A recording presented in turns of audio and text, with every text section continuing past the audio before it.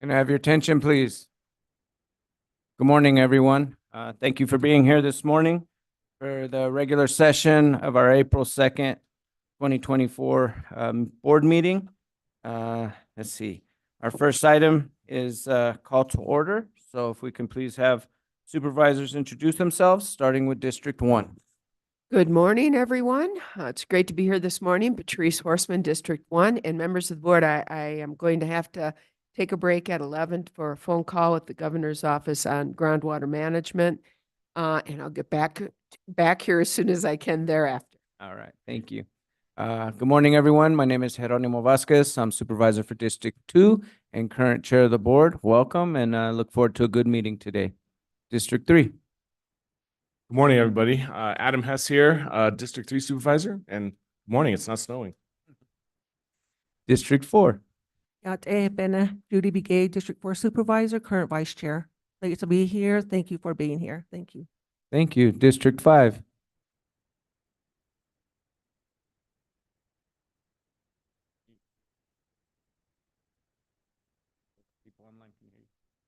Oh, people online. Good morning. Lena Fowler, Coconino County Supervisor for District 5. Thanks so much for joining us. We have a beautiful day and quite a bit on the agenda. Important items are on the agenda today. So thank you so much for joining us. Thank you. Now can we please rise for the Pledge of Allegiance?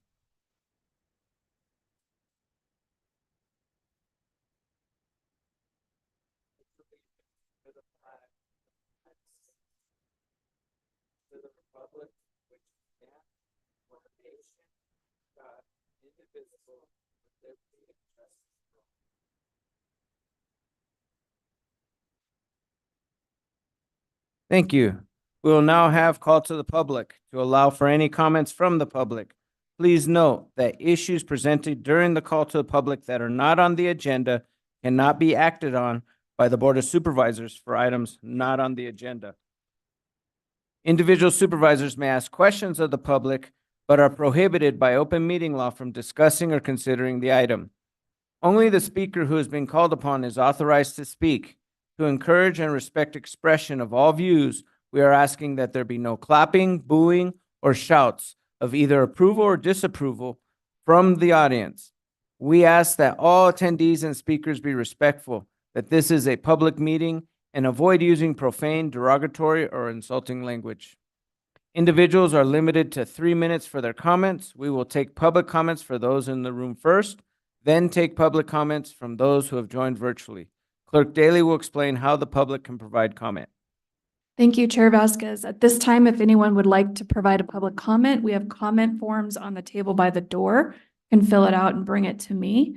If you've joined us virtually, you can hit the raise hand icon that will appear if you hover towards the bottom of your screen. Hit that raise hand and that will notify us that you would like to speak. If you've joined us by telephone, you can hit *9 and that will raise your hand and notify us that you would like to speak. And Chair Vasquez, we do have 2 comment forms. Aaron Mahan is our first speaker for comment. And Aaron, we will set the clock for 3 minutes if you can state your name and address for the record.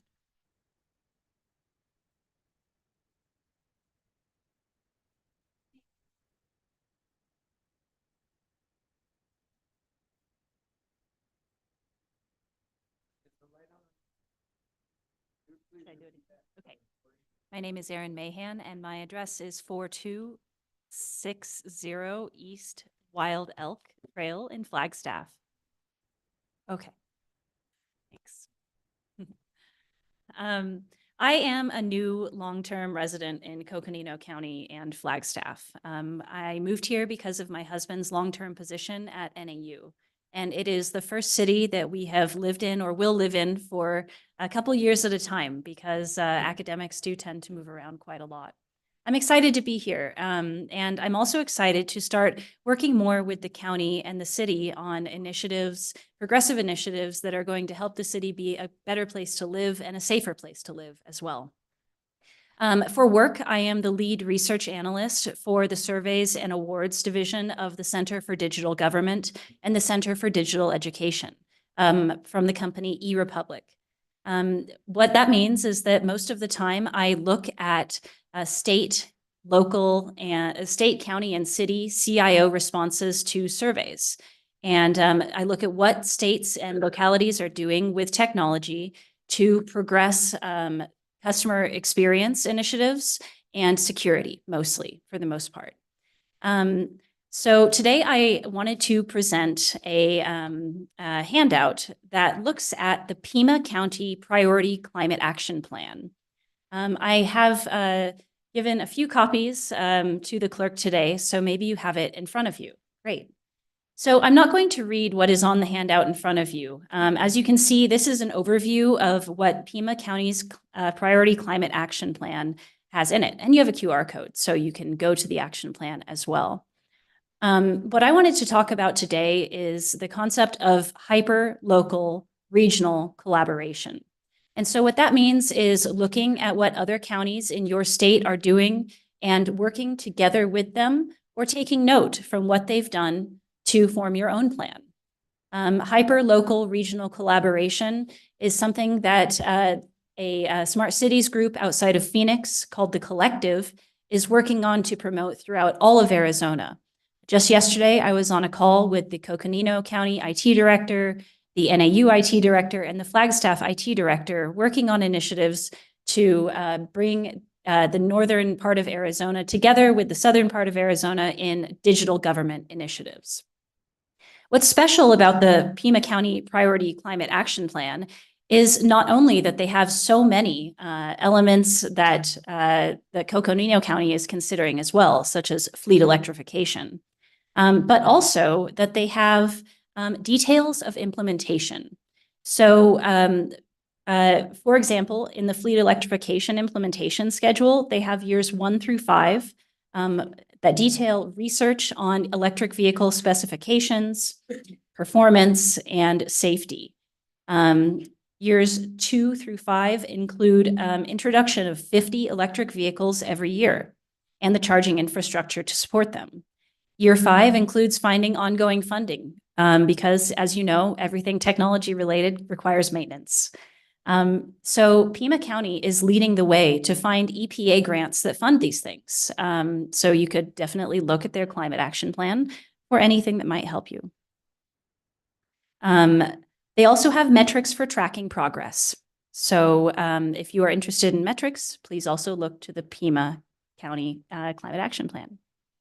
Okay, that's all. Thank you very much. Thank you. Do we have any questions or comments from board members? Yeah, obviously, Supervisor this Horstman. is, so sorry, this is open, obviously, open meeting law doesn't allow a full discussion at all on this, but this may be something I'd be very interested in the future of looking at the digital government initiatives, and possibly even just kind of contacting my office might be helpful. So, thank you. Are there any other questions or comments? All right, thank you very much. Next person. Chair Vasquez, we do have Jill Stevenson who's filled out a comment card. Jill, if you can please state your name and address for the record, we will set the clock for 3 minutes. Good morning. My name is Jill Stevenson. I live at 1913 East Linda Vista Drive here in Flagstaff. And as you have probably gathered from other presentations I have made, I am not a professional.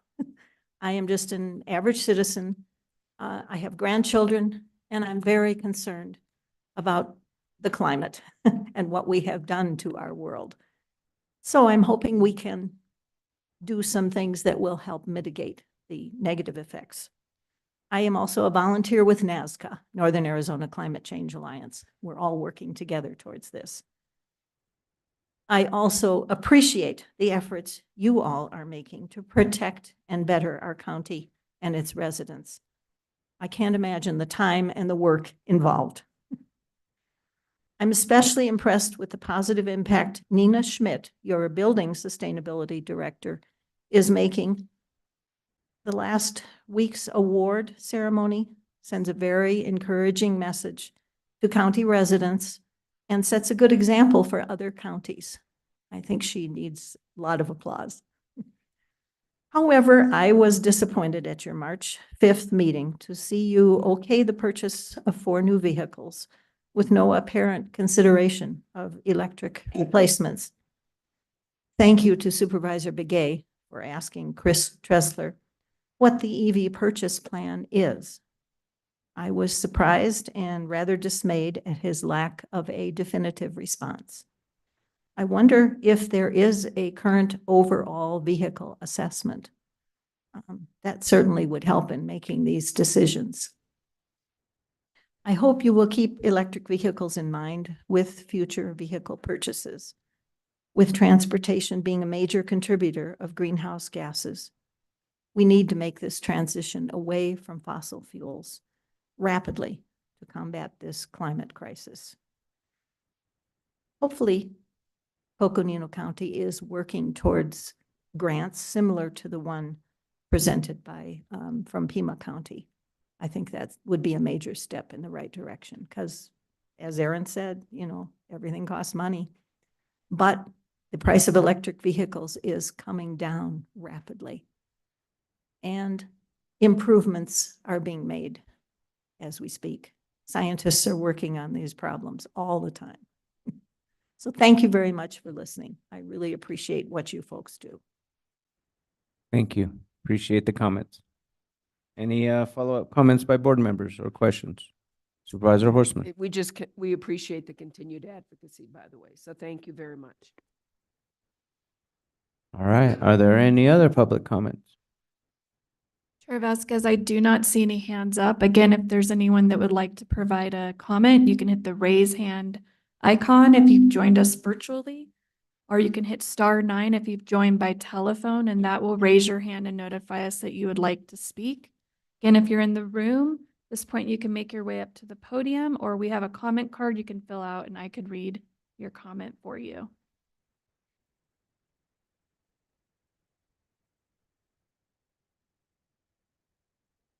Give it 1 minute, see if anybody emerges.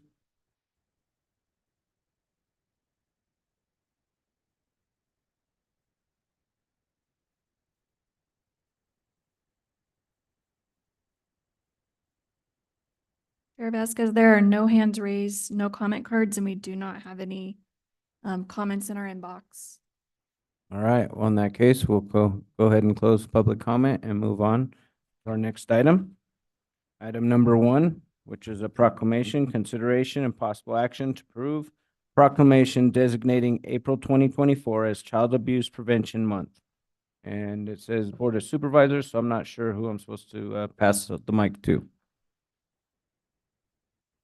Chair Vasquez, we do have Jillian Schultz here, the Dependency Program Manager with Juvenile Court, that will be reading the proclamation today. Great. Please come down. The floor is yours.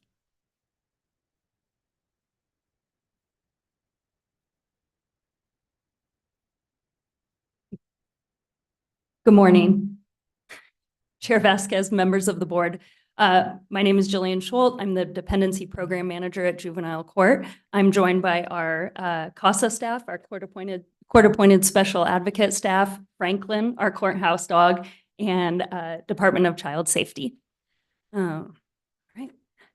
Coconino County Proclamation designating April 2024 as Child Abuse Prevention Month. Whereas keeping children safe is a community responsibility and child abuse prevention must be a community effort and a top priority. And whereas effective child abuse prevention programs succeed in part because of the partnerships created among social service agencies, health and law enforcement professionals, schools, businesses, the media, government agencies, community and faith organizations, and especially parents.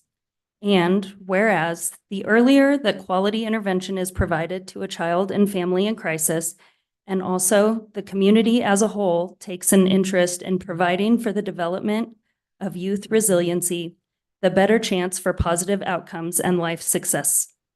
And whereas child abuse and neglect not only harm children, but increase the likelihood of judicial system involvement, substance abuse, health problems, and risky behaviors. And whereas prevention programs and resiliency strategies targeted toward our youth offer positive alternatives for young people and encourage them to develop strong ties to their community. Now, therefore, we do hereby proclaim April 2024 as Child Abuse Prevention Month and call upon all Coconino County citizens and organizations to observe this month by demonstrating our gratitude to those who work to keep our children safe and by taking action in our own communities to make them healthy places where children can grow and thrive. Thank you. Appreciate that. Are there any questions or comments from board members at this time? In that case, I'll take a motion to approve the proclamation. I would make a motion proclaiming April 2024 as Child Abuse Prevention Month. We have a motion by Supervisor Horseman and a second by Vice Chair Begay. All those in favor, please indicate by saying aye. Aye. All right, motion passes. Proclamation is approved. Are there any comments from board members at this time? Supervisor Hess? Supervisor Horseman? Thank you all, and it's great to meet you, and it's great to meet you, Franklin. We always appreciate the four-legged heroes in our community, but also the two-legged ones, and really appreciate you being here today. And as you know, Coconino County Board of Supervisors spent a considerable amount, I should say, invested a considerable amount of our ARPA funds for mental health, behavioral health, especially for our youth. And I don't know if you were here during the last board meeting when we did approve the Youth Behavioral Resource Center. And we see this as, a continuing step in partnership to obviously do what we can as a community, not that it's ever enough, but to make the steps necessary for prevention and education. So we really appreciate you all being here. This is a very important proclamation. It's another step in quite frankly, educating our community on this problem and something that we all have a part in ending. So thank you. Thank you. Supervisor Hess? Thank you, Chair. Thank you for everything you do. We really appreciate you. As a parent, this is near and dear to my heart, obviously. So keep up everything you're doing. Continue to educate. Continue to fight that good fight. And man, I just appreciate you doing what you do, all of you. Thank you so much. Vice Chair Begay? Morning. Thank you so much for being here today, presenting this proclamation to the board. I truly, truly believe that, we cannot neglect or any kind of harm to our children. And then also that, establishing partnerships and being there for one another is a way of, curtailing any harm to the children also. So I just want to say, I think more of an educational type of efforts, maybe throughout the whole month, just get those things out and send it us to board members, and we can send it to our constituents. We have people that have emails that we know of that have a lot of people within one email. So I just want to say thank you so much for all the hard efforts, and it is a community responsibility, and we need to take the lead as our programs and further to protect our kids. So thank you so much. Thank you. Supervisor Fowler? It is very sad we have to do a proclamation, but child abuse, what causes that? It's a family stress, housing, transportation. That's what we're always talking about. Lack of child care, and then not having enough food on the table.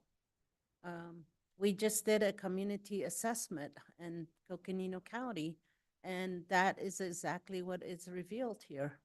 We have, substance abuse. We talked about fentanyl, then the alcoholism. So all the services that we provide from the county, that's exactly what we're trying to really trying to improve the lives of individuals and families and children. And we do it through our public schools. We do it through our health department, social service. We do it through the financial education programs we have. and to the family education through how to care for, even situational awareness that the police, our sheriff is offering. So this is a community effort that has to happen. So having to recognize child abuse, I think when we think about child abuse, that's just the center of the point, and everything else has to support that child and that family, the mother, that now all kinds of rights are being taken away. And now we have a lot of the services that was offered by the federal government, child tax credit, these offerings that were there for to help families are now going to end also with the ARPA dollars. So yeah, it's going to be, it's challenging, but we will continue to address it. And you have a great team there, but there's a greater team as well. Through, I know we at Coconino County, we work really closely with our tribal partners, but how do we even have it in our court system. The last time there was a grant that came in so that there's a place for children to stay or be when in the courthouse. So I don't know, I find it pretty sad. It just that we have to really, but at the same time, we have to continue our efforts and working together. So thank you for bringing this to us again. And we call upon all agencies and all citizens to be really extra aware. There are phone numbers to call, mental stress or mental health, 988, and there are self-help. You can even text message now when a parent is under stress. So anyway, thank you. Didn't mean to make a big speech. Thank you. Thank you. No, this is really important. Our little ones are our future, and every time I hear the statistics of child abuse in the state of Arizona, it breaks my heart. And we need to get this awareness out there, and really, as was mentioned, it is team effort. It takes a village, and we all have to modify what we're doing to help support each other so that stresses don't end up being taken out on children. So thank you for all you do working with our juveniles in our community and our county, and look forward to seeing, I know is there an event coming up related to this? Maybe you could share that with us now? I think you're referring to the event on Friday. Yeah, we're not connected with that event. I believe it's the Exchange Club of Arizona putting on an event at the courthouse in regards to actual child deaths related to abuse and neglect. So that's on Friday. Thank you. That's why I wanted you to share it, because I wasn't sure and I didn't want to put my foot in my mouth. So thank you. So, yes, could we please pause for a minute and take a picture? If you all would come down in front of the dais, and we'll take a picture with the group. Thank you.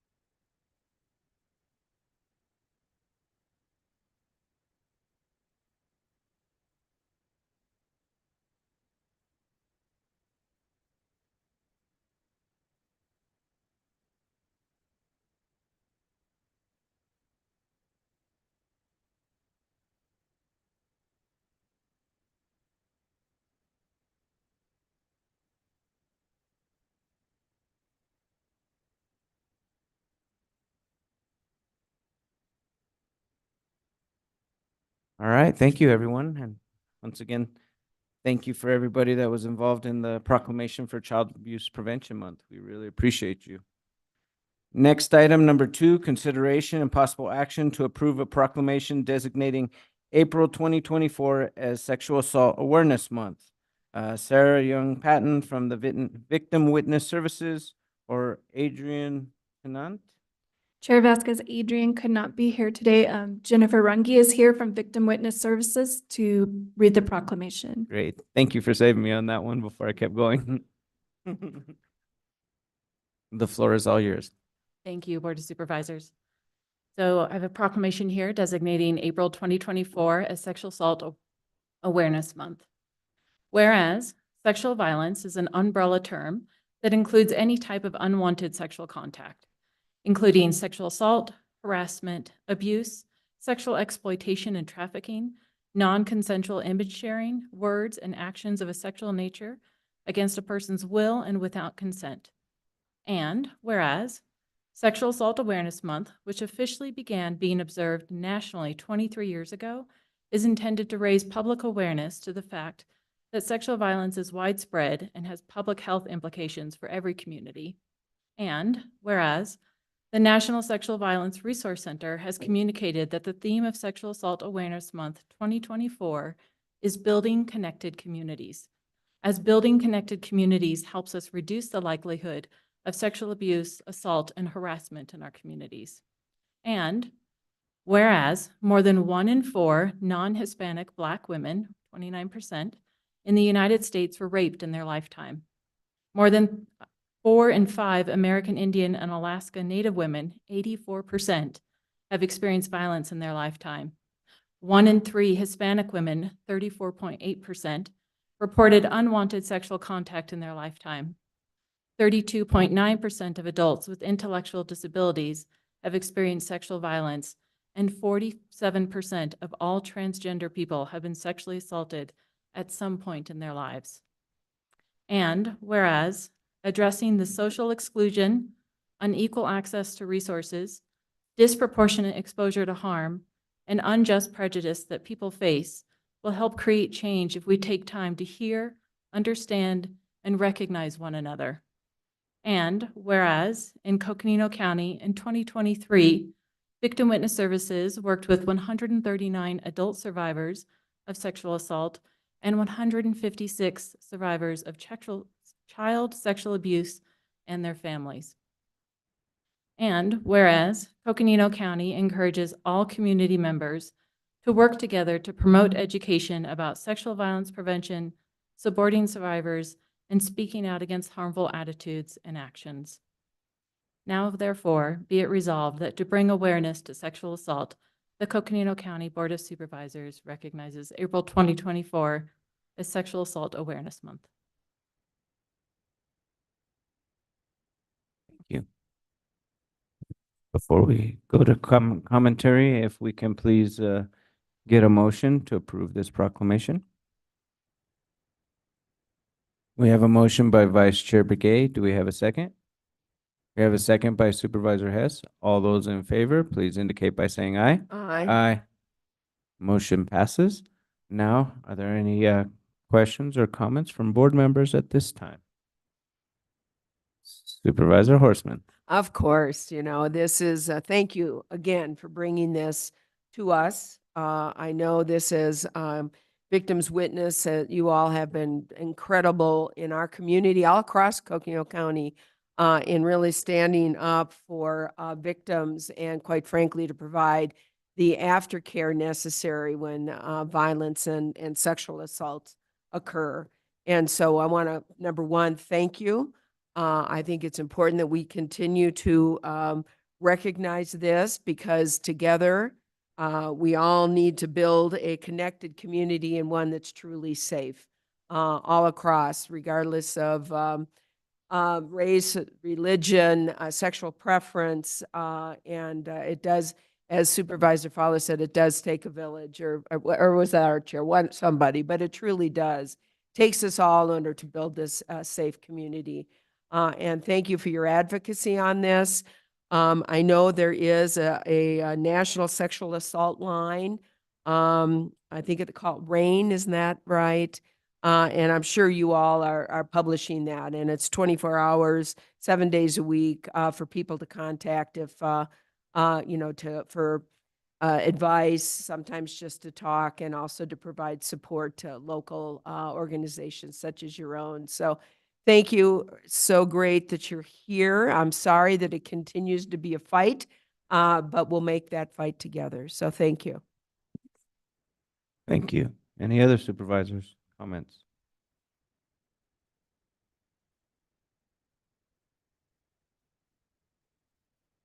Thank you. Thank you for this proclamation.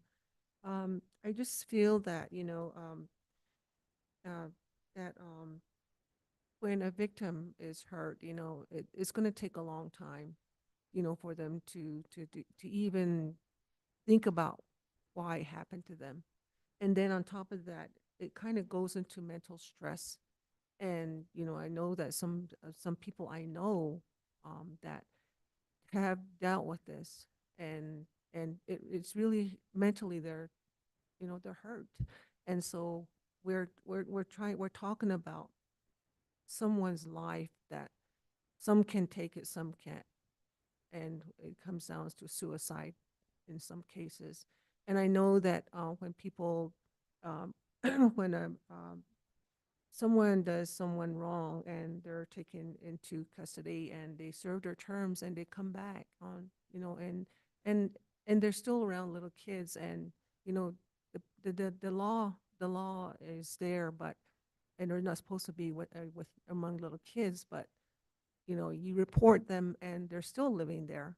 So how can we tie that to enforce that? Well, how are we going to handle that, and it's just, it really bothers me in that way. And so they know they can get away with it at one end or the other, and at both ends, doing that, whatever they're doing. And then on top of that, when they get out, they'll, you know, be around little kids. And when they're done, they're told you cannot be around little kids, but they're still doing that. So that really bothers me. So, anyway, but thank you for bringing this proclamation. Yes, and we just have to be very be safe out there, as women and as girls, and even by other genders, and it's just really kind of hard, and but I'm glad that you brought this proclamation to us, for consideration, and I wholeheartedly support it, and that I think there should be more ties to it, further down, and how we're gonna take care of that situation. So that's the only part that I kind of feel that we need to really take care of. So thank you. Thank you. Thank you, Vice Chair Begay. Any other supervisors? Supervisor Fowler? Um,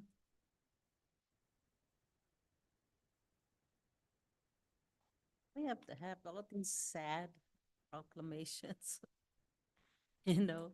Um, it is, happens at all ages. And it is, it just devastates the family, the individual family, the family knows, and then as a society, so we have to constantly be thinking about how to have a better outlook on other people. How we treat each other is really important, and how you think about yourself as an individual. Are you a positive person, and are you projecting, people just to as humans, and that they're just as vulnerable as you? It can be a form of oppression, can be a form of just it is really a terrible weapon that really devastates an individual's life for the rest of their lives. So I'm just really sad that we still have to have these proclamations, but really happy you're bringing it back to us again. And then, you know, you find them in unlikely places and unlikely ways too. Right now, we have the social media, we have our computers, we have, those are a way of doing business sometimes. And it's professionals that are also brought into it, not knowing what they're walking into. And so, you know, people portray themselves in a way that they believe that you will be able to believe them, and they draw you in. It is very, very sad. So this constant education is very important, from children to adults to, and it doesn't matter to the gender. It is really important for us to understand and how to prevent that as well, and to be able to really think about your own person being in a safe place all the time. Like our sheriff says, you know, walk out, look around, then you already have your key. And I'm listening, Sheriff, to your presentation, and put your keys, everything ready, and be on alert all the time. That's, so, yeah, thank you. And you just never know who you're gonna meet, and then that sometimes, that's where learned helplessness comes in. You know, if it's done so much, that it forms within you and the family sometimes as a learned helplessness. Same thing with child abuse. Any kind of abuse, it triggers that, and you don't feel like you have a way out. And how do you find your way out? And it's hard to ask for help. So education is so important. You bringing this here is very important for us to be able to talk about it, to be able to have that education out there, and with all the partners that we have. Thank you. Thank you, Supervisor Fowler. Supervisor Hess. Thank you. Good job reading that today. As you were reading it, and I was reading along with you. Just reading it was really hard. So to be able to get up there and articulate it for everybody, good job. That was not an easy proclamation to read with all the stats and everything. It's tough. So good job. I wanted to point out your shirt. Could you? Yeah, I mean, yeah, go ahead and say something about that. Yeah, absolutely. So because it is Sexual Assault Awareness Month, we have a bunch of events throughout the month. You'll see if you follow any of our social media. Then we have a new support group starting up as well for anyone who's experienced trauma. And we're just one block away. So please, the more you can do to share the information and the outreach, we appreciate it. The shirts are the whole agency has them. So to help bring awareness, you're supposed to wear teal in April. So I encourage you to do that as well. But thank you. I'll have to get me a shirt.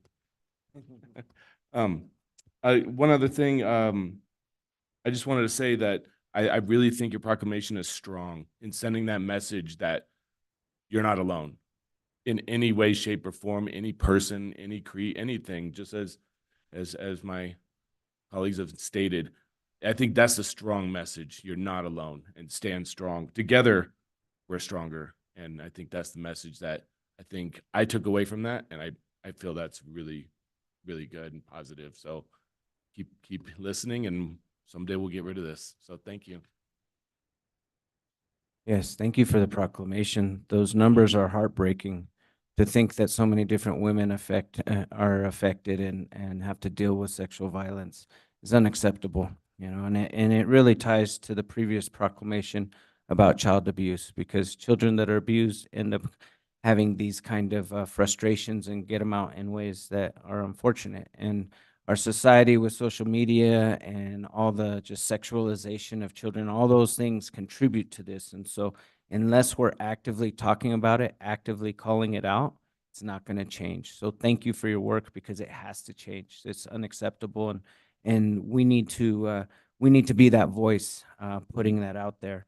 You know, the fact that Victim Witness Services had to service over 139 adult survivors and 156 children survivors of sexual abuse, that's unacceptable, you know, and we need to figure out ways in our society to help our communities so that this doesn't repeat itself. So again, just thank you for the work. It's so important work, and we'll continue spreading the word and supporting these events so that we can hopefully make a real lasting change for a future, all folks, not just women, but all folks. Thank you. Can I make another comment? Yes, just real please, quick? Supervisor Horseman. You know, back in the day, and as part of this is we used to do something called Women Take Back the Night. And it was a recognition that, number one, the largest percentage of rape victims are female. And it was also a recognition that really women should be allowed to go and be everywhere. And I hope when we talk about this, when we talk about the awareness, when we talk about the realities of this situation, we don't do so out of the fear that we don't belong. And so I want to make that very, very clear. We do need to take back the night, and we need to make it safe for all. So thank you. Thank you. Is there anything else you'd like to share with us? No, I just thank you for your time and the attention to the situation. Appreciate it. Thank you. Appreciate it. Have a great day. Oh, yes. Now it's time for a picture. If please come down.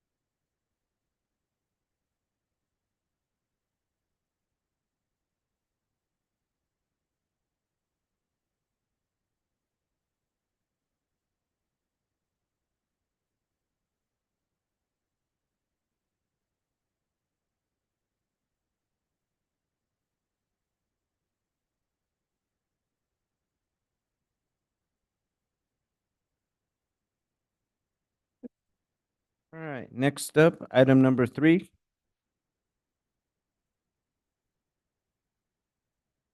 Consideration and possible action to approve a proclamation designating April 2024 as Fair Housing Month. Michelle Axelin will introduce the item, and Health and Human Services staff will read the proclamation. Thank you, Chair and members of the board. We have 2 of our staff here today, Teresa Galt and Andrea Merihue, to read the proclamation. Thank you, Board of Supervisors. Thank you, Chair Vasquez. Coconino County Proclamation designating April 2024 as Fair Housing Month in Coconino County. Whereas the National Fair Housing Law of 1986, as amended by the Fair Housing Amendments Act of 1988, prohibits discrimination in housing and declares it a national policy to provide within constitutional limits for fair housing in the United States. And whereas the principle of fair housing is not only national law and national policy, but a fundamental human concept and entitlement for all Americans. And whereas individuals in Coconino County have the right to choose where to live without discrimination based on race, color, religion, age, sex, familial status, marital status, national origin / ancestry, disability, sexual orientation, gender identity, military status, and order of protection status. And Whereas federal and state law affirms the right of every person to equal housing opportunity.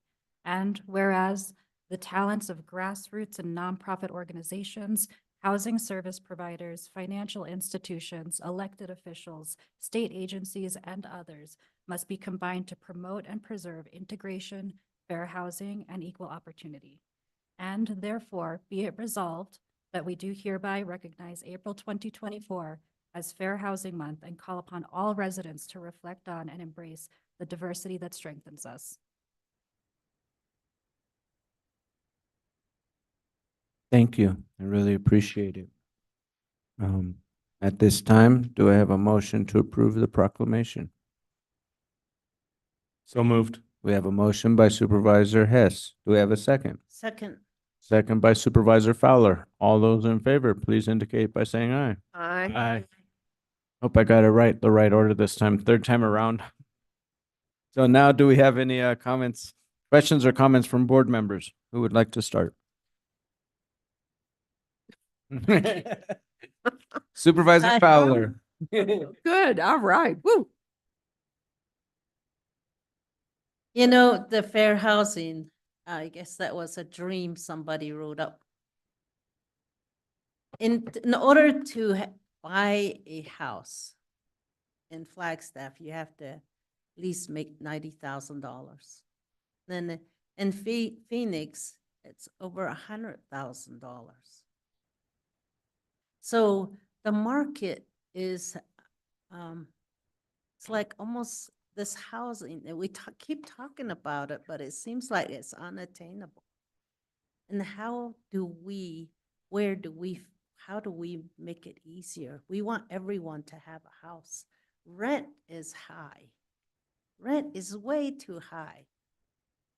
And then when you live outside of town, in order for you to get to your job, you're driving an hour and a half, 2 hours in some places, then it's the cost of your wear and tear on your vehicle, on your gas, leaving children alone so that you can make sure they're fed. What a challenging times we have. And then, you know, we have some houses that like Habitat for Humanity, really happy that they're doing some homes, like a couple of homes, or 1 or 2 a year. We toured the ones down in Havasupai, Supervisor Horstman and I.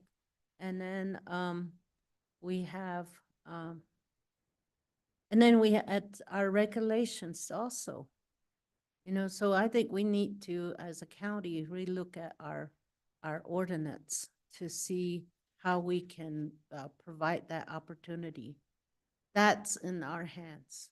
Maybe that's what we need to relook at. And then outside of that, material, building a house, materials are costly, labor's costly. So how do we accomplish what our dream is, to have everyone be housed? I wrestle with that. You know, I mean, that one, you know, we were going through our ordinance. I don't know how many days we took on whether to have chickens and how far from the fence chickens can be. If the rooster can be near the chicken, I'm thinking, okay, this is your neighborhood. I'm not gonna get involved in that. You guys deal with it. But there's just like, we're so cookie cuttered that we push people out, the very people that we say we're trying to help. So how do we do that? And then our hands are tied by the state legislators. So finally, a little bit was allowed, so we do an ordinance for vacation rentals. So yeah, there's great challenges, and we as a board of supervisors, we don't have much power in that world. The housing is not with the county, like in some cases, but with a nonprofit organization. But really, it's a challenge. It's a great challenge. And thank you, all those that are working in the world of housing. They're really, it's really challenging. We talk about abused children. All of the stress in the lives of people begins with housing, overcrowdedness. So anyway, thank you. Boy, I'm just into making speeches today for some reason. But you're making me think, you know? Thank you. So I think from our side, maybe relooking at our ordinance to see if there's any way that we might be able to provide that opportunity for housing development to affordable housing. That's the thing, affordable housing. And what is affordable housing nowadays? We have too many people living in those sheds. As you're driving along, you can count them. After a while, you can't count them anymore because you lost count. Anyway, thank you for your work. Thank you for, it all comes from the heart. I know that. I know you're trying to address it. Thank you. And others, there's others that are trying to address it. Thank you. Thank you, Supervisor Fowler. Any other comments from supervisors? Vice Chair Begay. Thank you again for this proclamation. Means a lot because I've been really advocating for student housing, veteran housing, housing for the homeless, and also really trying to just talk to anybody, everybody, even with employee housing. Because, you know, as we say, you know, we're trying to say equitable, fair, but it's not, you know, and can we say that? We can't really be a part of, you know, putting up homes and, you know, things like that. So I do agree with Supervisor Fowler here. We really need to find out where we can find a loophole, where we can actually get in the back door or whatever, you know, to really talk about this issue. This is something that we need to do because we have students that dropped out of school because the rate apartments were $2,000 a month. And then also, you know, we have veterans out there that are homeless. We should not have any veterans out on the streets, you know, walking around trying to find a place to sleep. Because that's why we're here. I mean, they want everything for us to be here, and yet, you know, we're just giving them a hard time. And who's going to step up and how do we do this? We talk about affordable housing, and I always think about HUD, Flagstaff Housing Authority. They base everything on their income. And I think we really need to go there. And I've been talking to the Navajo Nation regarding that. Maybe put something up right there at Twin Arrows. Navajo has a lot of land there, you know, and even trailer courts. Why can't we have a trailer court, you know, somewhere for students, for veterans, for, you know, all the ones that I have mentioned? Because I think that would kind of help. But how do we go about as, you know, trying to start meetings, look at ordinances, looking at, you know, policies, whatever there may be out there that, you know, we can try to address this, because right now it seems like we're kind of trying to address it, but we have parameters like the cookie cutter thing that was an example, and which is true, you know. So I just want to say, I feel for the people. I drive at least 2 hours just to get to work, and I thought I was going to be late this morning.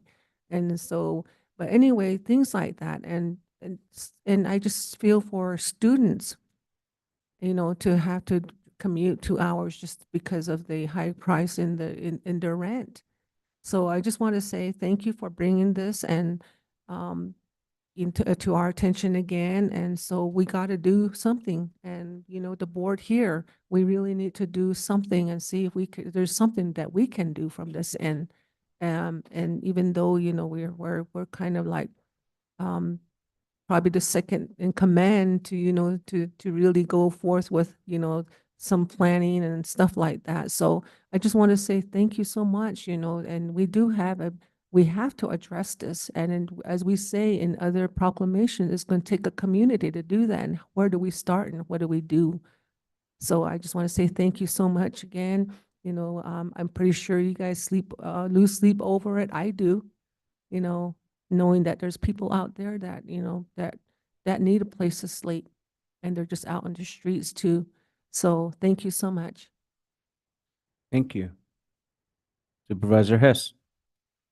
Thank you very much, Chair. Yeah, I was just having a discussion last night at dinner about housing in and around Flagstaff and where you can and can't. And I was talking to my daughter-in-law and her boyfriend. They're seniors in college and just out of college. And this is all near and dear to our population. So continue to work it with, like you said here, with all the nonprofit organizations, the talents of everybody that you can get. As we've already stated, continue to push, continue to bring everyone together, and hopefully we can make it affordable and fair for everybody and to enjoy our great county. So keep pushing, keep working hard. Appreciate you. Thank you. So housing is always the issue that comes up when we're talking about budget, when we're talking about our workforce. So it's something that directly impacts our county staff as well as other important agencies here in the community. There was an Econa report recently that stated that if we didn't get a handle on the housing crisis and issue, that in, I think it was 10 years, like our population would actually decline because people couldn't afford to live here. So this proclamation is so important. It's so important that we're pushing and looking for those avenues, whether it be an ordinance, whether it be partnerships with other institutions to find workforce housing. We have to find a solution to this. Otherwise, we're going to be hurting our economy here locally in Flagstaff, but also throughout the county.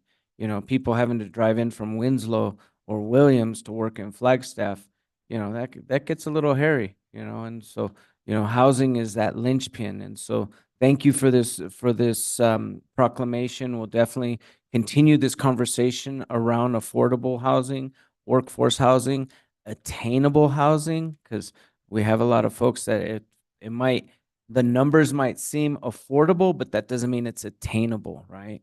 You know, even with like rentals, you know, right now, you know, if you have to pay 2,000 a month, that sounds like a lot. But then if you need to do first and last month's rent plus a security deposit, now you're looking at north of $4,000 to $6,000 to get into a place. And most people can't afford that. I can't afford that if I had to do that right now. You know, that's just out of people's possibility, and the cost of living's gone up. And so it just makes it so difficult for our community to be able to live comfortably. I think they're saying that 33%, you shouldn't spend more than 3% of your salary on housing. Well, I'll tell you what, I guarantee you a lot of people in our community are spending more than 33% to be able to get housing. And so it's definitely something that's critical. We need to find ways and solutions to deal with this issue. And so we thank you for being at the forefront of that effort. And please, any grants or projects or anything you can think of that we can help support, please bring it to us because we want to support to help deal with this issue. Thank you. All right, picture.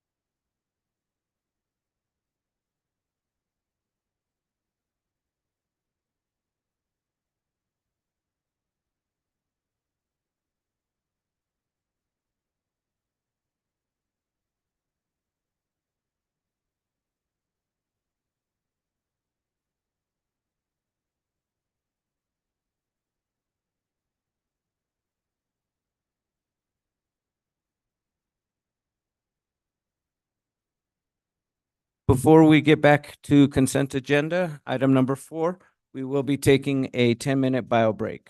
Thank you.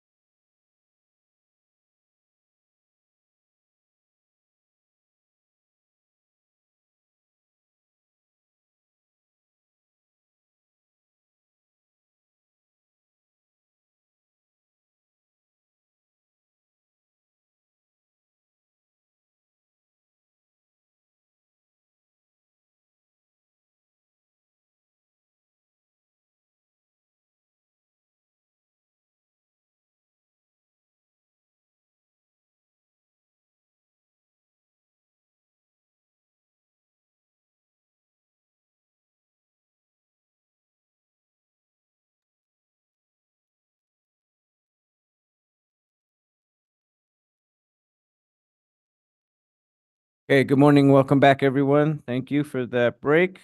We are now on the Board of Supervisors consent agenda. All matters under consent agenda are considered to be routine and will be enacted by a single motion. Are there any items that board members want to consider separately?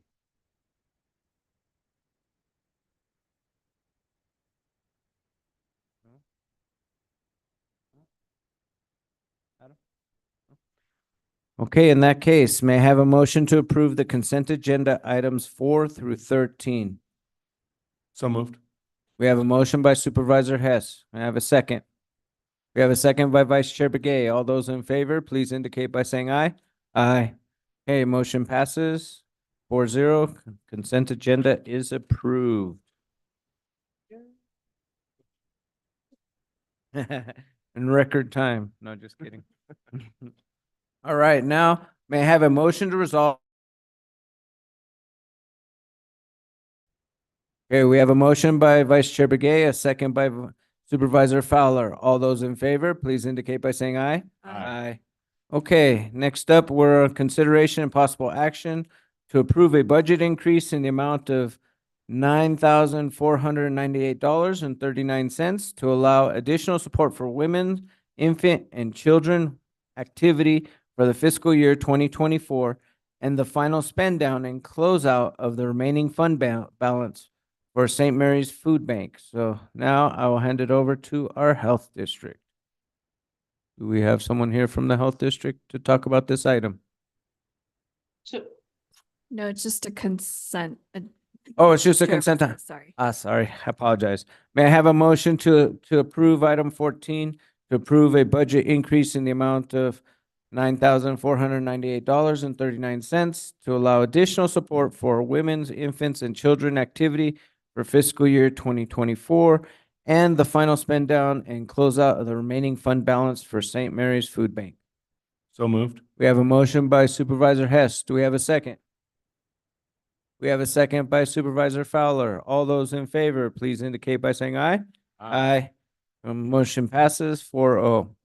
Next, may I have a motion to resolve as the Board of Supervisors. We have a motion by Supervisor or Vice Chair Begay. Do we have a second? Second by Supervisor Hess. All those in favor, please indicate by saying aye. Aye. All right, now. I think we're done. We Mr. have a- Chair, would you yes. like to go to roundtable? And I do the will district defer. reports? I will defer to my colleagues. We are at the point where we can take our lunch break and won't be back till 1:15. Would folks like to get through some of our agenda items? Okay, so can we get any of the county manager presentations? Yeah, Mr. First- Chair, we can do roundtable, or we are ready for the state and federal legislative update as well, if you'd like to hear that. Let's go ahead and do the federal state updates first. That way we can give folks a chance to get ready for roundtable. Thank you. Thank you, Chair Vasquez and board members. Lindsay, we do have Karen Cruz on, if you could promote her to panelist.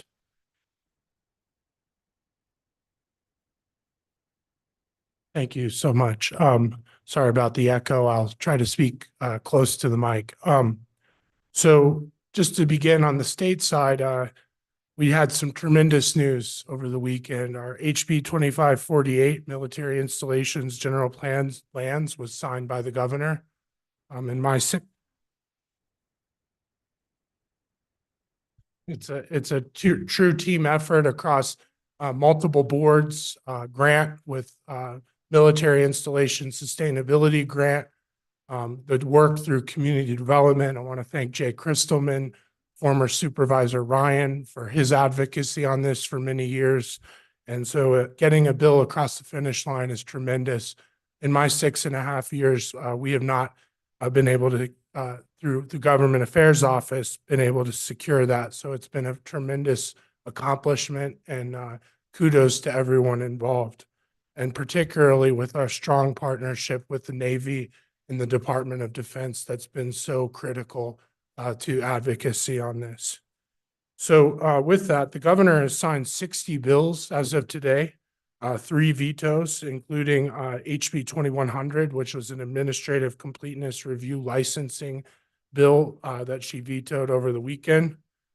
The tamale bill, HB 2042, was signed. The products containing dairy, meat, or poultry are required to be sold by the food preparer and delivered to the consumer in person. And cottage food that requires temperature control or could be potentially hazardous must be kept at an appropriate temperature during transport and cannot be transported more than once by a cottage food vendor. So that bill was signed. As you may remember, last year, the governor vetoed it over some concerns. There were some changes made this year to ensure that commercial facilities could not take advantage of a loophole with a kitchen, and basically 1,000 square foot kitchen was the maximum allowed for these types of products to be made. And so the bill will become effective on the general effective date, which we don't know right now. The general effective date is 90 days after sine die. But that's a change, a big change, and will legalize and free the tamales across the state. Another victory that we can celebrate is Assessor Ruiz's bill, of which we supported and signed the board in on and advocated with a letter. 2408, property tax assessment, destroyed property, was signed as well by the Governor Hobbs. So 2 major legislative policy victories here in the past few days. And then on the more routine nature, although nothing is routine lately at the legislature, SB 1054, state construction project delivery methods, was signed, and this continues contracting methods for horizontal construction for design, build, CMAR, and JOC contracting through 2030. Very incredible tools that we use in our public works and flood control district to deliver projects on the ground and have contractors on standby to perform work. So it's great to see that. In terms of advocacy over the past week, we've put out 12 letters. I want to thank the chair for his work on those.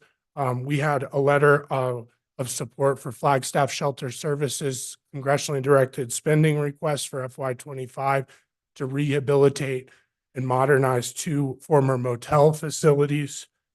Garcane, which is the public utility provider in the northern region of the county along the Arizona Strip, reached out for a letter of support for some wildfire resilience project funding that they're seeking through DOE.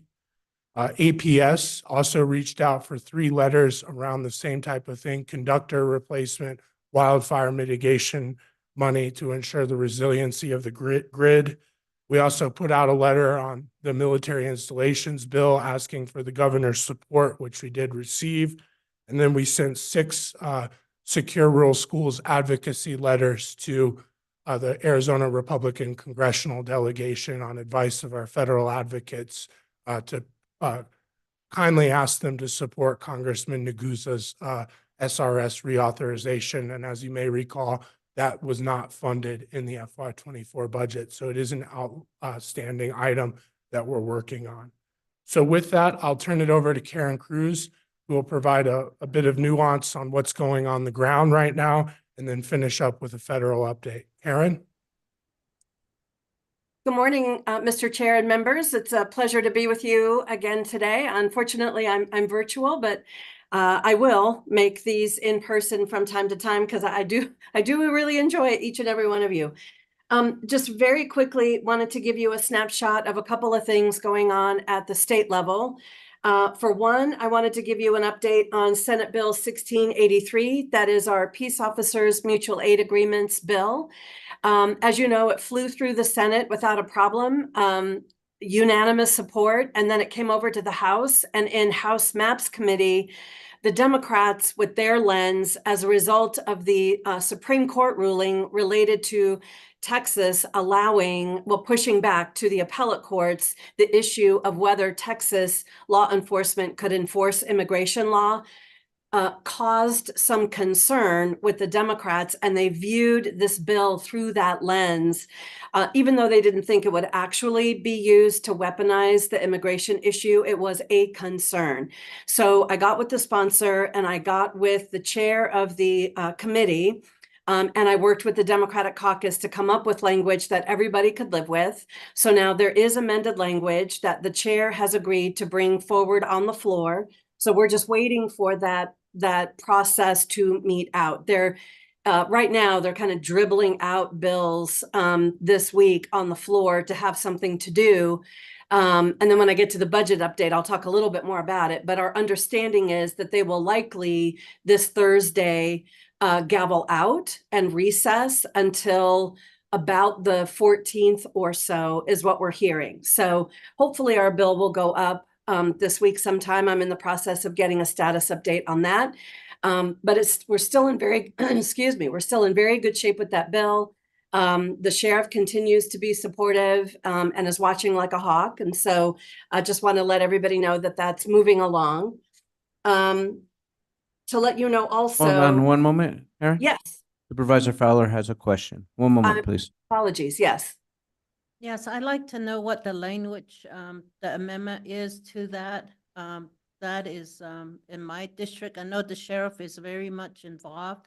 So as long as he's good with it, I'm sure I'm good with it, but it is, the agreement does impact our work on the Arizona Strip. So I'd like to see the language on that.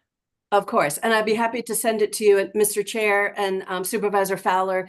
The long and the short of it is, it simply clarifies what emergency response is, and that's lifted from Title 13. We truly just lifted it from the criminal code and put it in, and everybody was fine with that. The sheriffs were fine with that because technically it's, and I apologize, I don't have the language right here in front of me, or I would read it to you in real time.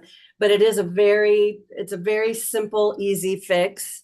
That just clarifies a little bit about the definition of emergency. Thanks so much for working on that. We really need it, the boots on the ground to really follow that bill or legislation. So thank you so much for doing that. Yes, of course. And the issue and the reason that we went forward with the amendment language and worked hard to find language that fit for everybody is because while we could have gotten it passed along party line vote in the House, once it got up to the governor, it would have given her pause. And I'm not positive that she would have signed it with that concern. So that's why we worked with everybody to make the language work for everybody. And it really truly is just a simple fix that everybody can live Karen, with. I have the language here and I'll read it. For the purposes of this section, emergency is defined as a situation in which a person is or is reasonably believed by the person transmitting the communication to be in imminent danger of serious physical injury, or in which property is or is reasonably believed to be in imminent danger of damage or destruction. So we took that, as Karen mentioned, straight out of the communication title as it relates to law enforcement transmissions. And that is the language or the clarifying of the word emergency. Thank you. Thank you. Another bill that passed, well, the other issue I wanted to bring up to you, because I know it's a concern to our county, is the sober living issue, and that there's been some movement amongst the several bills that have been introduced. You may have heard that Senator Hatafli's bill was amended. My understanding is that it was amended without a lot of extensive stakeholder input. And that ultimately is what killed it in the end. There were a great number of healthcare entities, including community care healthcare centers, doctors groups, hospitals, and others that typically would align with us on this issue, that were very concerned about the expansive nature of the amendment that she put on it, and was not willing to amend it out. And so now we are left with two bills now, Representative Gress's bill and Senator Carroll's bill. And Senator Carroll's bill 1361 passed the Senate 20-8. It's enjoying support in the House, though a little bit, there's some little bit of consternation with it. It's not perfect because of the Hatoffley bill. They were waiting for the Hatoffley bill to come over. So that is moving. My understanding is that the governor is supportive of the concepts in the Carroll bill. And so there might be a little bit more work to be done on that one. But my understanding is that the Carroll bill is the one that's going to be worked on and ultimately moved up to the governor's desk to be signed, hopefully to be signed. So just to give you a little bit of update about that particular issue and the bills going on there. One moment, please. We have another Yes. question. Yes. Supervisor Fowler. Thank you. Thanks, Karen, for the update on that particular. I know that Teresa's bill that's not going to come back. So now we have two bills that are walking through. What is the difference between the one that has just passed the House and being considered the Senate, this 1361, and being considered over at the House? What's the difference between that bill and Senator Hatoffley's bill that this one is moving through? Because there was concern from other agencies, that was the issue, and really needed to be amended. But what is in this one that is different, that it's on the move? I will get that for you, specifics for you, but generally speaking, it is a little bit more narrowed in scope and more. Karen, I can speak to that as well. Okay, please So do. just a reminder, I did send out an email to the board. We did sign the board in support of Senator Hatoffley's bill. In terms of Hatoffley's bill, it is much more broadly defined in terms of behavioral health. It does touch on other agencies. Mr. Carroll's bill simply raises the fine from $500 to $1,000, and it's specifically focused on sober living homes. While Senator Hatoffley's bill was much broader, and it was a tremendously more expansive fee structure or fine structure in the event of violations, I believe $10,000. So the magnitude of fine has been is reduced in the Carroll bill, as well as the institutions and healthcare institutions that would become enveloped beyond sober living under the Hatoffley bill.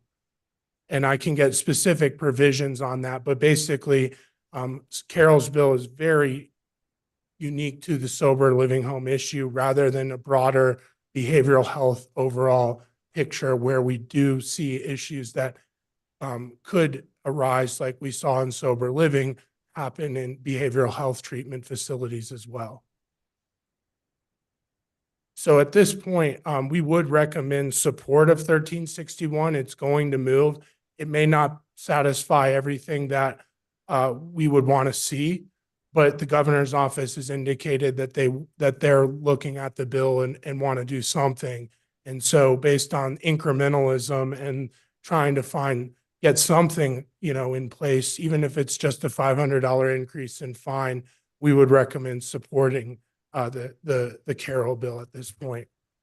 Yeah, I do believe that we do need to put something in place, because many of those cases grew out of our county, and that's where we were referring them. So it is important that I'm really happy that you're following this, and that this other bill, I thought it was like we were done, but this one pops up. So that's really good. Thank you. Yeah, we wanted to make sure we provided an update to the board and on this issue, knowing that has particularly affected our communities here on Navajo and our other Native American tribes, and recognizing that even though we may not get everything, we could get something. And so we can continue to work with our legislative delegation 6-member, Senator Hatoffley. I imagine that next session, given what's happened here, that we may see another bite at the apple or another possible path forward on this issue. And certainly we'll be tuned into that and providing updates to the board to ensure that we are seeing policy change to rein in the fraud and abuse that has tremendously impacted our Native American communities. Thank you. Please Yep. continue. And then just very quickly, an update on the budget, which is there's not much of an update at the moment. The legislature is, as I said, just kind of dribbling bills out this week. They're done with committee work, although they're bringing a couple of committees back, but it's mostly to do executive nominations for boards and commissions, not for agencies, but for boards and commissions, and just kind of dealing with the ticky-tacky things as they wait for April 11th, which is the next time that the revenue numbers will be published. And at that point, the legislative leadership and legislators and the governor's office will have more accurate data. And then we'll start rolling into budget negotiations in earnest once they have those numbers. The governor is convinced that the revenue numbers are going to be relatively high. She's optimistic about the revenue projections. The legislature is looking at trends and is not convinced that the numbers are going to be all that high. So they're somewhere in the middle is probably where it will end up being. They are starting to talk about, approach and process and things like that. So they have been meeting, but they haven't really been talking about anything budget related. Related to that is our $5 million ask for the 89 continues to be part of that conversation. The governor's office is aware and it is a priority. And Senator Rogers has also committed to championing our $5 million ask in the budget on her behalf. So at the moment, we're in a good place. Anything can happen and it usually does. So I don't want to overpromise, but I do feel good that it's on the radar. It's important to everybody. And if there's any way possible to make that $5 million work, we will hopefully see that, once the meat grinder of the budget process is done at the end. The $35 million for DFFM, I think we can all agree in this budget environment was just it was going to prove to be challenging anyway, but we did take the opportunity to brief everybody on the importance of it, how it's utilized. We were creative in how we came up with funding mechanisms for it, and I think we got kudos for that. So that still is continued to be on the radar as well. But I think rolling into next year, depending on what the revenue numbers look like and what the budget situation is, we'll have solid footing going into next session for that ask. Supervisor Fowler. Yeah, Karen, this is great. Great. These two are really important. They're still on the table. Rogers, she did say, I'm gonna get that 5 million, so we're holding her up to it. Mm-hmm. And I've been keeping in touch with the budget policy analyst for the Senate and the chief of staff, and Senator Rogers, and she's still, once in a while she's poking leadership and saying, this is my ask, make sure that this gets in. So, she's been extremely helpful to us in this endeavor. Yes, I'm glad that she continues that. She did say that she's going to keep poking them, so that's really great. And then the 35 million, it was very creative how we the strategy that was put together, and I think that's how this is still afloat. So that's really great news. Let's keep our fingers crossed. If we need to make some visits or make phone calls, let us know so we can sprinkle some nice maybe chocolate candies out there. I appreciate that. I appreciate that. I know I have a lot left over from Easter. And again, I want to be clear, the 35 million, I think it was a terrific opportunity to educate legislators and the governor's staff about the ask and the history of it and why it's needed and the critical need for it. I'm not certain that we'll be able to secure that this year, but rolling into next year, I think we will be on solid footing because everybody will remember it. When we come back next year and start our briefing rounds. And again, I really appreciate everybody's willingness to come down and meet with legislators, because that really does make all the difference in the world when they hear from elected officials about their needs, their wants, their issues in their own districts and regions. So that was very effective. We'll continue to employ that. And I just really appreciate you all taking the time to come down and do that. Yeah, well, that Plan B is really important. Absolutely. The education is so important. Karen, if I may add, Chair Vasquez and board members, oftentimes in our line of work, we're working over multiple years and multiple sessions, and we see multiple legislators and different legislators coming or going. So, the idea that we had the military bill introduced and passed in one session, that's very unique. That's not something that we generally see. Oftentimes, we have to put in multiple years of work on these ideas in order to realize a result. And so just wanted to highlight that in terms of our strategy where we will be advocating on one issue over many different sessions. And then one final little piece of fun gossip, if you will, a little scuttlebutt, is that Representative Marcelino Quinones from Phoenix is likely to be announcing his resignation to be appointed to the Phoenix City Council seat being vacated by Councilmember Yazamin Ansari, who is running for Congressman Ruben Gallego's seat, who, as you know, is running for Cinema's seat. And so he's done some great legwork on meeting with the mayor and the council members and staff, and he's been very well received. And so April 8th is when Councilmember Ansari is going to announce her resignation. She will be leaving. They then have 10 days to fill that vacancy with an appointment. So we could be hearing something from him in the next couple of weeks, but just a little fun tidbit of even more turmoil going on in the Democratic caucus down at the legislature. Thank you.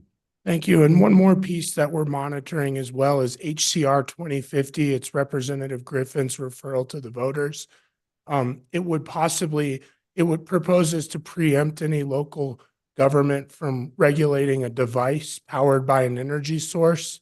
We have significant concerns about this as it relates to our impact on fire restrictions.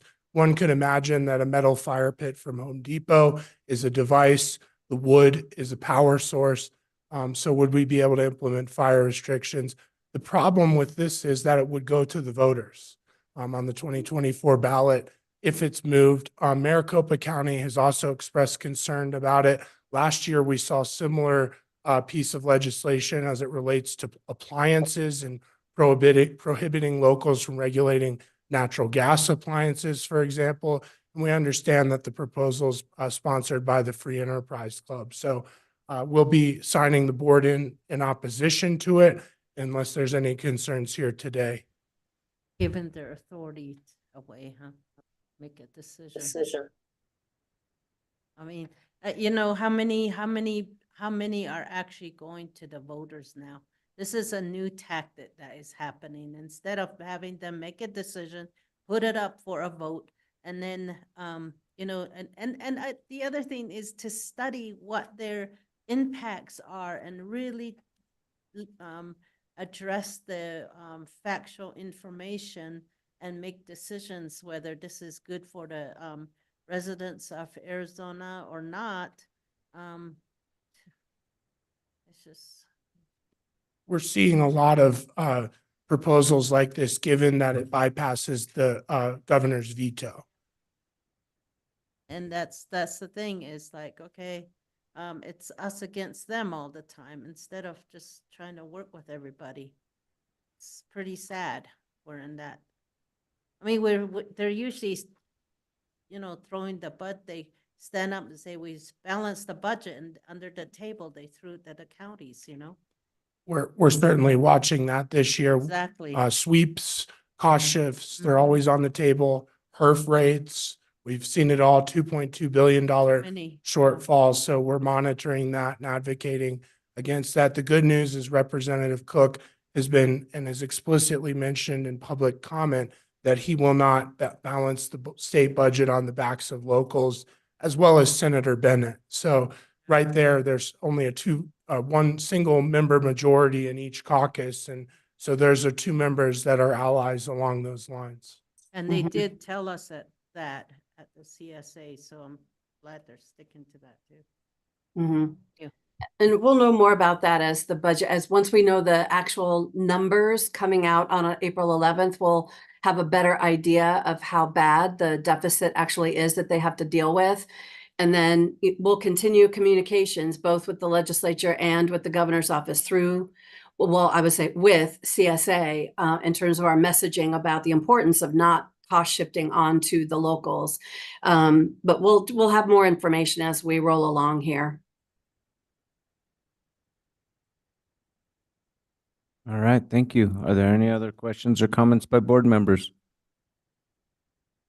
Thank you, Karen and Chair Vasquez. Just on the federal side, want to share some very sad news we learned today. Thank you, Karen. Congressman Grijalva, our senior congressman, has been diagnosed with lung cancer and is undergoing treatment. His office put out a press release this morning. Anna Ma reached out to Keith and I as well. So hold the congressman in your thoughts or prayers if that's how you think about that. But just wanted to, sorry, go ahead. Supervisor Fowler. I was just turning it over to you. It looked like you wanted to speak, Supervisor. Yes, it is very sad news that we learned about today, this morning, and he's really, I just want to appreciate him and his family, always thinking about, talk about a true public servant that thinks about all Arizonians and all Americans. So just really very sad, and hopefully it's something that's treatable. Yes, thank you. Our hearts go out to Congressman Grijalva. When I first came on as supervisor, he was one of the first congressional members that I had the opportunity of speaking with, and I really appreciate his wisdom and his leadership. He's been an advocate for uranium mining, Oak Flat, all these different issues that relate to indigenous folks and to lands, public lands, and so really appreciate his hard work and hope that he's okay. Thank you, Chair and board members. And just along that line, in terms of the congressionally directed spending, Keith is on another meeting right now, but couldn't be here. But he submitted 2 projects, the HHS Medical Facility Examiner Office, the IT Digital Transformation, and then we'll be submitting the facilities joint EOC pending some letters of support that Lucinda is working on, and then the Tribal Services Center, giving them a couple more days from USDA Rural Development to clarify the match. Excuse me. But those will be submitted to Senator Kelly and Sinema's office prior to the April 5th deadline. The House portals for Mr. Stanton and Mr. Gallego are not yet open. When they do open, we anticipate submitting through there as well, based on advice from Bob and Anna. In terms of the federal budget, I did send out an email on Friday with a budget update on the federal side that goes through basically the initiatives that were funded and or cut in the FY24 budget. There was $1.2 trillion in discretionary spending for defense, financial services, and general government. Some quick highlights is maintains the wildland firefighter pay bonuses from the IIJA. I know that was a critical issue for this board, and we advocated with Senator Sinema's office to maintain that pay. There's $1 billion in new investment for Head Start. I know Chair, that was an issue near and dear to Chair Vasquez's priorities and this board's priorities, and so we did advocate on that as well. There are some concerns in terms of, and you'll hear me mention this multiple times, the failure to reauthorize and fund secure rural schools. We have been working with Superintendent Mango Pageant. Want to give a big thanks to our school superintendent for her advocacy and talking points as she's helped us craft our messaging. And she's also working with the School Superintendents Association across the state to put the pressure on our congressional delegation to make sure that these funds are reauthorized. And then there was also the failure to extend the Affordable Connectivity Program, which has been a big component of IIJA to provide payments or subsidy for those that couldn't afford the access to rural broadband or broadband in general. Though that program stopped accepting new customers in February, And then they're closing out the program in April with the last payments going out this month. I did talk to Bob Holmes and Anna Ma. The FCC has published a wind down fact sheet on their website. Bob and Anna believe that the program will be sunsetted and that it will not be refunded, and there is no current appetite to do so in this Congress. We'll continue to advocate on it, but it's something to be mindful of as constituents may be reaching out to you as these payments stop and changes occur. So with that, that really concludes our brief federal update. I'm happy to answer any questions. Are there any questions or comments from board members at this time? Supervisor Fowler. Yeah, these federal programs that were started and they were not federal dollars were allocated out, and these programs were rolled out to help families, and a lot of those are going to be ending. We hired employees under them. They're going to be having to be let go. People have started depending on these to be able to balance their life out. That's going to end. It's not, it's with a broadband. This is a broadband affordable connectivity that was very, very important. And now people are going to get a regular bill, internet bill, if they were on this assistance. Even, bless you.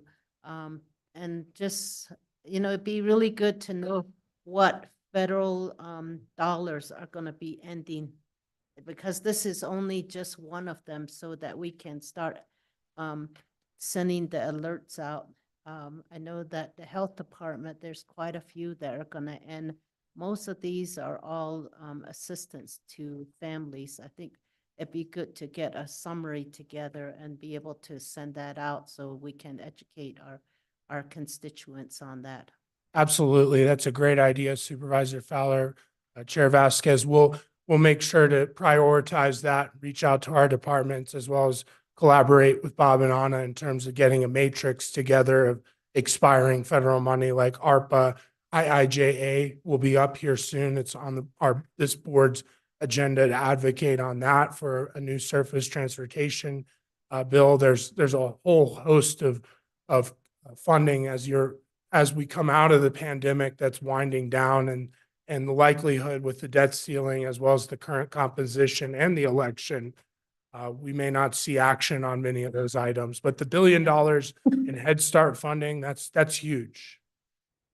It really is, and even with our farm bill, that did not go. We depend on that. So I think that services that are directly impacting individual homes, we need a summary. NACO, I know that with RAC, we really advocated. I know that there was over 200 votes, but it just wasn't enough to be able to keep these programs. So, thank you. Thank you. Are there any other questions or comments by board members? All right. Well, thank you for the legislative update. We really appreciate it. Thank you, Chair Vasquez and board members. Appreciate the privilege to offer it.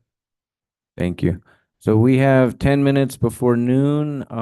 Is there anything from the county manager's office that we can go over? I think it's really quick to do roundtables, so I'd like to wait on roundtable, but if there's anything else we can cover at this time. Mr. Chair, members of the board, we could get into planning calendar a bit if you would like. I know Supervisor Horstman is not here, but at least we could just briefly address the planning calendar to get us thinking about the next bit of time going forward. Sure, you got 10 minutes. Or more if needed, but. Chair Vasquez, the planning calendar is up on the screen. I'll just walk through it. Coming up this week, we have a quorum posting for the courthouse event for child abuse awareness, which is at 5:15 this Friday, April 5th. And then looking ahead at the Tuesday, April 9th board meeting, we have a 1:15 start time, special session for the budget presentations, and there's a list of the departments presenting. And then we'll have our regular meeting at 6 p.m. for consent and action items and proclamations. And then we do have a community development public hearing that evening for Deer Park, which is in District 3. And I am aware Chair Vasquez is out of town, will be joining virtually, so Vice Chair Begay will be facilitating the meeting here in person. April 16th, we have a 9 o'clock start time as of now, and the whole day will be devoted to budget presentations with a series of departments listed there. And then April 18th, you have the CSA Directors Meeting and Medium County Caucus Meeting. April 19th, that's Friday, we've blocked the day for the board retreat from 9:30 to 5. We've held Saturday, April 20th, if needed. I'm aware there are a few community events going on that Saturday, April 20th. So again, the 20th is if needed. We can adjust if we need the morning or the whole day. And then April 20th, the Earth Day event at Bushmaster Park from 11 to 2. April 20th, we did do a quorum posting for the Roosevelt Kennedy Gala at NAU. April 23rd is a board meeting at 8 a.m. start time. We have several proclamations and then some consent and action items. Discussion on transition of chair may happen at that meeting. And then also 9:30, we have a 2.5 hours for a presentation on the wildfire crisis in Coconino County, which will include the city's presentation in this meeting as well, and the wildfire season prep presentation. And then that afternoon, 12 to 5, will be devoted to the budget retreat in the chamber room. April 26th, that's a Friday. We have added this to your calendar as of yesterday, 10 a.m. to 5 p.m. And this will be a Board of Supervisors special session specifically for the budget. So just a heads up on that, should be on your Outlook calendar. Again, April 26th, Friday, 10 a.m. to 5 p.m. And then that evening at 6 o'clock, the Palette to Palette at CCC event. April 27th, that's a Saturday, STEM celebration at Fort Tuthill. And then May 8th through the 10th, the NACO WIR conference, which several supervisors are attending. May 13th, that's a Monday, we've held for the special session on the budget meeting. May 14th, 8 a.m. to 5, special session for budget. And then that evening at 6, a regular meeting for business items, consent and action. Mr. Chair? Yes. Thank you. Sorry for the interruption. Lindsay, I believe we are intending, given all of the things on the calendar for May 13th. But Mr. Chair, please confirm, I believe that is a cancellation on Wednesday. Yes, I do believe that May 13th is unavailable, multiple board members, so we won't be having a budget session on that day.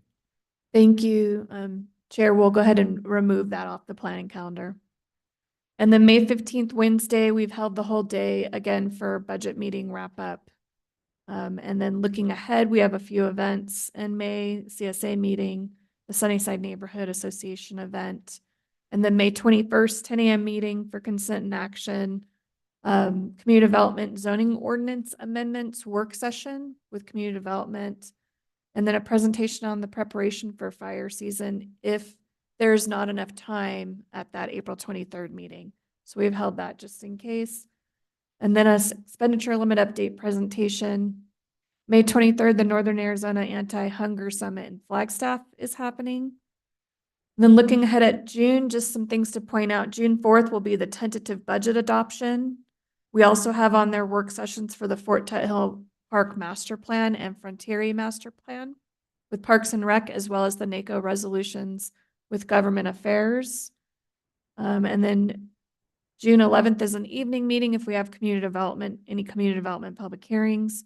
But June 25th will be the final budget adoption. We did adjust the time here, knowing that we normally don't meet in the evening on this Tuesday. However, for budget, we always do for budget adoption.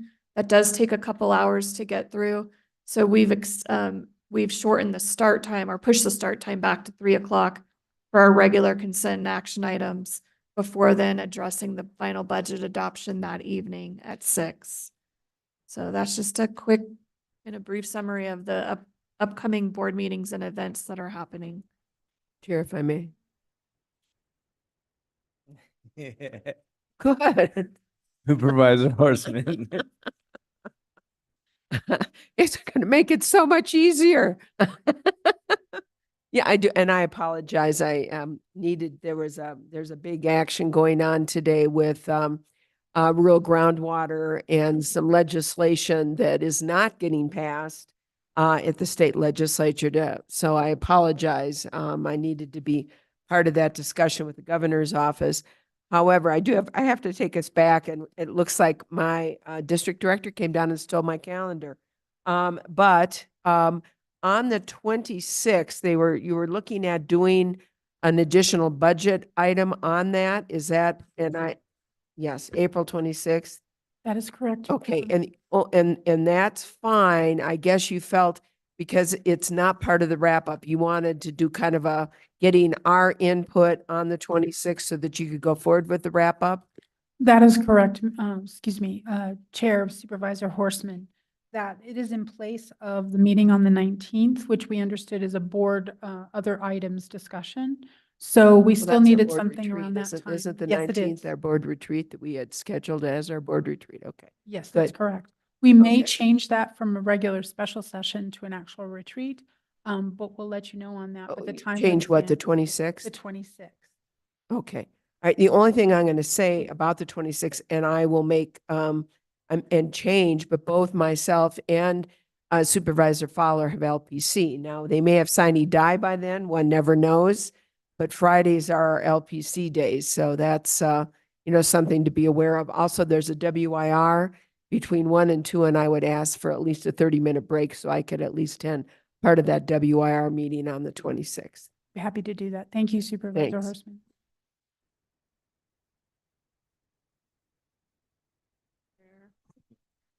Vice Chair Begay. Yeah, on the 20th, what do we have planned for the 20th? Ooh, says April 20th, Saturday, 5:30, Roosevelt County Gale at NAU.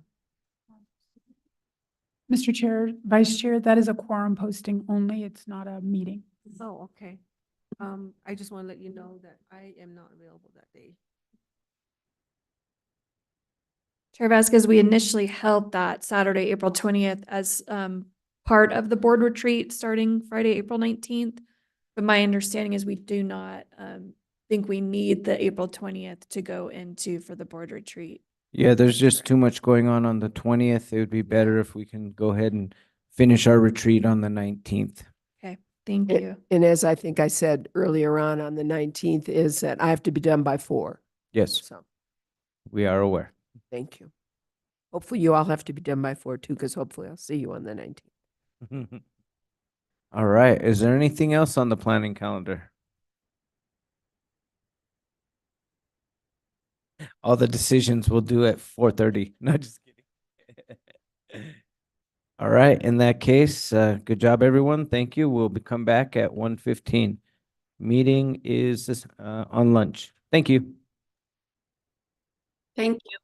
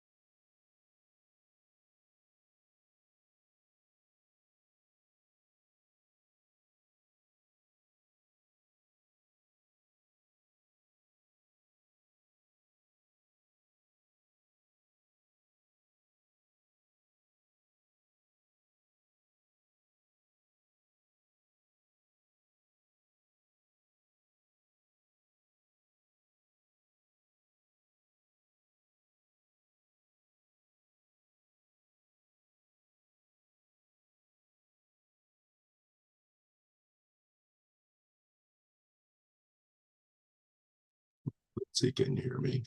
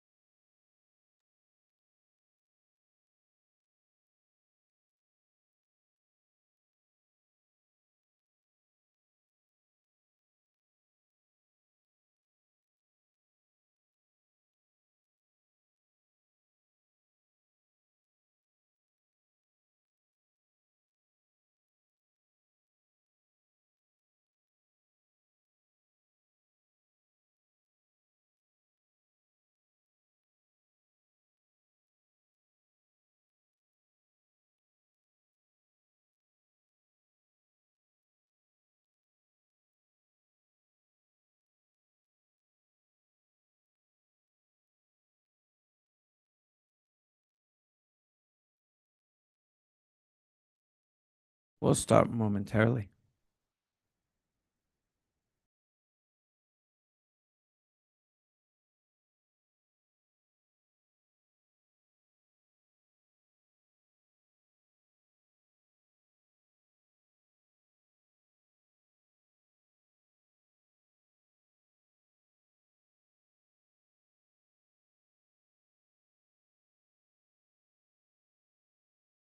lunch, everyone. Appreciate you being here. Next item, item 15, discussion with candidates and possible action to recommend a candidate for the Arizona State Transportation Board, District 5 position. Government Affairs staff will introduce the item, candidates will introduce themselves, and then supervisors will have a chance to ask some questions. Yes. Chair Tanya. Vasquez, members of the board, sorry to interrupt you. Got it. Just wanted to note Gregory Nelson in Government Affairs will be leading the discussion of this issue, and wanted to note District 5 is Arizona Department of Transportation breaks up their state transportation board by district, and so it's Region 5, yeah, district or region. So just wanted to clarify that. So thank you.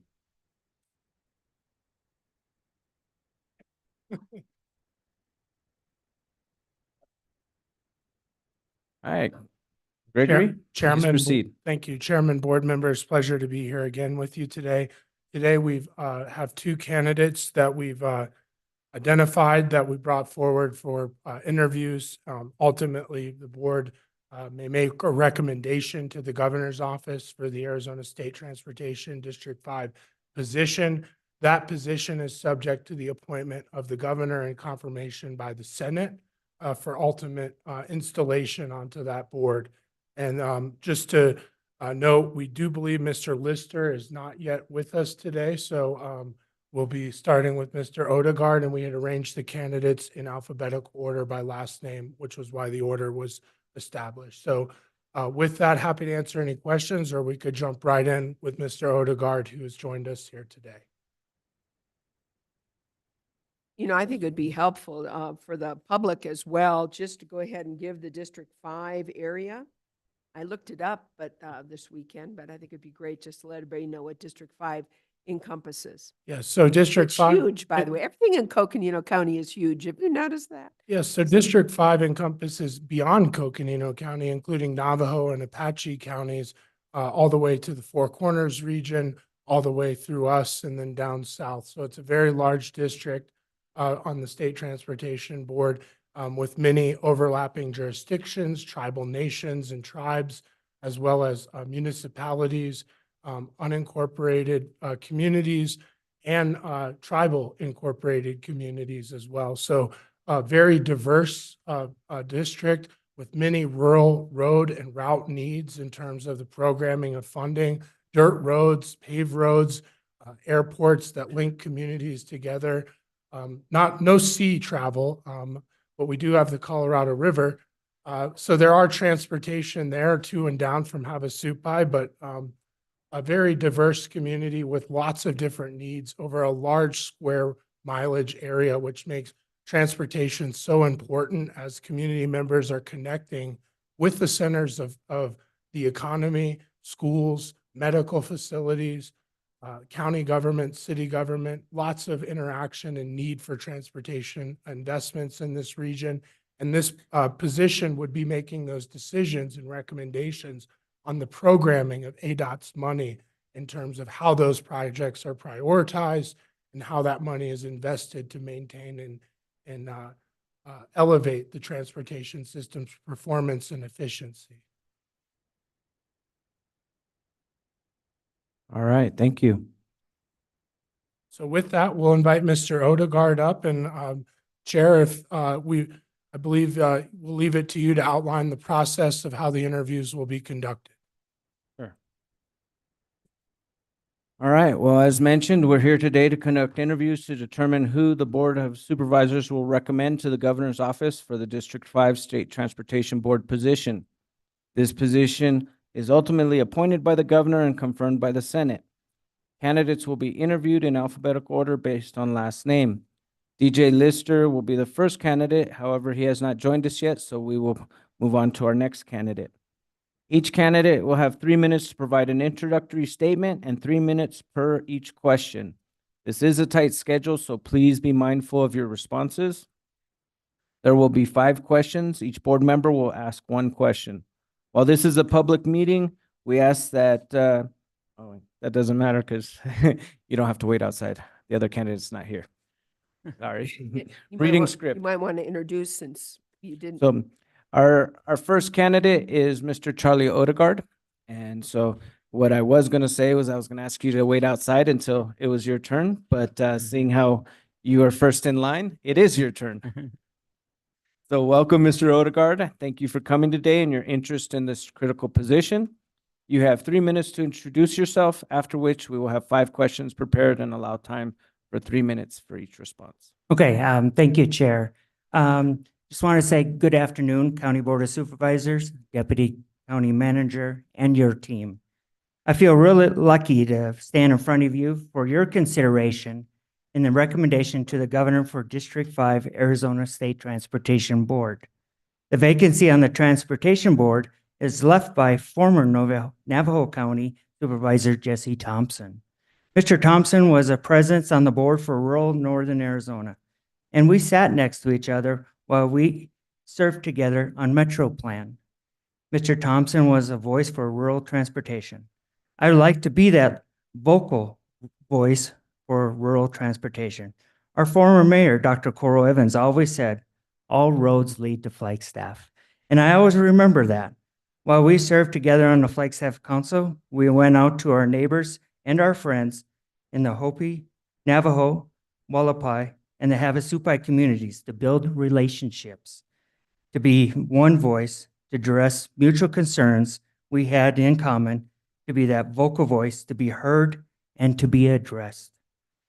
One of the recommendation letters you received was from Maricopa Supervisor Jack Sellers, who was a former board member of the State Transportation Board. If you haven't heard, he was just named this year's recipient of the Ray LaHood Award by the WTS Women in Transportation as their Man of the Year Award. Supervisor Sellers persevered the vocalization of transportation throughout the state of Arizona. I almost want to say that he is the grandfather of transportation. I hope I have the opportunity to emulate his service to the state of Arizona for transportation. Serving on the board to fight for rural transportation is not an easy task, for state revenues are limited, in most cases, just for preservation projects only. And for rural Arizona to receive funding on new or even expansion projects, we must rely on the legislature. Rural Arizona does not have Pima and Maricopa type revenue streams, for example. While the Transportation Board tries not to be political, I do believe what a former colleague of mine, Councilmember Celia Barrett, said, it takes political will to get things done. I wholeheartedly believe in that mantra, and I have a record that proves that. As you look over what you look at in my previous public and community service, please consider my wanting to serve on the State Transportation Board representing District 5. Thank you for your time and your service to our community, for it is much appreciated. So thank you. Thank you. And now we will have questions, starting off with District 1 Supervisor, Supervisor Horseman. Got to turn that on. Thank you for being with us this afternoon. I really appreciate your interest in the position. It's obviously a very important position for us up here in northern Arizona and rural Arizona. The first question we have for you is, why are you interested in this position? When I was on the Flagstaff City Council, and I talk about that political will, and so I was down at the legislature a lot, and I happened to meet Mr. Teller, who was a state representative down there at the legislature at the time. And I just found him very appealing because he took up transportation as one of his top priorities to represent from his region up here in northern Arizona. And I didn't know why, but I just found transportation very fascinating. And he had mentioned about a potential vacancy for this ADOT board. And so after researching it, we found out it'll be at least 2 or 3 more years before that opportunity came about. And so that really got my interest. And then when I was serving on the Flagstaff City Council, someone told me about a project of the 4th Street Bridge project. And I said, what do you have to do? Well, you have to go to state transportation board meetings. I go, where's that in Phoenix? And he said, it's not in Phoenix. It could be up in Window Rock, it could be in Kingman, wherever throughout the state of Arizona. So I got in my truck and just started following the ADOT board. And then for a while there, I felt like I was a groupie guy, just following them through the state of Arizona, talking about the 4th Street Bridge. And through perseverance and through all the stakeholders coming together, that was a project that, again, went from a preservation project to an expansion project. And so ever since, between Mr. Teller and the transportation board and knowing the people and becoming friends with Mr. Sellers, it's just always fascinated me. And that's why I'm here today. You're welcome. Thank you. Next question is mine. Question number 2. What qualifications and relevant experiences do you have for serving on the State Transportation Board? I believe my history serving on the Flagstaff City Council prepared me to serve on the State Transportation Board. Because there's all different personalities that you become colleagues with. And when I started following the State Transportation Board, and I really believed in relationships, and when they come here in Flagstaff every June, one of the first year I was on the Flagstaff City Council, I asked the city manager at the time, let's invite them for dinner. And so we met at Salsa Brava, there at John Connolly's place, and got to know each other, build those relationships. And I think with that building of relationships, set myself and our community of Flagstaff up for success, to be able to attract dollars to our community. And so I think that history of those relationships set me up to be able to hopefully serve well on that transportation board. So thank you. Thank you. Next question, number 3, Supervisor Hess. Thank you, Chair. After listening to you, I'm very excited to hear. My question is, what do you consider the most significant transportation priorities for the state of Arizona? As far as transportation priorities, comes with funding. That is the one thing that's always very difficult.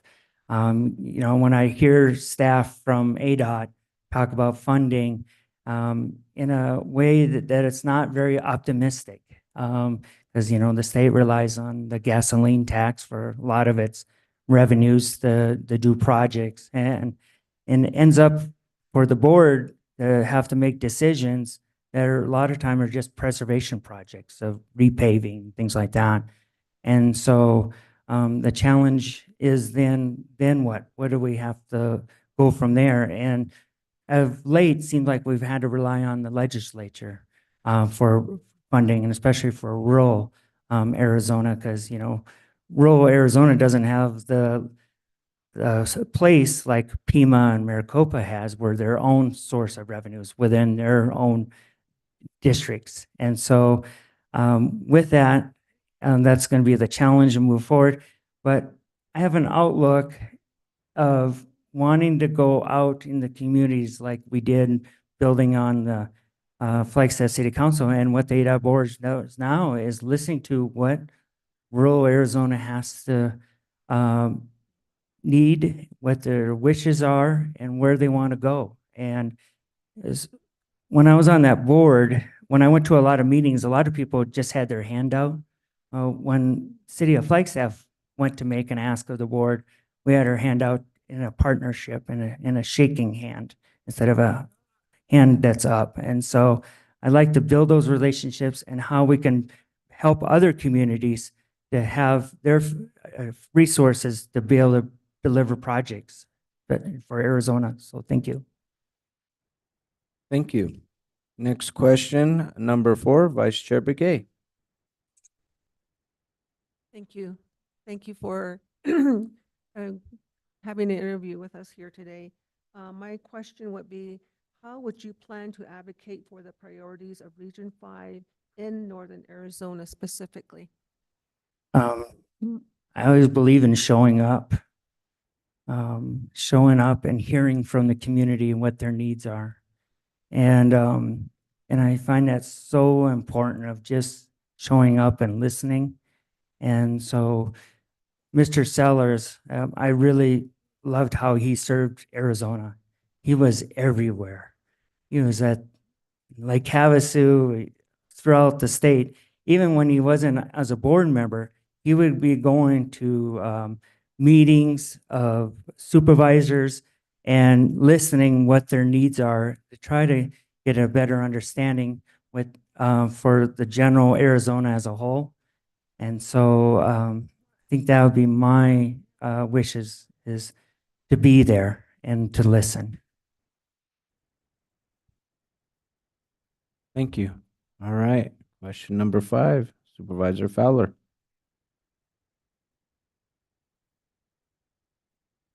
So if you're in this position, how would you engage fellow board members and constituents, communities in northern Arizona to identify and advance Region 5 transportation priorities? Okay. The first part, is to engage, fellow board members, and that takes relationship building. And I talked about, when the first time when I was on the Flagstaff City Council, the board came to Flagstaff for their annual June meeting, and we took them out to dinner. And we did that every year, as have hosted a dinner for them. And we, Salsa Brava, 1899 is another one. And we got to talk, besides having dinner and sitting and listening to each other and becoming friends with each other, we also got to talk about our needs. And when you start to put a face and a feel of a need of a community, then people listen and they care. And so I hope in my letters to you from people that made recommendations, I hope they talk about that I can do that. And then again, going out to those communities and listening to those communities and seeing their needs and seeing what an ADOT board we can do. And like I talked about in my opening statement, that it's a legislative political will sometimes to get things done. I know Mr. Thompson talked about up on the his communities about dirt roads and muddy roads. And, in my shop, I know that I'm at Odegaard Sewing Center, and we have people throughout northern Arizona that come into my shop. And they said, well, there was no school today in Tuba City. So I asked the gal, I go, how come there's no school in Tuba City? Mud. Well, that's a shame that mud prevents from children to go to school to learn. And so it's on our priority to make a difference. And so that does not happen moving forward. So thank you. Thank you. We really appreciate you answering our questions.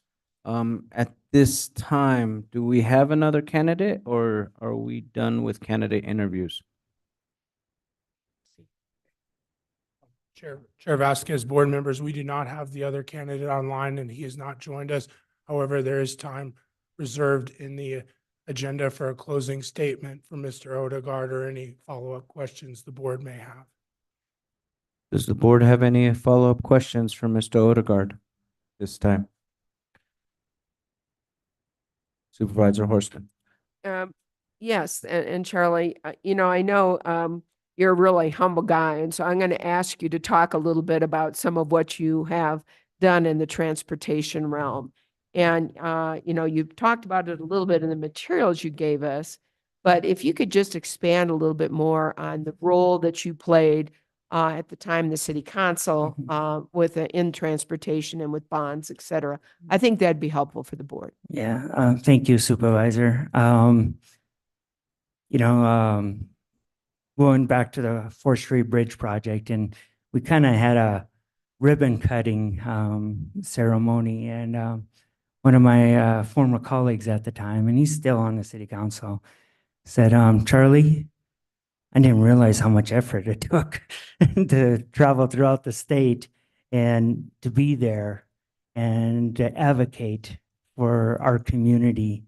And so, in the material, I talked about the 4th Street Bridge, for example, and I once in a while I see those Facebook memories pop up, and I remember when I was down in Wickenburg, and I had spoke about that. I spoke to him, and I said, "Fingers crossed, we'll see a new bridge over I-40."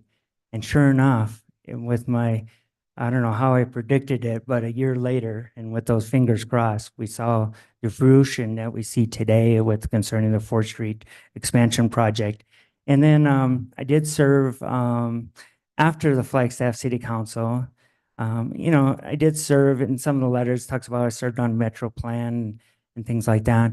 But one of the things that I kind of feel pretty good about is after I left the Flagstaff City Council, I was reached out about becoming a member of the bond committee. It was a citizens committee. There was about 18 people on that committee. And so it had a wide range of community members. And I don't remember, but somehow I became the chair of that committee. I don't know if it was just default or, and so we had 2 bond questions, and it was a kind of a difficult period to ask the citizenry to vote on a bond considering COVID, and it's things that people struggle with, especially financial wise. And so through our efforts and the help of the city staff and community members, we ended up presenting in front of the Flagstaff City Council 2 bond questions. And they hashed it among themselves, and then it was asked to the voters.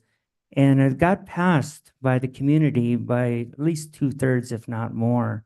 And I really feel that committee, because of that committee, why it was so successful.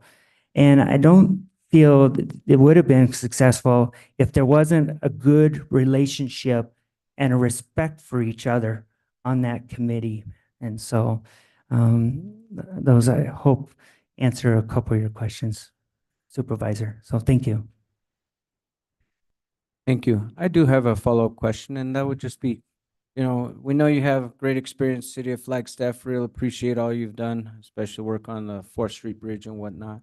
Can you talk a little bit how you'll represent rural Coconino County and the rest of Region 5? Because it's not just Coconino County. No. Region 5 is. No. So if you could talk a little bit more about your advocacy for rural Arizona. I don't know if any of you might follow me on Facebook, but through my store, since I left Flagstaff City Council with Odegaard Sewing Center, I go out like on the reservation. I've been up on the Hopi reservation many times teaching classes up there, and I'm going up to Page to do fixing sewing machines up in Page. And so I feel, and I have customers throughout northern Arizona. It just amazes me how many people come to Flagstaff from throughout northern Arizona. We have customers that come up all the way from Parker and Lake Havasu, of course, Bullhead, Kingman, and of course, Page and Tuba City, Kayenta, and from Hopi and Winslow and Holbrook and in the White Mountains. I have a customer that's driving up as we speak from Sholo to come and pick up their sewing machine that I had fixed. And so feel like I have a pretty good network of friends and business relationships throughout northern Arizona that'll help me have an ear. And besides me going out to the communities and seeing for myself and listening of what the needs are concerning transportation. So. Great, thank you. Are there any other follow-up questions by board members? Supervisor Horstman. You served on the Arizona State Transportation Board, is that right? No. And, okay, then Becky is wrong. So I was going to ask you about that. So, all right. That's my wishes. I was concerning Metro Plan, I was the council member liaison. Yeah. So, and then, I just talked about, Mr. Thompson, him and I would sit next to each other. And I really feel it's important that when there's a partnership, between communities and the state, it's really good to have that state representative there at those meetings, because they see firsthand what's going on, what's the needs of the community, and then they can report back to their fellow board members, DADOT staff, DADOT director, and said, hey, Kingman has an issue, and let's learn more about it, and what can we do to resolve the issue. So, thank you. You're welcome. Thank you. Are there any other questions or comments? Supervisor Fowler? Yeah, I'm just wondering really how you're going to be able to get to know the rest of the rural communities.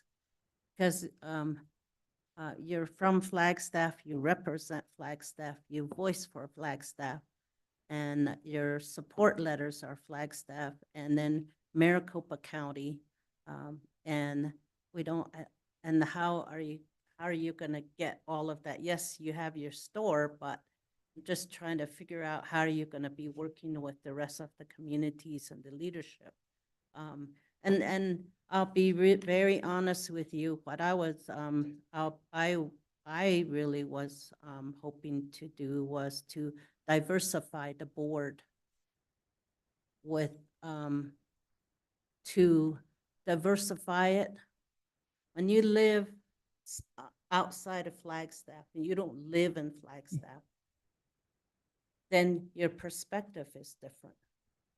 Your whole lifestyle is different. Flagstaff, city of Flagstaff is well represented. We have the Artec, we have Metro. So I'm just wondering, how are you going to be able to step out of your comfort zone to be able to actually represent and truly represent communities that really need a voice, that don't have the voice, that have just the basic need of a, to make sure that the lines are painted on the highway so it is safe. Just the basic need of a sign, basic need of a school pullover. How are you going to know that? When you're talking about 4th Street, you're talking about being on Metro, Flagstaff centric. And then you're saying you're gonna be able to voice out from the community across, not just on Navajo, not just Hopi, but across the northern Arizona. I'm just wondering how you're gonna be able to get that perspective. It's a fair question, Supervisor Fowler, and a fair point that, how representative will Northern Arizona be at the state level, especially concerning the Transportation Board.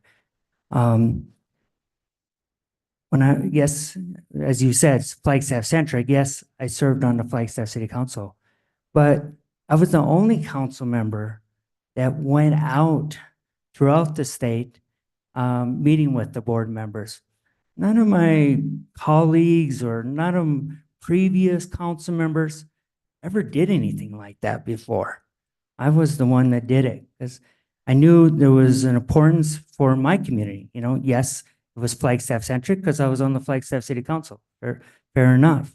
But now, if I have the opportunity to represent District 5, very rural as a generalization, I hope I will surprise you.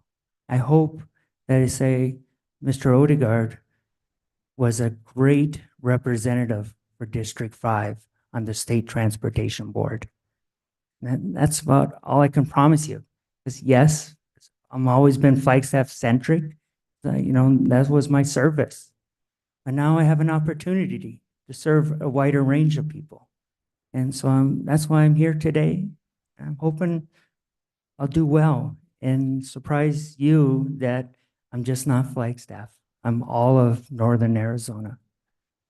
Thank you. Thank you. Are there any other questions or comments by board members? Supervisor or Vice Chair Begay? Mr. Overgard, I kind of had a question just regarding how, what Lena brought up here, or Supervisor Fowler. But nonetheless, you answered my question. But I think, the representation is really, really needed out in the rural communities.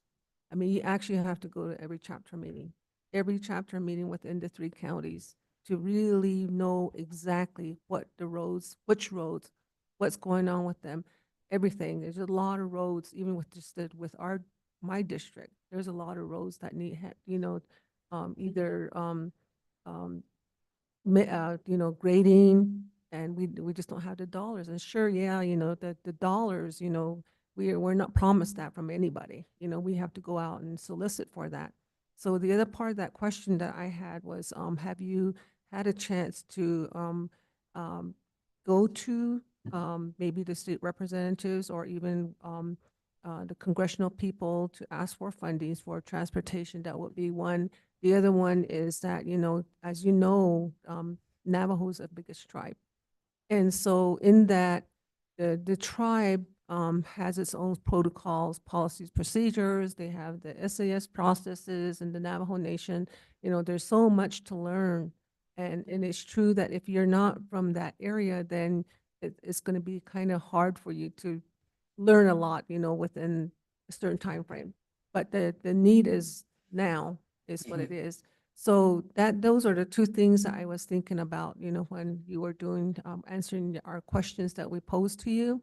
And then also that, that's always been in the back of my mind. And it's a real big area. The 3 counties is so big that, it's not going to take one person to, to really, really tackle it on their own. And so, but I'm not sure how. I know Jesse, Mr. Thompson was, everywhere. He was everywhere.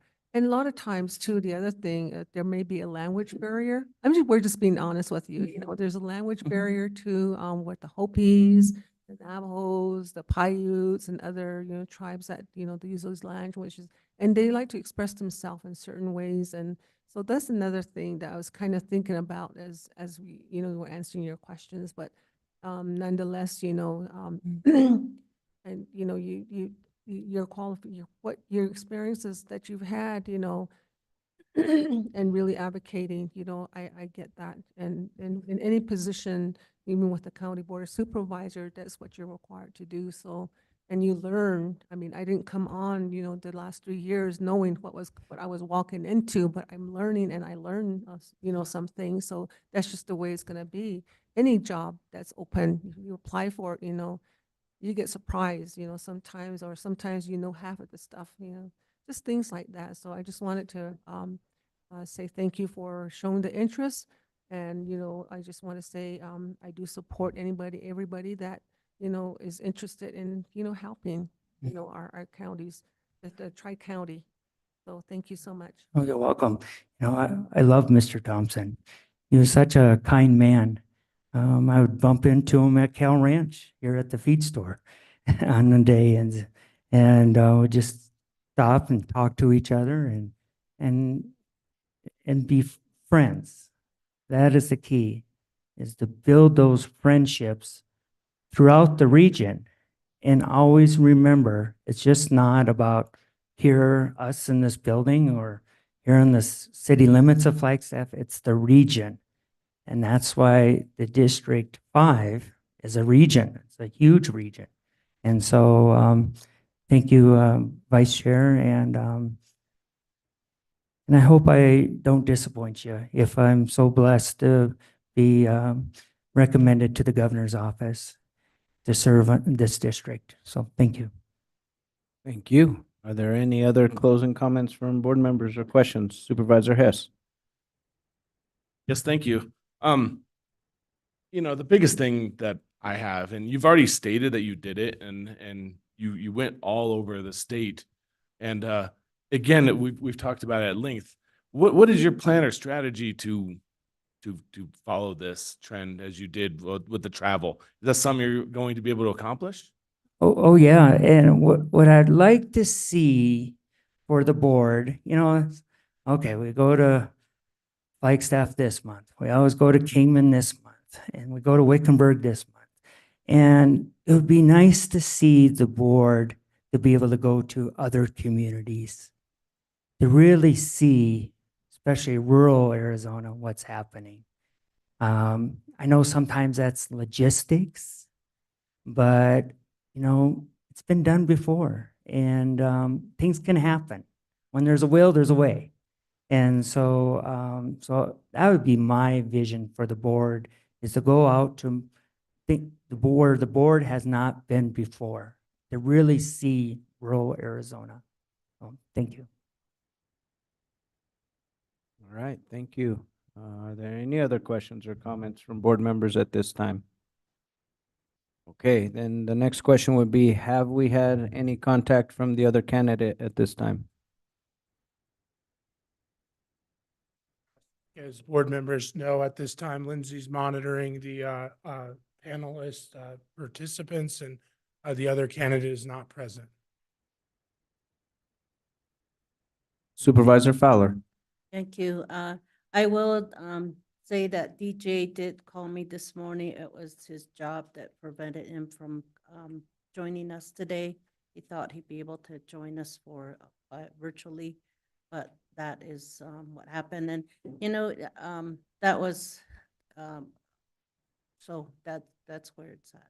Thank you. Okay, thank you. Well, seeing how we do have a timeline with the governor's office to make an appointment, do I have a motion at this time to make an appointment? Supervisor Horseman? Yeah, I'd love to make some comments too, but at this time, I would, in fact, put in Charlie Odegaard's name as our recommendation to the governor for the Arizona Transportation Board, District 5. We have a motion by Supervisor Horseman. Do I have a second? We have a second by Supervisor Hess. All those in favor, please indicate by saying aye. Aye. We have a 5-0 vote to approve the recommendation to the governor's office for Mr. Charlie Odegaard. And now we'll have some closing comments from some of our board members, starting with Supervisor Horseman. Yes, thank you. And first and foremost, I want to thank Charlie for even putting his name in for this position. This, as you've heard from comments have been made by board members, not to mention your own comments, this is it's a huge area. The 5th district, which has 3 different counties, much of it rural Arizona. And I think you have certainly shown that you have the stamina, the passion, the dedication to find a way to reach out to represent all of this region, District 5. So I'm going to give you a lot of credit for that. For those of us on the board, many of us represents districts that are huge, not quite as big as what you're going to be dealing with, but they're very large. And to being able to make that commitment to get out there, to meet the folks, to listen to them and find out what their needs are, it's all-consuming. So I want to thank you for your willingness to put your name in the ring to go forward to the governor's office for this position. For those of us who live here in northern Arizona, we need a voice on ADOT. I want to thank Jesse Thompson for being that voice since 2017. And he was Tisto hard rock, and yet he found a way to represent all the different aspects in District 5, including Paiutes, Hopi, Hualapai, languages he did not speak, and yet also met with folks here in Flagstaff, as you've indicated, and certainly the folks in Navajo as well. And I hope that if you are in fact selected by the governor, that you realize we're here for you too. And, you know, we all represent districts that are really large as well. And hopefully we can be the introduction into some of these districts, into some of these chapter houses, and into some of these organizations and small communities for you. So if you are in fact selected by the governor, please know we're here for you. We want to make you, if you're our guy, we want to make you successful.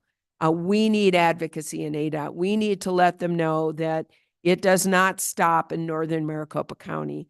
And, you know, ADOT has been a difficult organization, a difficult government agency for us to work with.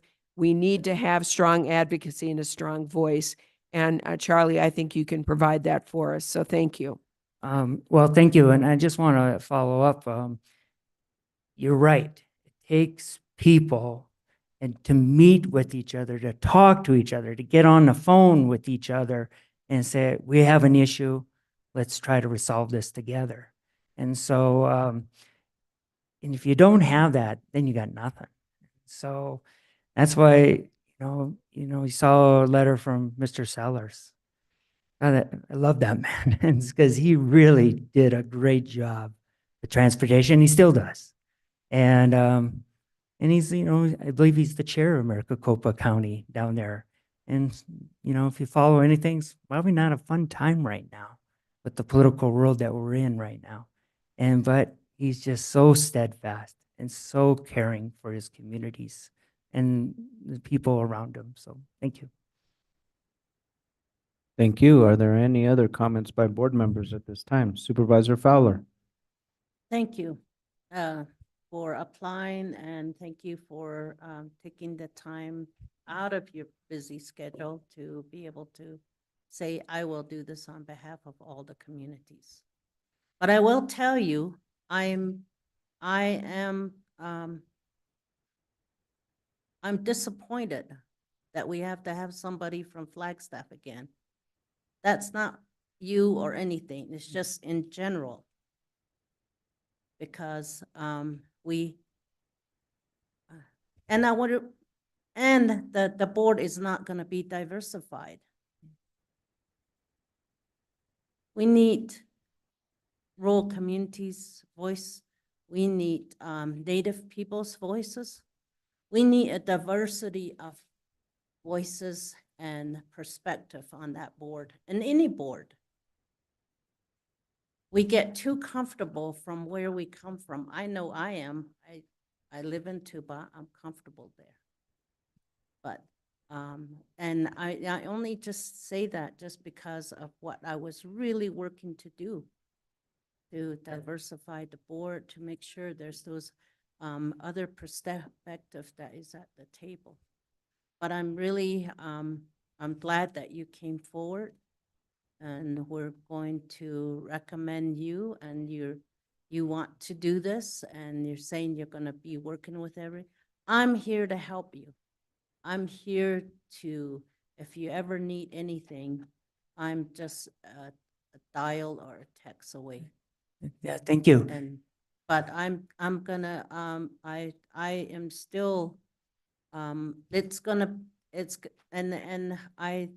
really wanted to have DJ to be on that board because he's native, rural, and very involved in all kinds of ways. That just, it's not against you or anything. It's just in general what my perspective was.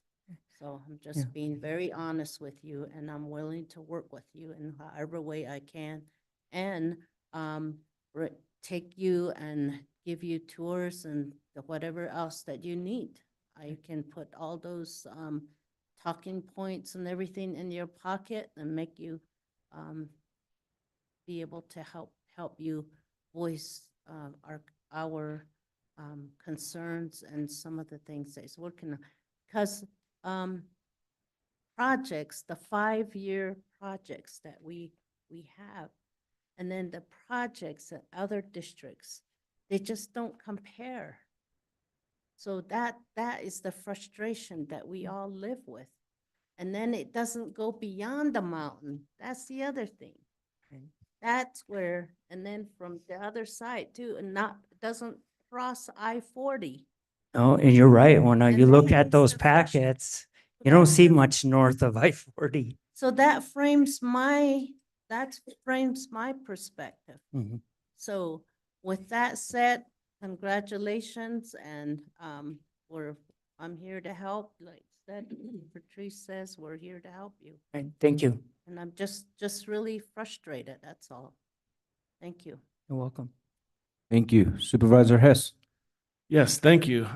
Really appreciate you applying for this. This is a position we needed to fill, and we needed somebody that had the skills, and you've been part of this community and part of Northern Arizona for so long. Show them what you got. I'm really excited to see what you can bring to the table, and if you can shake it up and make it happen. Same reason I'm here. I joined the board so I can be part of our community and help with our community.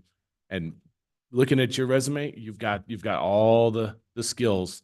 So now just show them what you got. Looking forward to it, and you've got my support also. Thank Good you. luck. Thank you. Thank you. Any other comments by board members? Vice Chair Begay.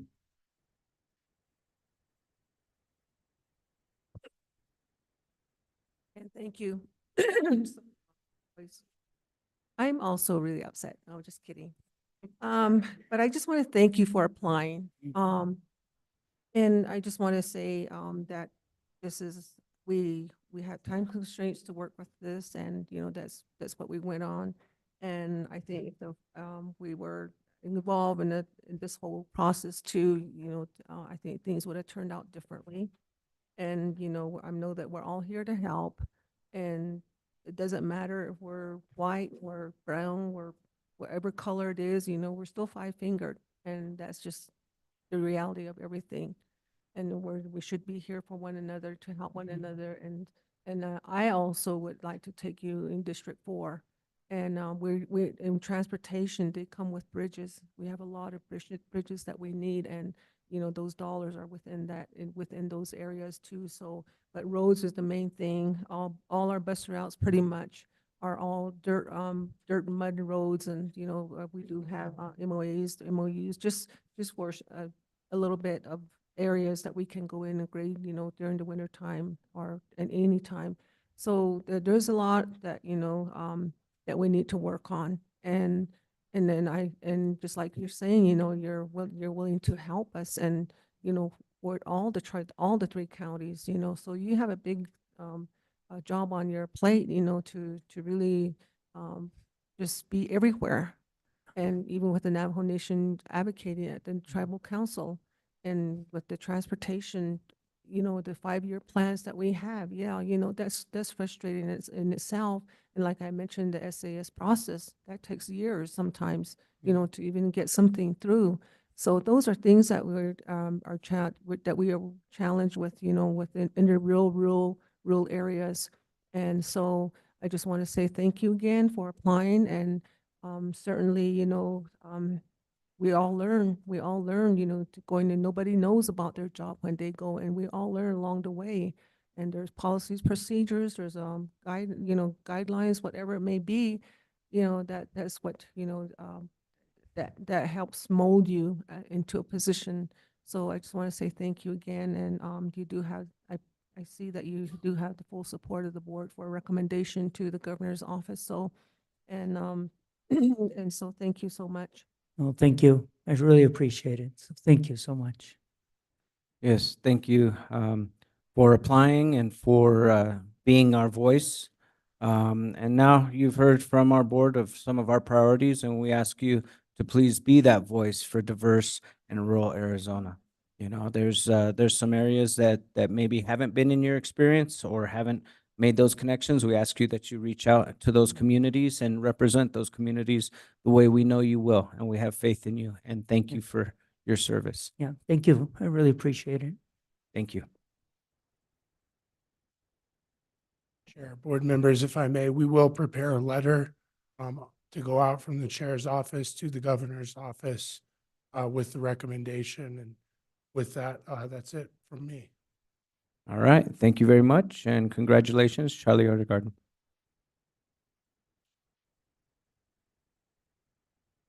Oh, yeah, can we take a pause and take a picture with our new recommended board member?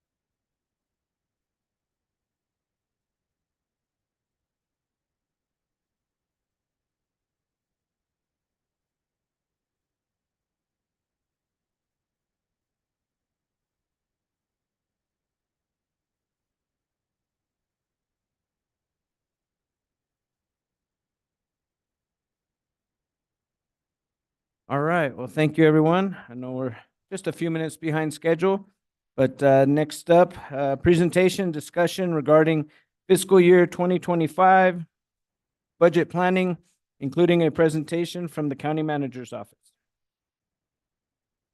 Mr. Chair, good afternoon.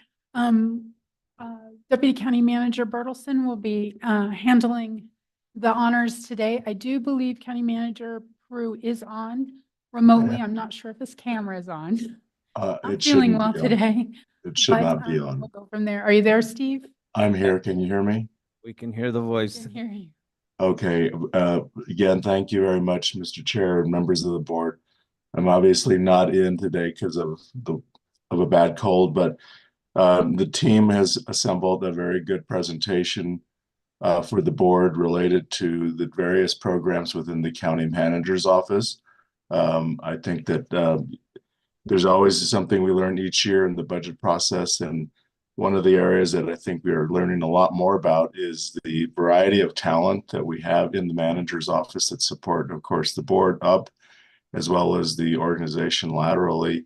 And so I'll just turn it over, but I'm hoping to get rid of this cold at some point in time to be back in the office. But until that time, I'll turn it back over to staff. Thank you. And Steve, thank you very much for not coming into the office. Well, We all really appreciate that. I Please I take figured care. I would have been chastised for showing up, so I'm sparing you all. So thank you. We hope you feel better. Thank you. So County Manager Peru, thank you for being the voice from above. We have a full house of county manager staff here today, and we're very pleased to be here. With that, we have our management team, government affairs, communications, economic development, sustainability, elections, criminal justice coordinating council, and our Workforce Innovation and Opportunities Act. So our team is here, and what we'll do is each of our team members grouping will get an opportunity to address you directly. So we will let them introduce themselves as we go along. So the first slide here, we report ultimately to the citizens of Coconino County, and that is represented by you as the Board of Supervisors, as well as our elected officials. And that is really the beauty of county government, is that concept of rural democracy and what we represent as the representatives of our communities to the state level, to the federal level, to all levels of government. And quite frankly, no one does that better than we do. And I think that that's evident in the work that we provide, the relationships that we maintain, you as a board, all of us, all of our elected officials, with elected officials throughout the country, and the success that we have in our efforts, both at the state and the federal level. We just got our first sponsored bill passed in a very long time, and that's something to be accomplished, and that speaks to all the efforts throughout our organization. So we have our Board of Supervisors, our district directors, which help all of you out and help all of us out, keeping your schedules managed and coordinating, which is no easy task at all, as evident by our working calendar. Our elected officials, assessor, county attorney, clerk of the Superior Court, constable, recorder, sheriff, superintendent of schools, treasurer, all of our judiciary and Superior Court. We couldn't ask for a better grouping of community members to work with to represent our communities. Clerk of the board, Lindsay Daly and team, best clerk of the board that we could ask for in Coconino County so far. Yeah. And our county manager, Steve Prue, the voice from above today. And then our deputy directors, or deputy managers rather, myself, Sue Brown, Lucinda Andriani, who also manages the flood control district, who you've heard from in her flood control district capacity with the flood control district board of directors. And so with that, Sue manages communications, facilities, finance, human resources, information technology, legal defender, public fiduciary, public defender, sustainability. And then we have community development, emergency management, government affairs, parks and recreation, public works, and then the flood control district. So just naming all of those departments, just speaking that quickly, you think about all of the efforts that take place with each of them. And it's not overwhelming. It's pretty amazing that all of the groups that we work with and all the work that's produced with that groups and how that's linked to our budget. So organizational resilience, honoring our people, collaboratively thinking, intentional and transformational leadership, nurturing a learning organization. So I think we can own and accept and know that we, the Coconino County, all organizations have been through a lot because our communities have been through a lot, COVID-19 being the most significant. And I think we're still living, or we believe we're still living in this post-COVID environment that we do a 10-year financial planning effort, and for every 10 years, we plan on a recession happening within those 10 years. We're in kind of unprecedented times in this post-COVID environment. Revenues are pretty strong, but expenditures are in high demand because cost of living, cost of materials, cost of everything is really, with manufacturing slowing down during COVID, have really gone up tremendously. And so we work through that. So when we look at honoring our people, you'll notice work-life balance, and we all look at that differently and what that means to each of us individually. For me, it means, well, there's one life and I work in it. And so how am I balancing all of those things in life that come our way towards a positive, happy, healthy life? And how do we bring that to the workforce? And we have a lot of great people that are able to do that. Diversity, inclusion.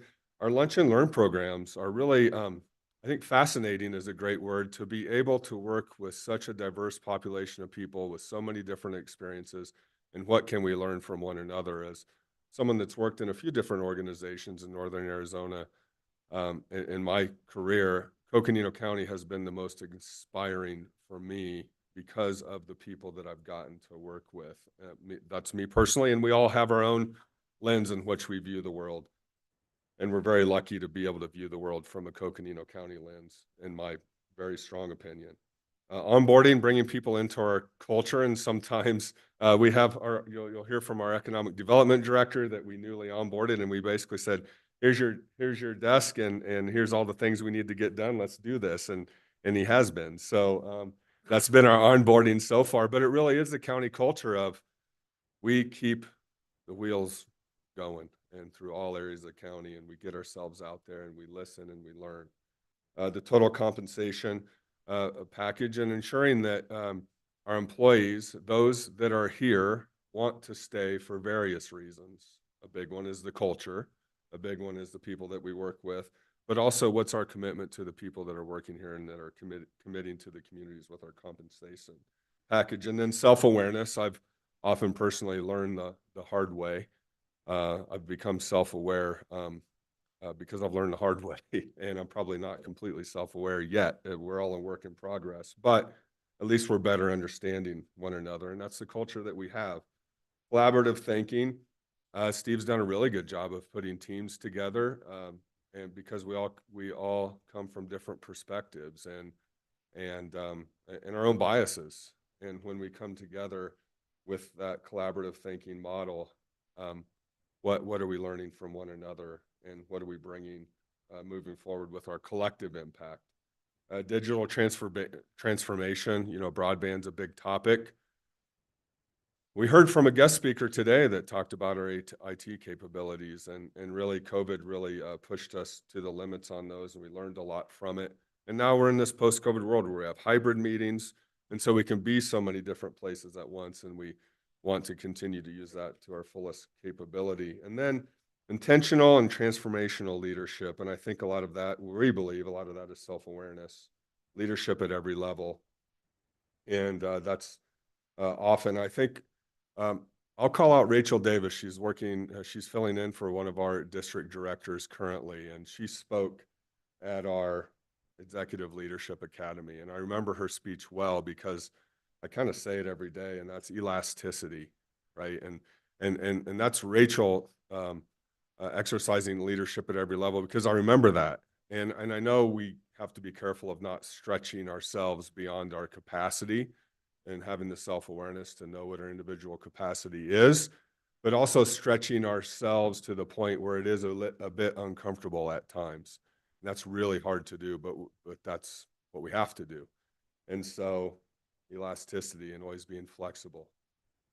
Servant leadership, Coconino County really embodies that, and we put ourselves out there. And I think I was not with Coconino County during the initial outbreak of the COVID-19 epidemic, but I was really proud of Coconino County, knowing who the organization is, knowing who's in the organization, knowing who's at the front lines at Fort Tuthill, and it's all employees, all hands on deck, and we always answer that call. How? Frankly, I don't entirely know. We just do. It's just what we do. To Sue Brown, quote, public service is just what we do. And that permeates through the organization. Now, it's a lot, and we have to accept that. It's a lot for our people to continue to answer that call as individuals, but we do it. Circles of safety, accountability, critical thinking, problem solving, and that's accountability at all levels. Gregory holds me accountable every day, and sometimes I pass the test and sometimes I don't, but that's how we do it. And then nurturing our learning organization, a Supervisors Development Academy, Executive Leadership Academy. You'll note there was an e-ball that went out on LEAP Academy. It's an online academy for those that can't be present all the time. And it's always looking at how can we empower our people in the organization to exercise leadership at every level with an entrepreneurial spirit. And that's one where we that work in local government at the staff level especially often get criticized by the private sector for not working as hard or whatever that might be. We face that criticism, and we have to meet that criticism with a work ethic that's unmatchable. And I think we do, and we believe we do. And that's with innovation, questioning the status quo and why can't it be, and how can we keep moving forward, and then self-reflection, and that's part of the self-awareness. And if we can leave work knowing that there's something we need to work on and come back the next day having self-reflected on it, then we're going to continue to build a better organization. So more to come on organizational resilience, but wanted to note that our mission: provide guidance, support, and leadership to the organization in achieving the goals of the Coconino County Board of Supervisors, resulting in effective service to the citizens of Coconino County. And that's that spirit of democracy with you, the Board of Supervisors, driving policy forward and holding us accountable to implement. So what do? We implement policy as we can, and especially at the state and federal level, helping you prepare to advocate for good policy. We collaborate with all county officials, coordinate with other government agencies, prepare our county budget, supervise appointed department leadership, ensure the delivery of service that improves the quality of life of citizens, responsible for staff satisfaction. That's always a tricky one because I'm not necessarily responsible for Sue's happiness, and she's not responsible for mine. But if we create an organization that allows people to pursue their own happiness and achieve that, then that's a good organization to be in. We respond to citizen requests and inquiries. You, as Board of Supervisor representatives, get a lot of those, and it's incumbent upon us to help you manage through some of those difficult issues. And then deliver an organizational culture of resilience, respect, leadership, and service.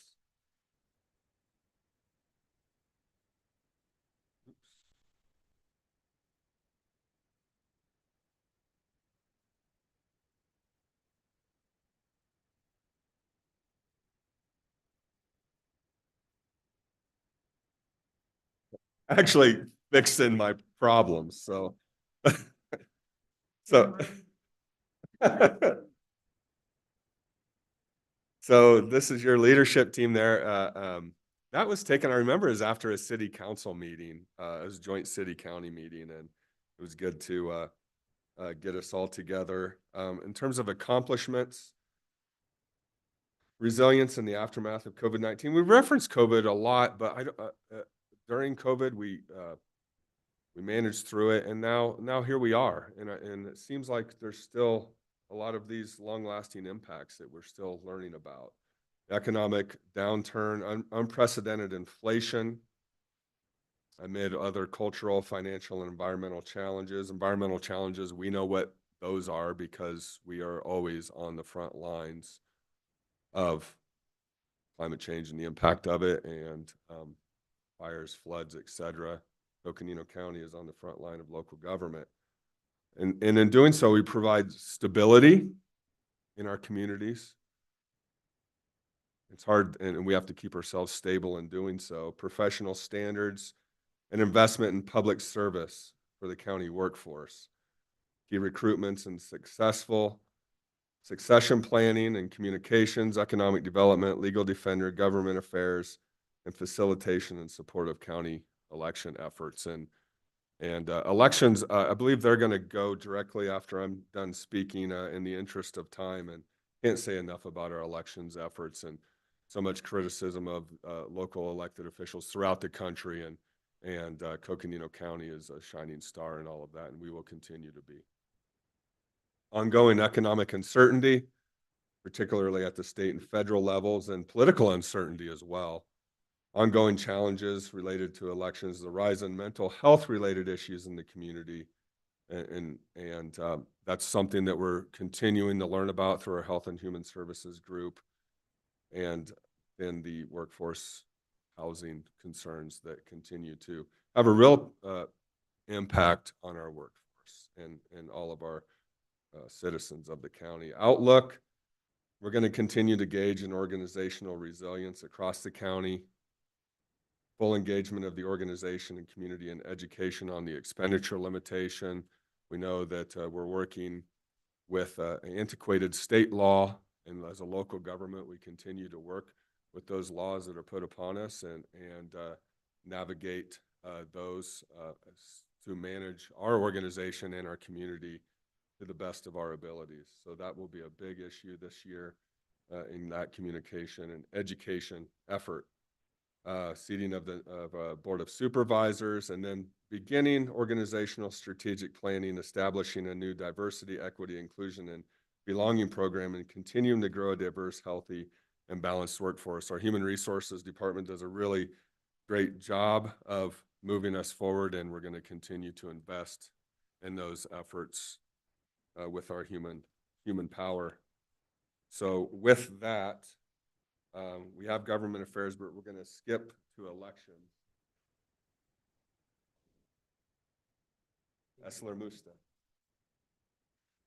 Mr. Chair, members of the board, thank you very much for allowing us to reshuffle the schedule and do our presentation for our department. I'm Esler Musta. I'm the Elections Director for Coconino County.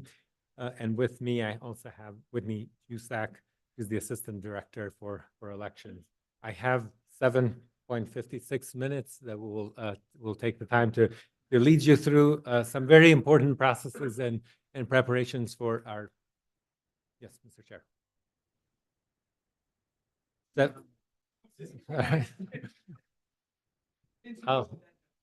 I will charge you back for the seconds I'm losing, but it's very important for us to talk about election. Like, we have a wonderful team here at Coconino County, the board's vision, and we work closely with the county recorder, but the board's vision establishing the elections department in 2022 to conduct the role and responsibilities of the Board of Supervisors in implementing and administering elections. Election is a highly visible area in local government these days that includes more than just the activities around Election Day.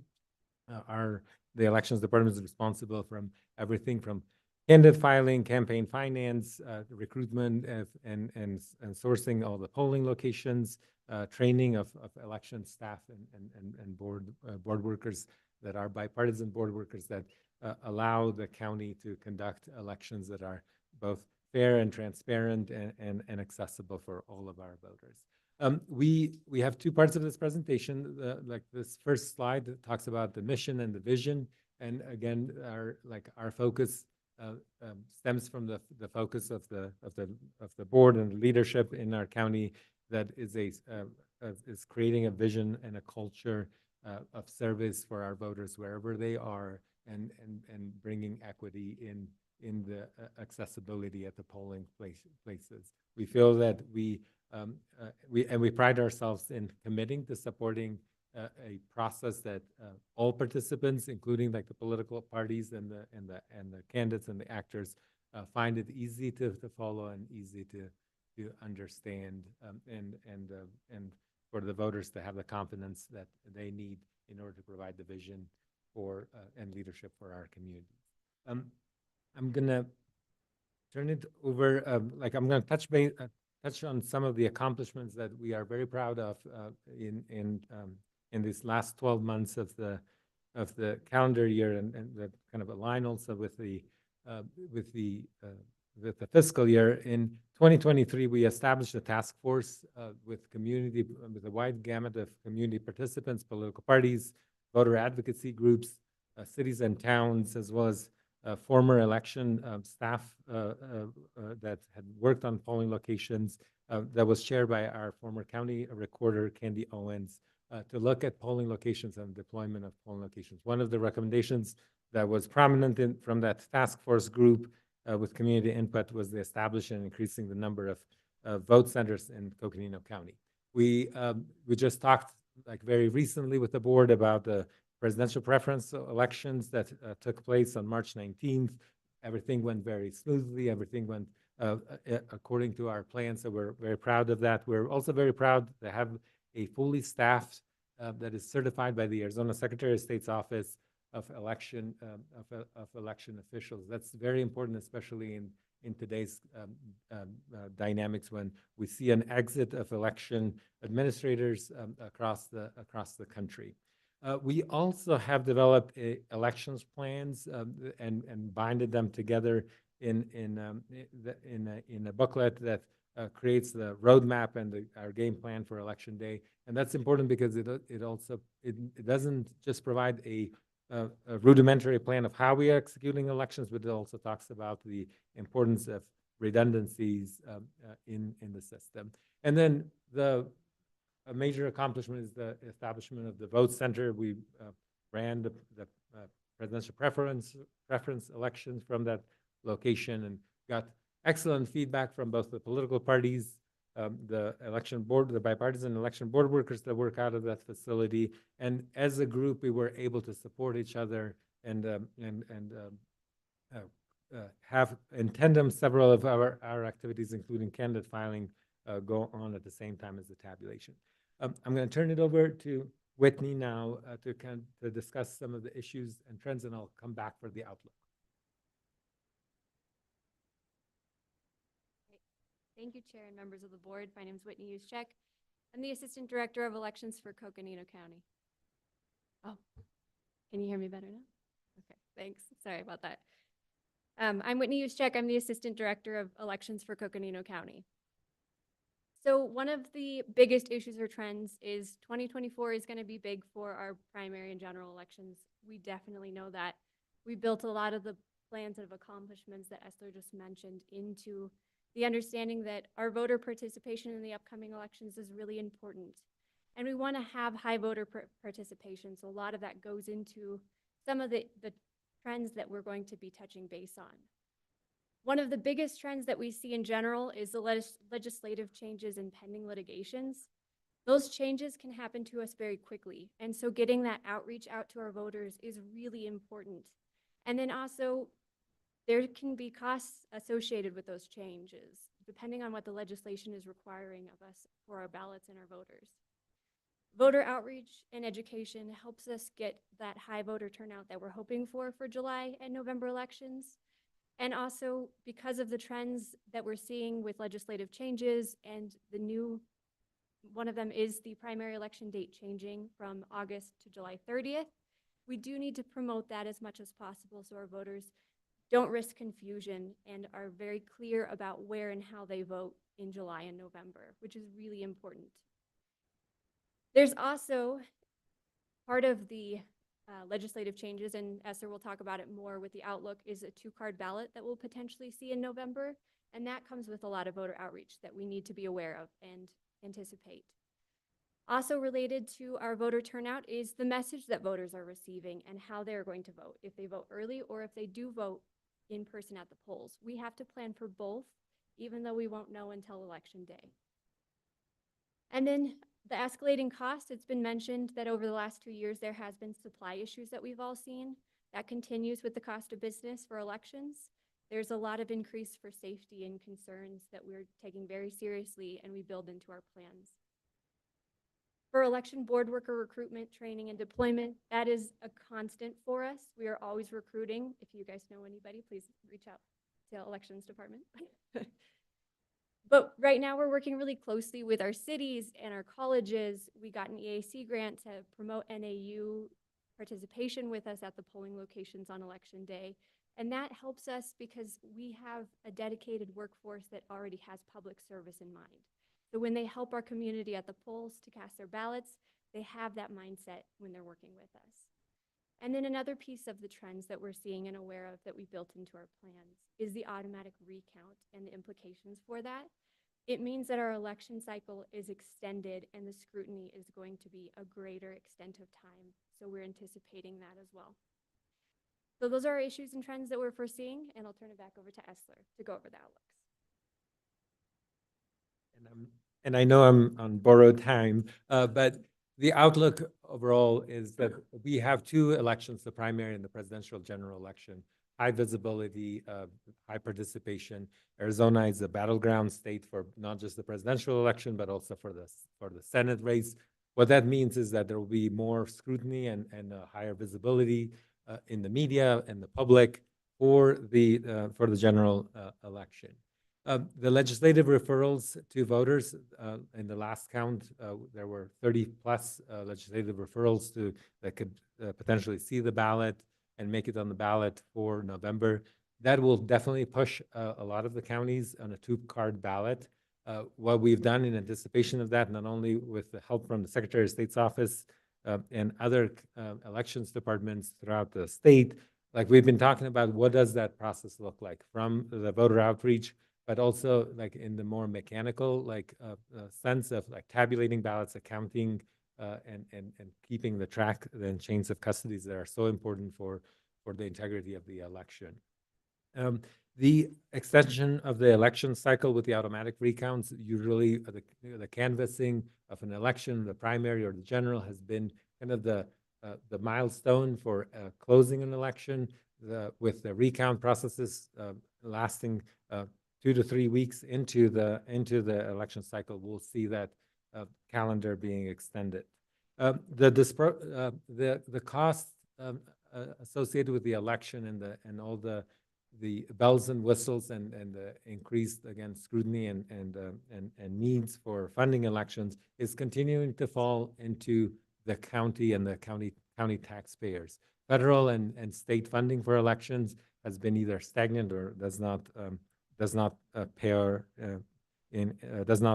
compare to anything closely to the amount of investments that our county, but also other counties put into the election. And then what we want to leave you with, because there's a lot of news about elections, that we have a commitment to safety and transparency and accuracy in administering elections in Coconino County. We have a great tradition and a great history in upholding the accessibility to voters and we'll do our best and work tirelessly to accomplish that and make everyone proud in the upcoming elections. With that, thank you very much for the time, and I can turn it over to.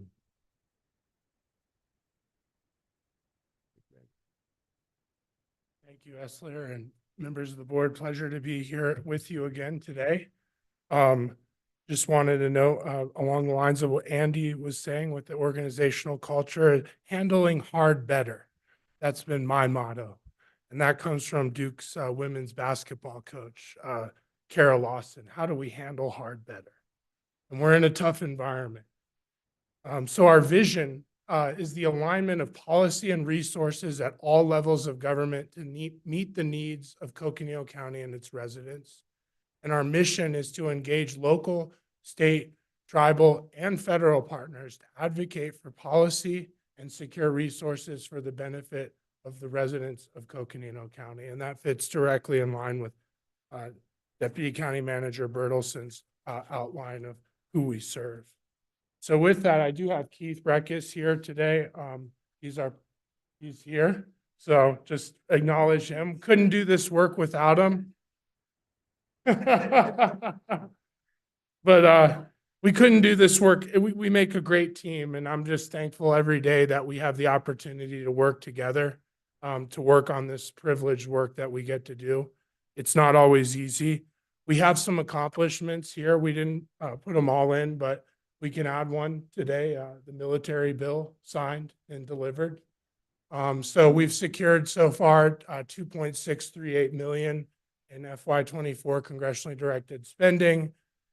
We also secured $7 million from NRCS for unobligated funds for the completion of some of the mitigation work out in the pipeline tunnel area.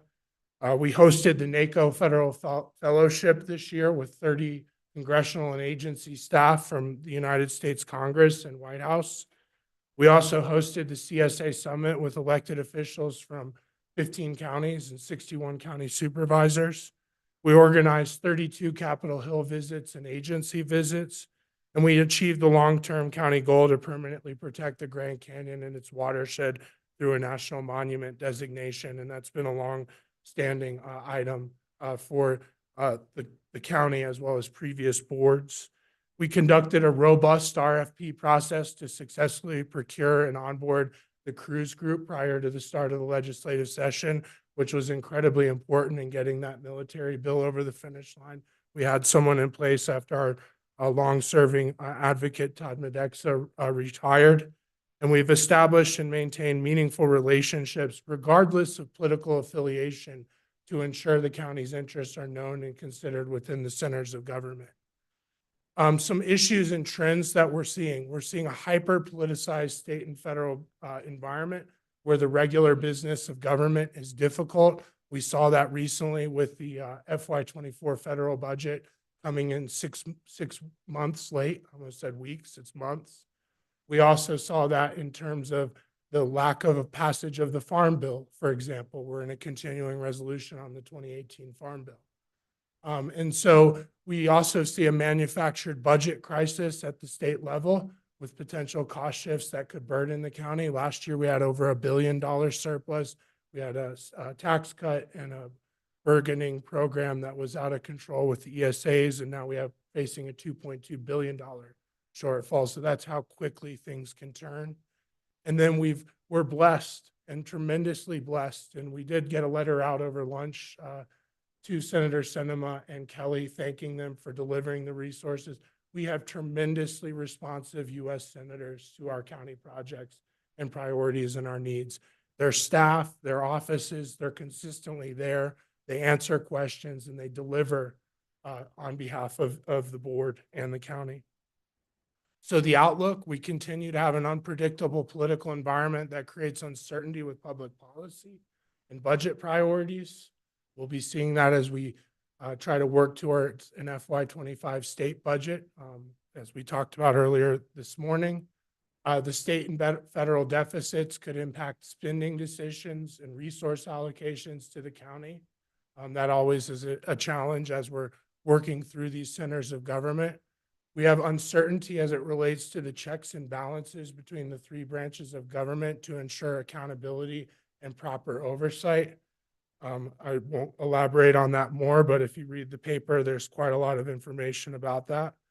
And then one of the great things that we're looking at is we have effective state and federal contract advocates. Karen Cruz was here this morning. Bob and Anna have been here regularly.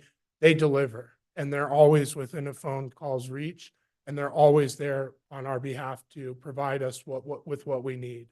And so that's a tremendous benefit that we have. We have excellent people on the ground that are serving us daily.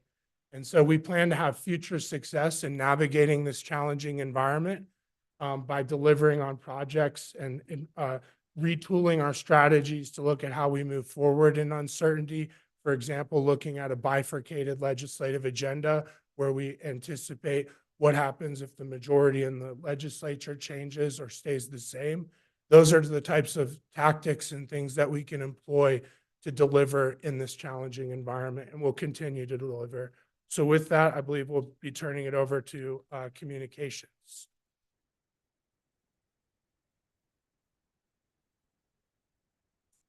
Hello, Chair, Vice Chair, and members of the board. I'm Melissa Randazzo. I'm the Communications Program Director, and I've been here about 6 months.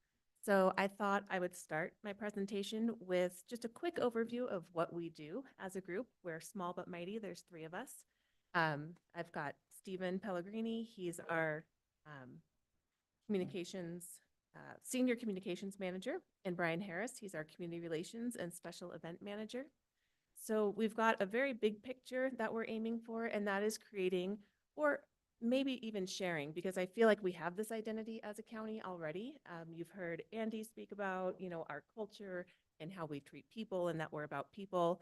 So that really builds into this identity that I'm trying to pull together along with our stories as a county, who we are as people, who we are as programs, how we are as different communities, and how we work together.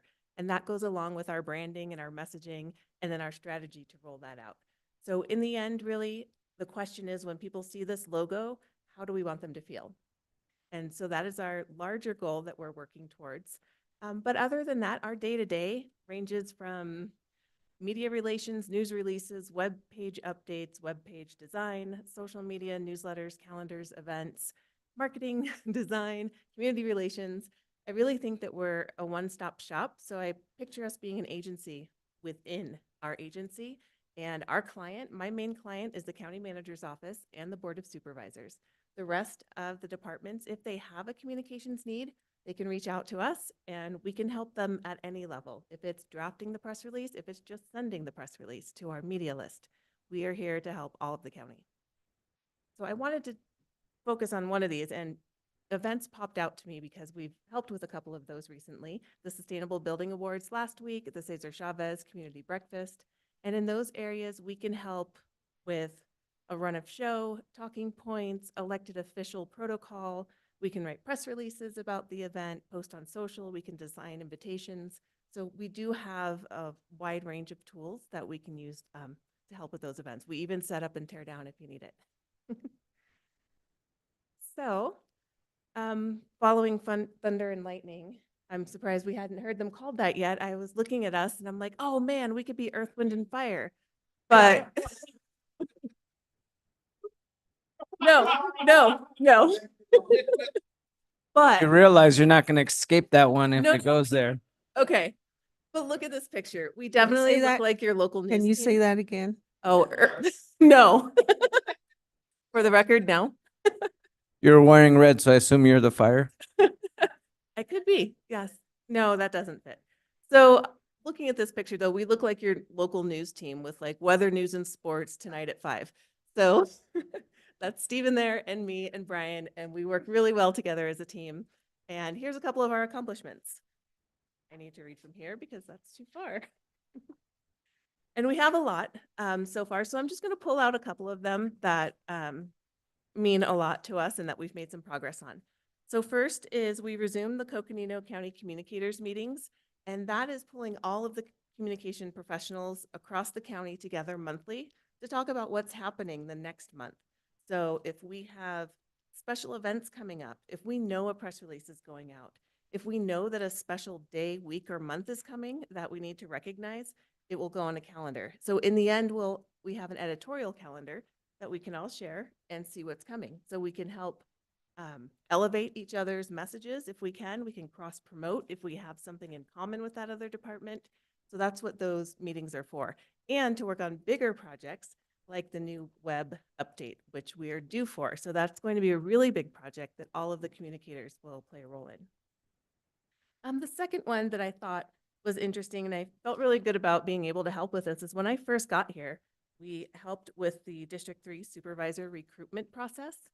So that went from, press releases, social media, the web page, the application, corresponding with the candidates here and there.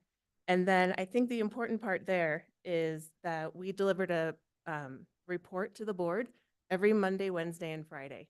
So the board knew how many hits we got on the website, how many clicked through to the application, how many applications we actually received, who liked and followed on social, who commented, who shared.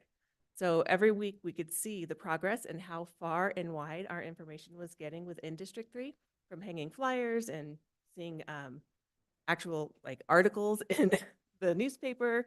And I think that was a really good process to go through, especially as a beginner, just getting here. I got to know everyone really well. And we've done that same process with the United Way campaign, and we just did it with CASA to help them recruit more volunteers. And that proclamation you approved earlier was part of their mini marketing plan. And so we usually sit down with the client and get really their goals, their audience, their messaging, and then we can match it with tools and then have a result. It looked like you have a question. Supervisor Horstman? No, but Oh, that's okay, good. great. I was going to say, but District 3 recruitment, look how well that Look turned at out. it, yes. Remains to be seen. So those were two really important, I think, accomplishments that we've had so far. But I do want to go back to the full year because, Stephen and Brian and actually Government Affairs they were keeping this rolling before I got here and doing a great job. So Stephen, we issued 156 press releases last year. So that's a mix of ones that came out of the county manager's office, that came out of the board, or any department that needed assistance with producing or sending a release. And then Brian, he was at 55 events last year, putting up that table and that booth and handing out our collateral and telling people at community events what was important and what was happening at the county at the time. So thank you to all of them for holding down the fort till I got here. And so issues and trends, managing social media, it really can be like wrestling an octopus. You have to, if you're going to fully engage, you need to fully engage. And so we need to make that decision of what direction we'd like to go with our social media, our countywide, if we want to use it as a one-way communication to notify our followers, or if we want to build our followers through engagement. So that's something we'll be analyzing soon and talking about. Let's see, adapting to local media changes. That's a big one because media, the main network of our media is in the Valley. So we need to keep track of them and what they're working on and maintain those relationships while they're shrinking. And the same thing is happening up here. Our newsrooms are shrinking. The editors, the reporters, the publishers, the owners, all of that is changing. And since we're a small market, a lot of journalists, it's a stepping stone, it's a bouncing spot. It's the beginning of their career. So we need to keep track of all that's happening. And as those newsrooms get smaller and smaller, it's diffusing those main sources that we're used to. So there's a lot of peripheral news sources that we need to get accustomed to and learn about. And the last one here is tracking the impact and influence of national media. And with that, it's a lot about being responsive as well and proactive. We want to have a voice in that media when a decision is made at any level of government. It will impact our residents, and we want our local reporters, national reporters, to come to us and want to know, does this mean I'm done? This light? Sorry. Okay. Now you see Fantastic. what our So, candidates and our done. speakers have to deal with. Okay, so Outlook really quickly. This is the most fun part because this is the new tools that I'd like to talk to you about. And I know I've already talked with all of you about the online newsroom, but for anyone else in the room or watching, we would like to have an online newsroom that has video, it has photos, it has interviews, press release, anything a reporter would need to put a story together about what's happening in Coconino County. So it could be every press release that we put out comes with media material. So our media market, which is centered 2 hours away, can just pull things off the internet and put their package together, and then we'll get coverage beyond our emergencies, which definitely, need that kind of coverage, but a lot of times they don't come up here outside of that. And the next one is the county podcast, and that one's going to be really fun. We're going to tell our stories, just how they are, the people we are, the projects we do, and it can even go beyond the county. It can go into, families, longtime county families, and talking with them about their history. The last one that I wanted to mention is State of the County. So we all watch the State of the Union, the State of the State, and so we want to start having a State of the County. And a lot like when the county manager gave that presentation in January about accomplishments, it would be like that, but just 1 year, and have some music, some fun interviews, video, and more graphics, kind of catch that attention and celebrate the successes that we've had over the past year. So I know I'm over my time, so I'm going to stop there. If you have any questions, I'm happy to ask or answer. Any questions by board members? Okay. Yeah. Yeah. Sounds good. All right. Thank you. Thank I you. am done.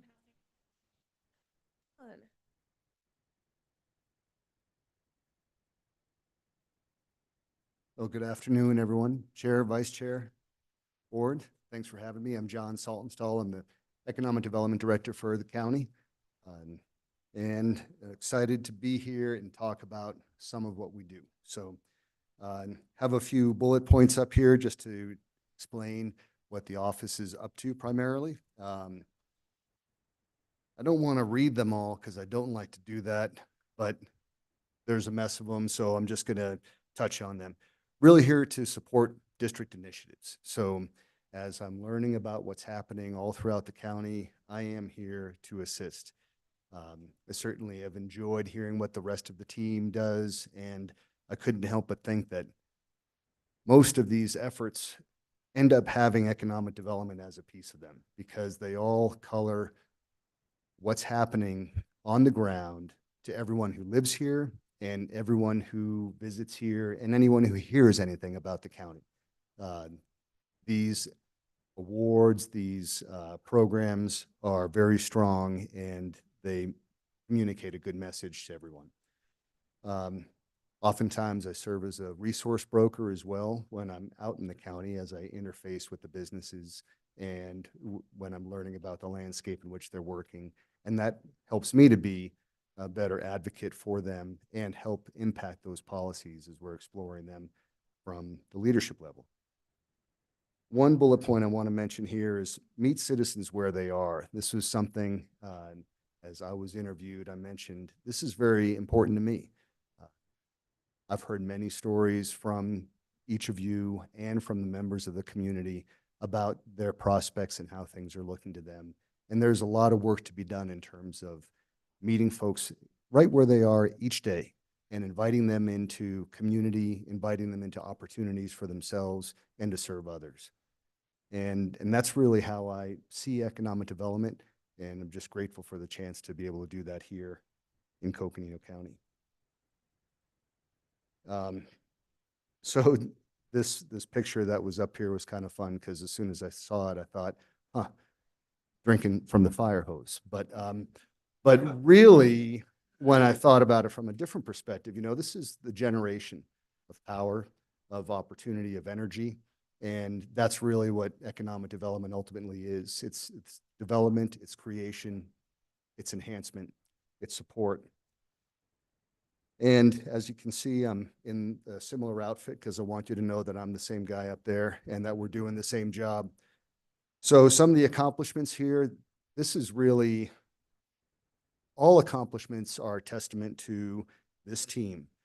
It's to testament to Mr. Chris Pastors, who was here previously, to Corey Ringenberg, to Gregory, and to Keith, and I'm sure to Sue and Andy, to Steve, to everyone, and people whom I haven't even met yet. So with that, I want to say that as I take a look at it, there's a lot of narrative development, a lot of capacity building. There were grants, there were partnerships built, many through the National Association of Counties, with the Economic Mobility Leadership Network, with the BREC program, building resilient economies and coal communities. And as we heard earlier from the Military Installation Sustainability Report, lots of great efforts that relate to advancing economic development for the region. In terms of issues and trends, you can hear them from everyone, and many folks have spoken to them. What I provided here is how I see things. And what I wrote is strong economies are built upon an empowered and skilled workforce, and upon communities with strong and productive identities. This goes back to that one bullet point: meet people where they are, grow, upskill. I've been a member of the local area, Arizona at Work, Coconino County Workforce Development Board since 2016.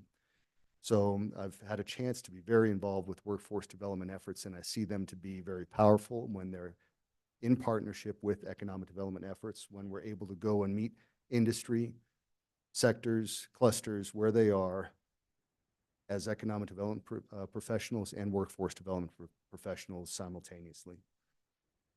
Outlook, it's all about enhancing existing and building new relationships. We've heard that mentioned a few times, but it's so important. Everything that happens in the world, every commonwealth is built from at least one relationship being built between two people and growing.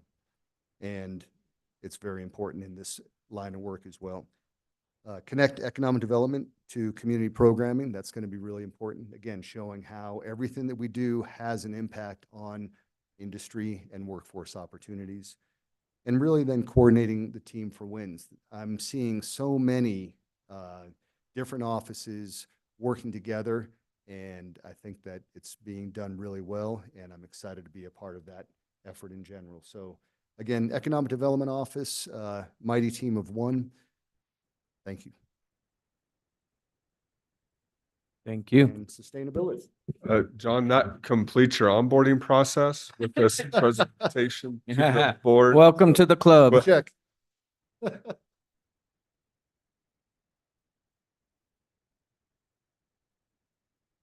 Hello. Good afternoon, Chair, members of the board. It is a pleasure to be here with you all this afternoon.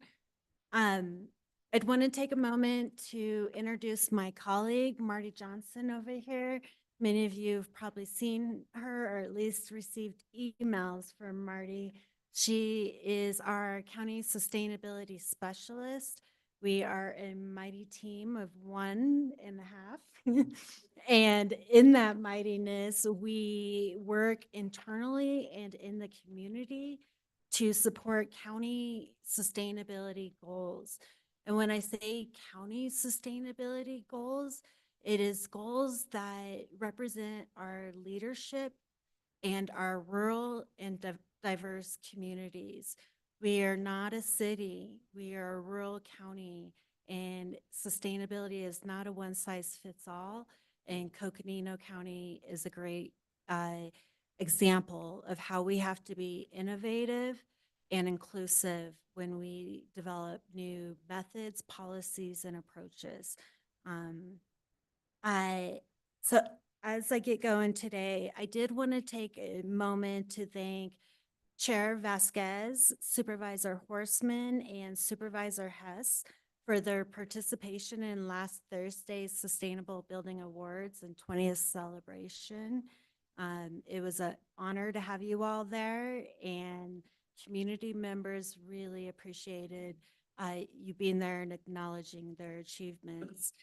Supervisors Fowler and Begay, we missed you, but hope to have you at an upcoming event as well. I also wanted to take a minute to thank the county managers and the county managers team for being a part of the event last Thursday as well. The support from the communications team made this event, I've been doing this for 17 years, the most professional event we've ever had. And so great work, Melissa, Stephen, and Brian, in putting that together. And I was saying during the event, we've not had such a great support team before. I'm used to like sanding the plaques as we're handing them out. And it's just it shows that as this program was elevated to the county manager's office, next month it'll be 2 years, that we have been able to grow in our efforts and our achievements through that relocation and being able to grow our partnerships. And all of these lead to a vision of enduring community and organizational prosperity and resilience from negative impacts associated with climate change, decreased natural resources, human health issues, and unsustainable practices. And when we say unsustainable practices, that's a wide gamut, but we could even say such as recycling. You know, it's a very, from basic to more complicated. And as our colleague John Stelton just mentioned, like economic development and diversity, equity, and inclusion, sustainability is a way of thinking, a way of doing, and it touches on every single department and community member. And we're very, again, proud and appreciative of being a part of that.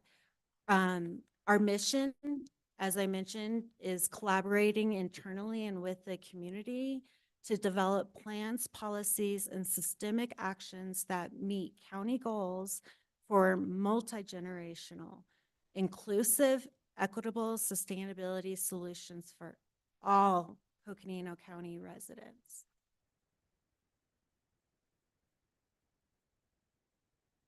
So our accomplishments, I wish I had more time, because I do love bragging about our accomplishments. But some of the key ones I want to hit on today is our involvement with some very important planning efforts in the community and the organization. We are active as stakeholders and technical advisory members for the county's comprehensive plan, for the facilities master plan update, as well as the City of Flagstaff's regional area plan. And all of these plans, as we know, are longstanding. They have a tremendous impact in our direction and on our ability to serve our communities now and into the future. So we've been able to provide direction on needs of the county. As we're talking about, I was just working on the regional plans energy chapter. And as the city's talking about electrifying buildings and transportations, we get to talk about what that looks like for Coconino County when many of our residents are not tied to utilities, and the undue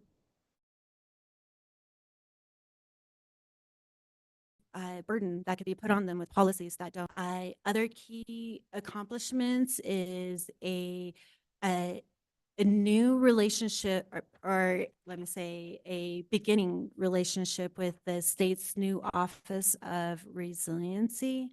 This has been a really important partnership for Coconino County.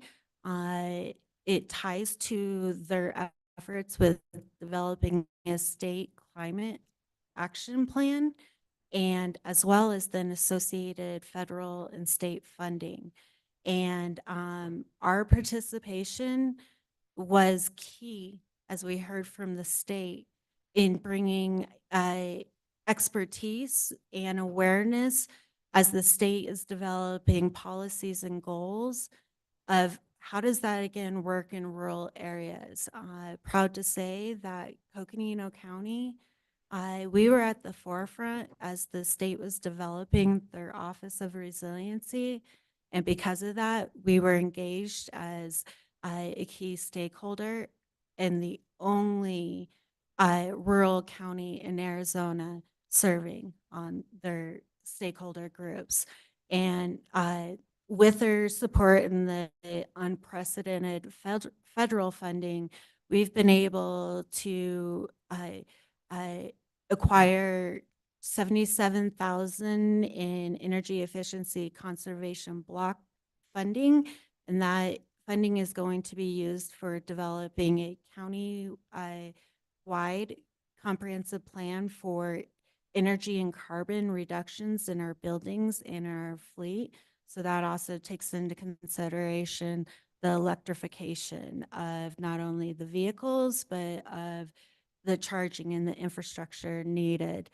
This plan will be key as we look for internal sustainability plans, as well as the potential of developing a climate action plan for Coconino County.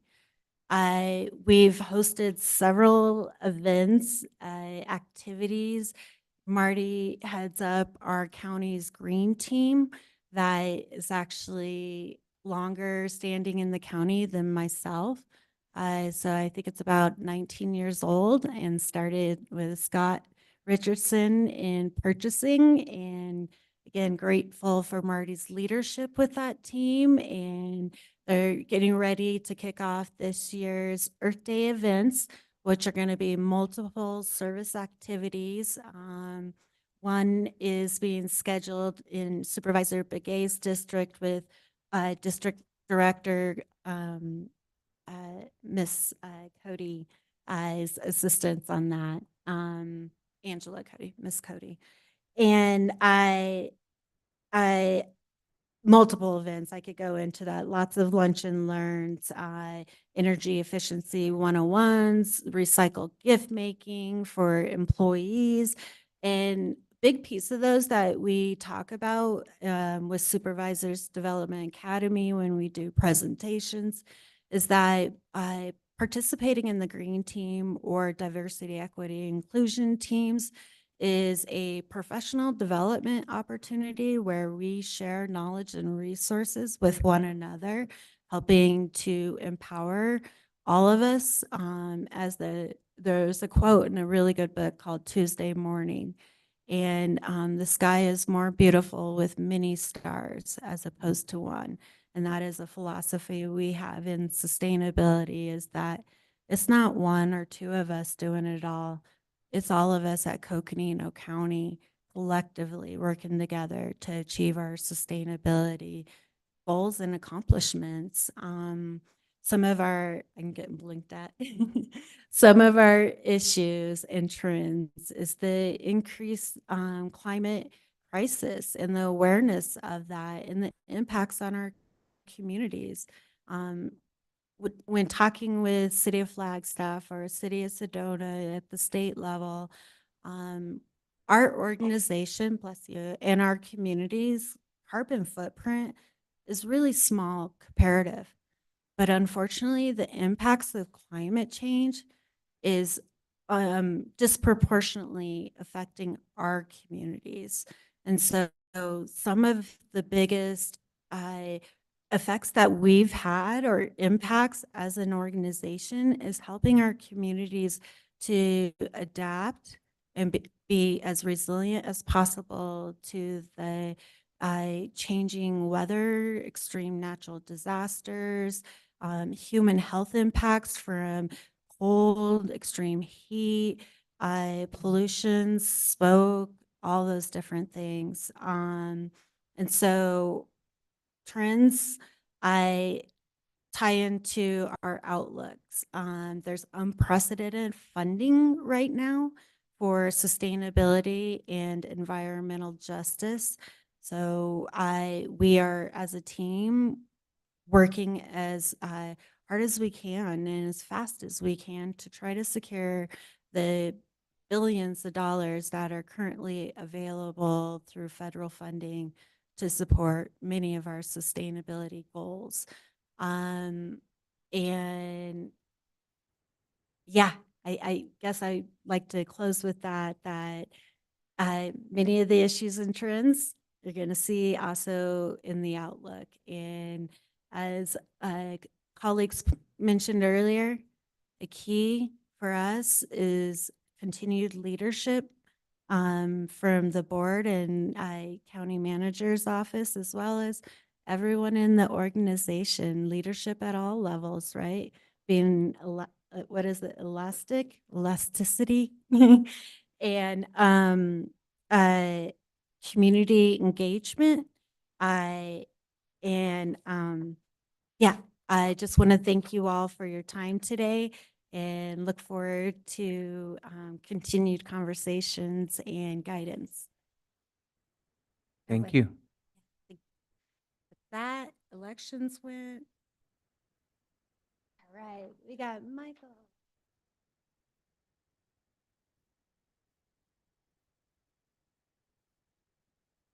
Good afternoon.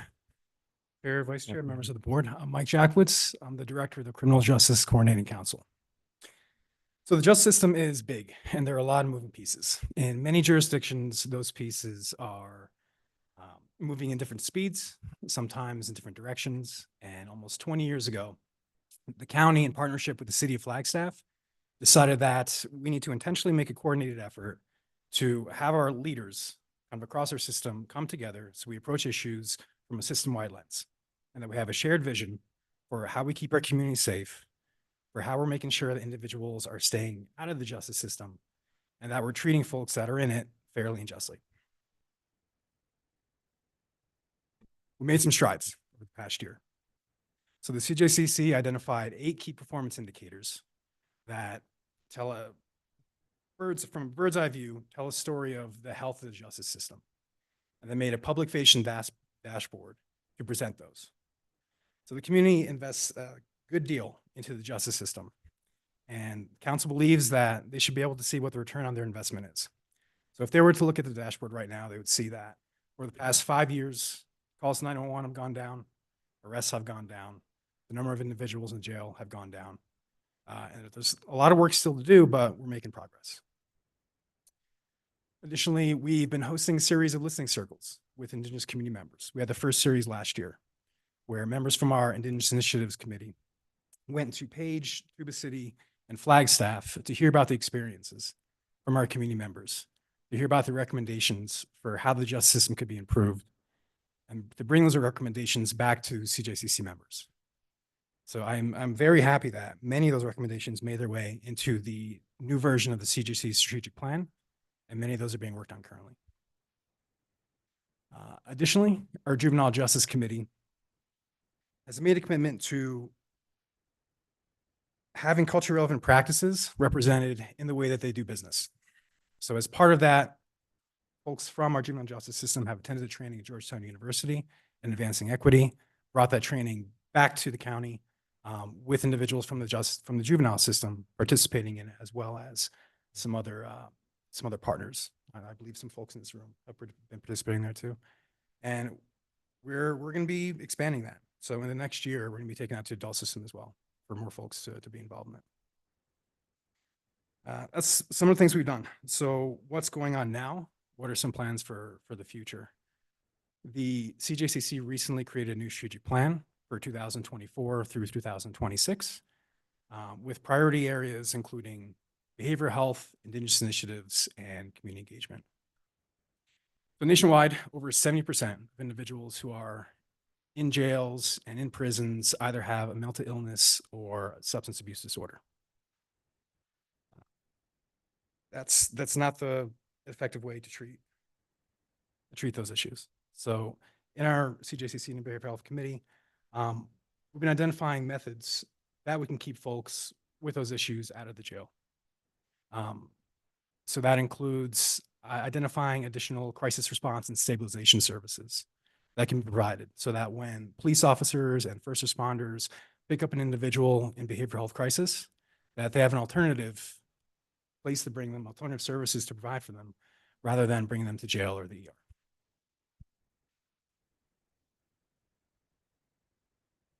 In our county, 27% of the county population are Indigenous community members.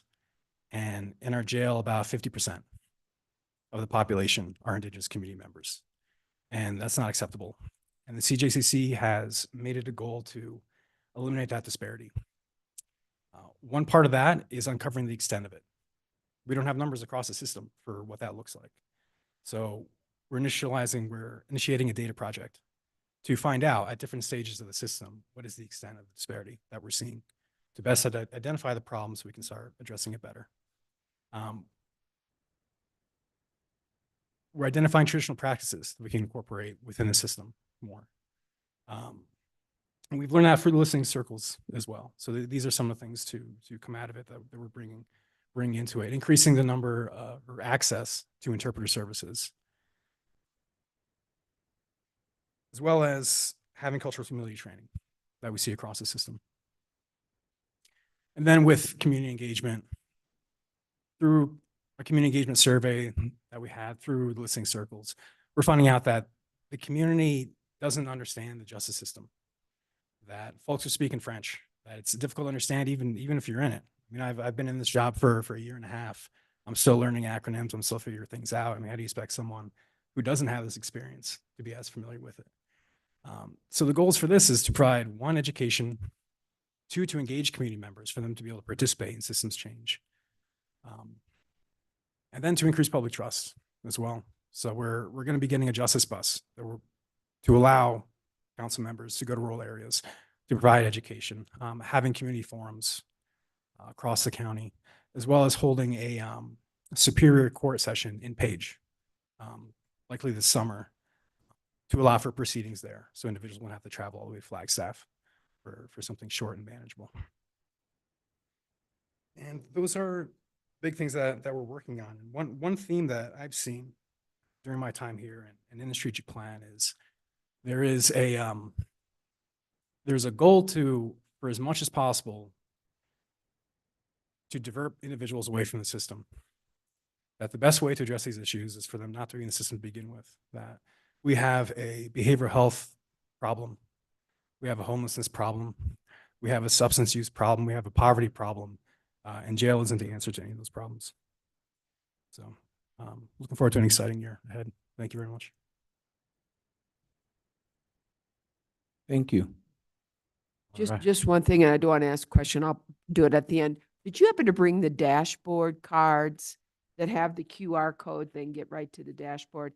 I got some to bring to the board and I can't find where I put them. So I wanted to make sure everybody had one of those cards. Thank you very much, Supervisor Horseman. I don't leave home without them. So I do have some dashboard cards to hand out to everyone here. All right, thank you. Next up, Workforce Innovation and Opportunity Act, and Billy Francis is online. All right, thank you. Floor is yours, Billy. Good afternoon, board members, Board of Supervisors, Chair, Vice Chair.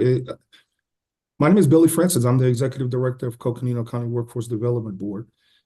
The Workforce Development Board is a group of individuals, partners, titles 1, 2, 3, 4, and 5 that collectively come together to support regional approaches, including segment partnerships, career pathways, and high-quality customer-centered support services. Basically, what that's saying, board, is that we're here to build a pipeline of skilled workers for our employers and meet our employers where they're at so that we can help them in this very unique time right now in workforce development. And it was great to see our economic development, welcome, John. It was great to see our new economic development partner talk about in this presentation, collaborating with workforce development, because we believe that workforce development and economic development goes together one-on-one. And we believe that that if one is driving the bus, that the other one is really sitting in the passenger seat, and that if we're going to bring economic development and workforce development to Coconino County, that relationship has to be strong. Slide, Billy. Next slide, please. Some of the accomplishments for Coconino County is, yes, everyone has been made aware of the summer youth collaboration. There is no success that is going to happen in the workforce development system without the partners. It cannot be a one-man show. It cannot be a one-program show. In order to impact the community of Coconino County, we need all of our partners to come together in almost a seamless fashion. The reason why the Department of Labor created a comprehensive one-stop, and we have one in our community. And board members, if you hadn't had the opportunity to go to the comprehensive one-stop on 4th Street, I challenge you to visit that location because it's a lot of the underrepresented population that goes there for the services that is provided through WIOA and the partners of WIOA. But the goal of that comprehensive one-stop is to have a seamless approach, right? We want a business owner or we want a resident of Coconino County to walk in that one-stop center and not know the different partners that are in there, but just understand that we're all there to meet their needs wherever it's at. Another goal that we're happy about is we were able to successfully fill the position of the one-stop operator.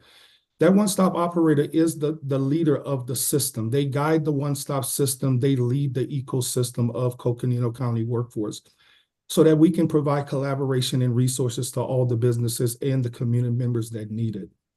Another thing that we're extremely excited about is we're able to bring $1.1 million to the county.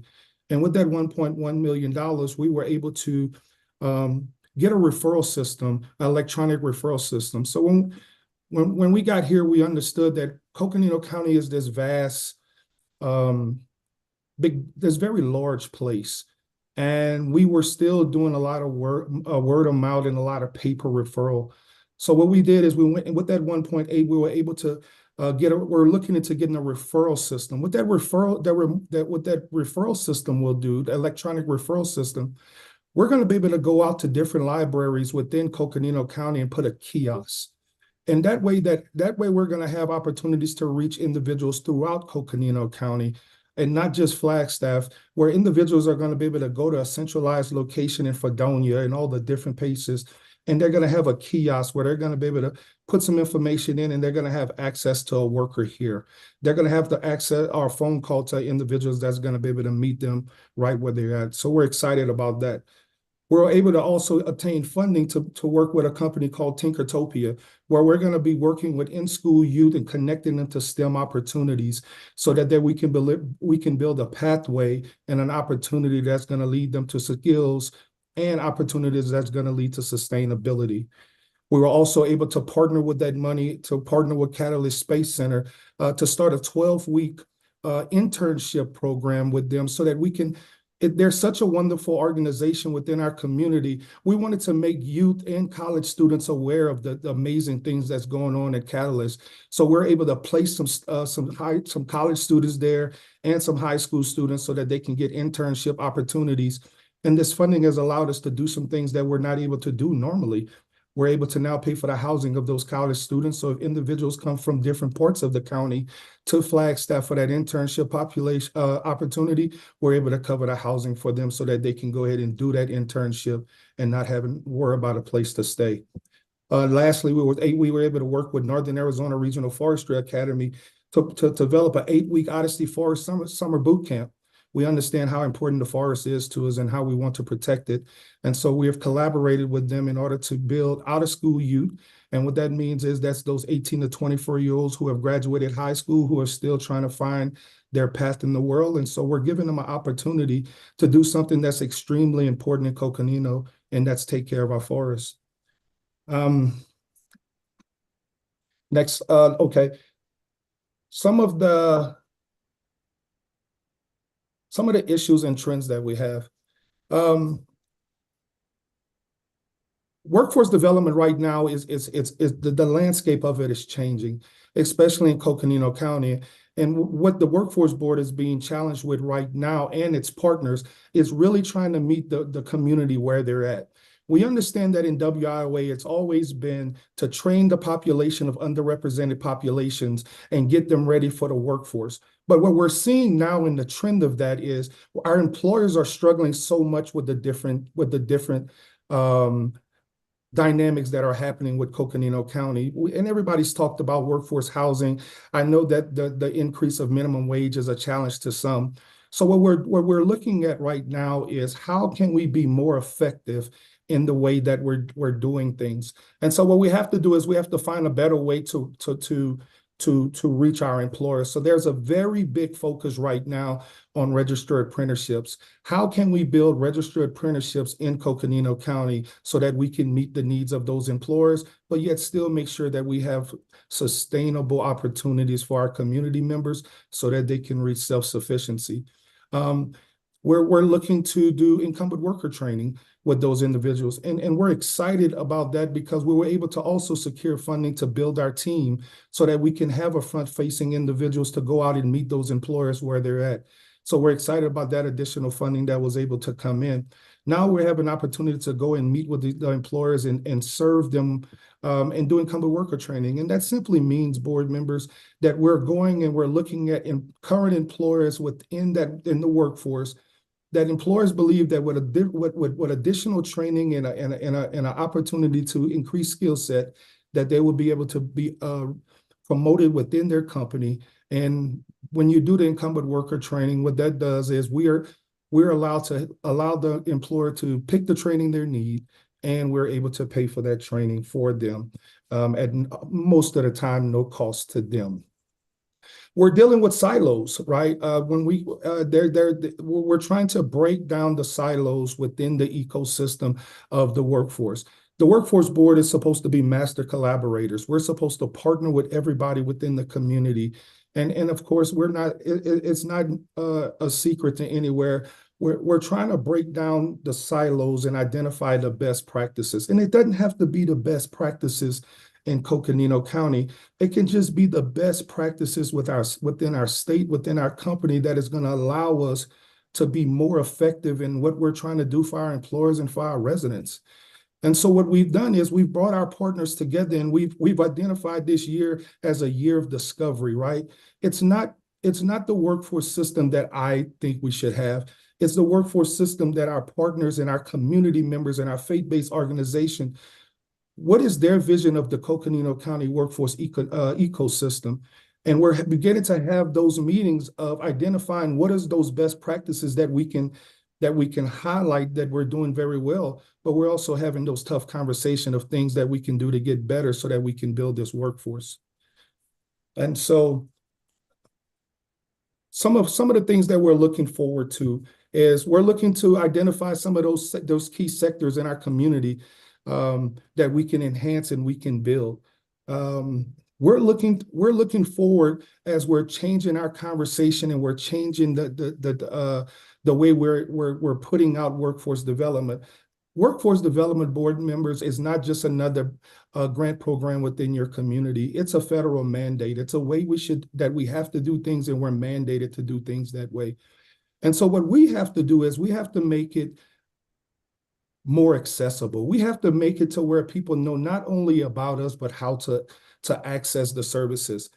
And then we have to be able to be a little more flexible with some of our things. So what we're doing is, one of the things we're looking forward to is we're going to set the standard to yes. We're looking forward to setting the standard to yes. Now, what that means is the answer is yes somehow, right? But we're going to work through it. I think what we can do is we can meet people where they're at. And if we set that standard to yes, and we work with individuals, whether they are a right fit for our program or not, we're supposed to be so connected to the resources and other things within our community. If we set that standard to yes, then what that's going to do for us is it's going to allow us to be a part of the conversation that is going to connect individuals to help them to get to where they're trying to get. We're looking to partner more with economic development so that we can understand exactly where workforce fits. You know, if I ask everybody in the room right now, and I've said this several times, if I ask you what workforce development means, if I go board member to board member, each one of you are going to give me a different answer to what workforce development is. WIOA and the Workforce Development Board is the training and development part of workforce development. It's not the housing part of it, but we're a part of that conversation. It's not the bringing in the businesses, but we're a part of that conversation. We are the training and development of workforce development, of economic development, of the workforce system. And so we're looking to get that word out. Also, we're looking to improve the opportunities we have by collaborating with adult ed in the community college in NAU to bring opportunities, to bring different jobs to the community. So there's a lot of different things that we're looking forward to. It's an exciting time right now because WIOA is transitioning. I'm sure you all have heard about the reauthorization that has been going between the House and the Senate. They're really trying to find a way to make WIOA and the workforce dollars more available and more accessible to the community. And so they've started a trend, and I'll send you more information if you'd like to have it, board members. They're saying, yes, we owe a can. We're trying to get away from the stigma of no, you don't qualify, or no, that doesn't meet the requirements. Because there's too many needs in our community. There's too many businesses that are that are struggling to find qualified workers, and there's too many community members who are living check to check and can use some upskills and training and a better job. And so we find ourselves in a very unique very unique time.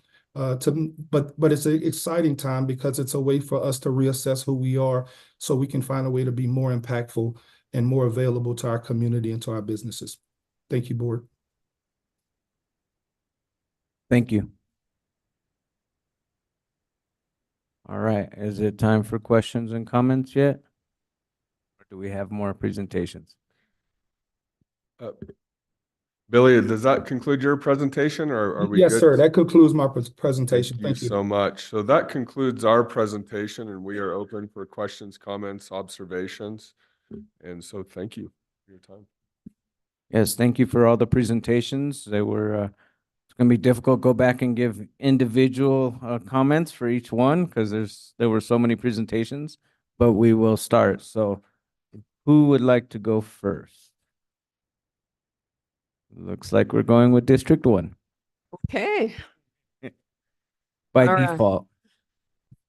All right, and I'm going to try to make it brief because you're right. We could probably spend the next hour for each one of the subdivisions under the county manager's office. So I'm going to try to make it really brief. And I'll try to go in order. Elections, Essler, great job. You know, I know that it's elections are in the crosshairs right now, and I think you and your team are doing an excellent job of ensuring the right to vote here in Coconino County, the warehouse, everybody who's been there. I know there's a number of volunteers, et cetera. Now I'm working with elections. They just give so many kudos and so much praise to what's happening there. So keep up the good work. I know we're going to be hearing from you a lot moving forward. And, you know, you're doing everything, in my opinion, what you can to really make sure our elections are secure, transparent, and safe here in Coconino County. Government relations, Thunder and Lightning. Yeah, you guys are a great team. And I want to thank you for all of your collaboration, coordination, communication on ongoing matters, and not just the craziness in the state legislature, but also assisting us with our advocacy, both on the state and federal level. And really appreciate that. And the proof is in the pudding. I mean, we have really been able as a county to accomplish tremendous things, including the legislation, funding, advocacy, and you've helped each one of us individually as board members and certainly helped the county as we move the people's agenda forward. So great job, guys. So, and they can't complain because now they've moved into new digs and they're really nice. So moving hardship forward. I think you got the best end of that when you moved across. So good job. Communications, Melissa et al. First of all, Melissa, I know you're new to the team and I really appreciate you coming on board. I think that was an area that we needed as a county to have it righted, quite frankly. And I want to tell you, I really appreciate your leadership there and directing other members on that team. I'm hearing incredibly positive results and comments from members of our community about getting the message and the story of Coconino County out there. And so I really appreciate that, appreciate all of your hard work on that. I know it makes it difficult because the world as we know it and news as we know it and news sources are ever changing. And I appreciate you're kind of going with the punches and all the work you're doing here in Coconino County. Love the idea about the county podcast. I tried to do that in District 1, failed miserably. And so I'm really looking forward to, really looking at that as a countywide, because I think it is another way to get the story out. State of the county, it's funny, we've talked about that. We liked the state of the county that was provided by our county manager earlier on, and think that would be a great idea to do and get out to the public. Economic Development Director, John, we hardly knew you. Oh, you're brand new. So it's great. Thank you, John, for joining the team. Economic development is very important out for all parts of Coconino County, especially the rural parts. So I know all of us are going to look forward to taking you out to our counties to introduce you, or to our districts, to introduce you to a lot of the organizations and municipalities so that you can really work together with them. So welcome aboard. It's great to have you. Sustainability, and Amanda and Marty, thank you for all you do. You're keeping us doing what we should be doing and looking at the future of Coconino County and the future for our planet. The Earth Day events, I want to hear more about them. Are you going to be part of the events that are out in, okay, you are Bushmaster. Okay, great. So we'll see you out at Bushmaster. And really, the Sustainable Building Awards, it was certainly my pleasure, and I know I can speak probably when they will for themselves, but my colleagues as well. It was really wonderful. It was great to see some of the innovations and the building materials and the innovations here in Coconino County. So it was really my pleasure to be part of that. So we move forward. I look forward to a continued discussion and getting out to the community, the difference between the city of Flagstaff and Coconino County when it comes to electric vehicles and the challenges, not that we aren't going to try to meet those challenges, but the challenges that are truly out there. CJCC and Michael, I have to tell you, when I joined the board 3 years ago, and having come from a law background, I was very excited about being a member of the CJCC board and being involved in that process for communication and networking throughout the criminal justice system. And I can tell you, I was so disappointed. And now I want to tell you how happy I am, and the type of leadership and the way that CJCC has moved forward. I think that, quite frankly, everything that was envisioned of what CJCC is now being realized. I know there's still more to be done, but I just want you to know how incredible it is to go to those meetings and to hear the cooperation and collaboration and the common message, which is pretty incredible when you talk about criminal justice systems, when you're talking about the defense, and you're talking about the prosecutors, and you're talking about everything in between, probation and everything in between. And I can tell you, to have everybody speaking with one voice, and you're exactly right, it's to divert people away from the system. Once they're in the system, boy, it's a whole different ball game. And, the intervention, the redirection, the diversion, the specialty courts, we should be really proud of what's done here in Coconino County. And thank you for your leadership, and really look forward, and I'm excited about going to those board meetings now and seeing what you're doing. And I'm really going to highly recommend use this QR code and seeing the data and the subgroups and what they've come up with. And I got to talk a little bit about Amon Barker. Oh my God, he just took it like a dog with a bone, and he has run with it. And certainly I think everybody is, feeds off the energy that he and others have brought. So thank you. Great job.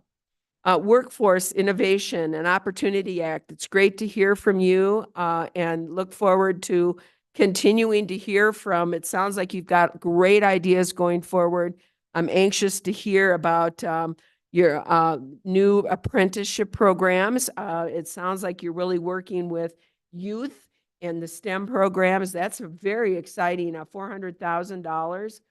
400,000 from Arizona at Work, Coconino County Workforce, to really work in STEM and to, get knowledge and skills with our kids. And so expanding training and expanding opportunities in Coconino County is what it's all about. And so I look forward, I'm excited to hear as that proceeds and getting updates from you on that. So as always, thank you so much for your involvement in that. So that's my comments, and I tried to do it quickly. And I guess I didn't mention about our leadership staff, the county manager and the deputy county managers. You all make it happen. You keep the ship upright and keep it moving forward. And I know it's not an easy task. You not only have the oversight of all the departments and the personnel within Coconino County, you've got to do with us. But we really appreciate you working together with the board, and thank you for your leadership and overall direction here in Coconino County. We serve our community well, our communities well. We serve the people of Coconino County very well, and we could not do it without you. So thank you so much. Thank you, Supervisor Horstman. Next comment by supervisors. Supervisor Hess. All right. Hey, this was good. I've had a great opportunity of learning as much as I can. And this took it and solidified that everything you guys are doing, everything you're saying, I'm really, really lucky to have stepped into a well-greased machine. You guys are doing an amazing job. I mean, it's really nice. And we're, even with the new hires, we're just going. And it's so awesome to be part of a team where everyone is here for the greater good.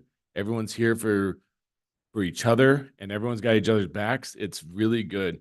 I'll start from the top. Management. I had no clue what I was stepping into, and you guys really helped me to understand and really worked with me, and we're gentle. But it was amazing to see the size and the scope of our county and how we work, and you guys to break it down so simple is really hard to do, and yet you guys did that and accomplished that on a daily basis. So continue to do that and continue your leadership. It starts from the top, and I think our county manager and our deputy managers are doing an amazing job working with everybody and motivating. Leadership starts at the top, and you guys are the definition of do as I do. You guys aren't the ones that say, do as I say. You guys are always leading from the front, and I appreciate that. Government affairs guys, you guys have been on top of it and really helped me to get knowledge to another level with very complex scenarios and situations, and I appreciate that. And I've used your words to get out there to people and explain. So you guys, your work is appreciated and duplicated. I mean, I'm regurgitating everything you guys say, and it really is amazing that you guys can do what you do. And caps off to you guys working your tails off and getting that money for us so we can continue to help our county. So I know you guys will continue to do work. It's not even a question. You guys are hard workers. Communications, listen, one of the first things I said during onboarding was, I'm going to make sure I lean on you. That way I don't say anything wrong, but we're almost there. She's keeping me really straight. She's helped me out with my first interview and really gave me some good talking points and made sure that I wasn't as scared as I was. So thank you very much. Econ development, welcome to the team, bud, me and you. We've already met twice, and that's amazing. And he's right next to me in the office now, so I'm going to be bugging him. So John, there we go, man. Hang on. Sustainability, it was so fun. Thank you for letting me come and be part of that. I have so many more questions, and I'll be bugging you. I want to live from the front. I want to have solar. I want to have all those things, and that award ceremony was so motivational, and it was so fun. I stayed for like a half hour afterwards. I think they almost had to kick me out. I was talking to people. So that was awesome. Continue to work hard as you're working and keep me informed. I crave the knowledge, and I know my district and everybody in the county craves for that knowledge. So keep feeding me the information. I'll continue to help you and as much as I can. Elections, you guys are doing great. Thank you for what you're doing. You guys have a hard road. We've already said that. Whitney, my campaign manager, AKA my mom, says thank you very much. You really broke it down and helped her, and she really appreciated that. And I think I've told you before, but I'm gonna keep telling you that was a highlight and very helpful. And Stan too. Tell him both of you guys did amazing. That's heard you. I don't have to praise you anymore. You're good. Billy, hey man, we've only met once. I think we need to get together a couple more times so you can get me up to speed. I still, as you know, it's confusing. Come get with me and let's talk. And really want to help you out and work for and how I can be in there. You've got a big program, and I want to be able to know the insides and outs of it so I can help you. CJCC, we got to get together. You're probably the only one in here I haven't had. You're busy, man, and I hate that you're busy. I want you to not be busy. So let's get together. Yeah, I want to keep everyone out. Your education that you're going to push out there. I was having dinner last night, and I've said this. I was talking about how our criminal justice system has taken a whole new approach, and how that is just it's enlightening, and it makes me feel good to be part of the county because our criminal justice system has taken a different approach, and that's awesome. That's probably the biggest thing. I was literally talking that last night. So without even knowing your name, I was praising you.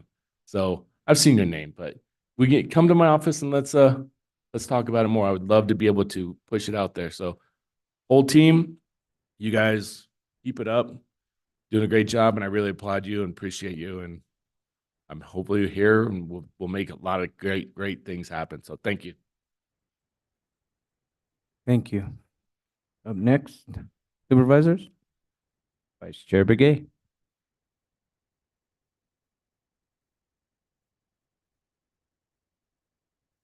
Okay, I just want to say thank you to all the departments that did the presentation today.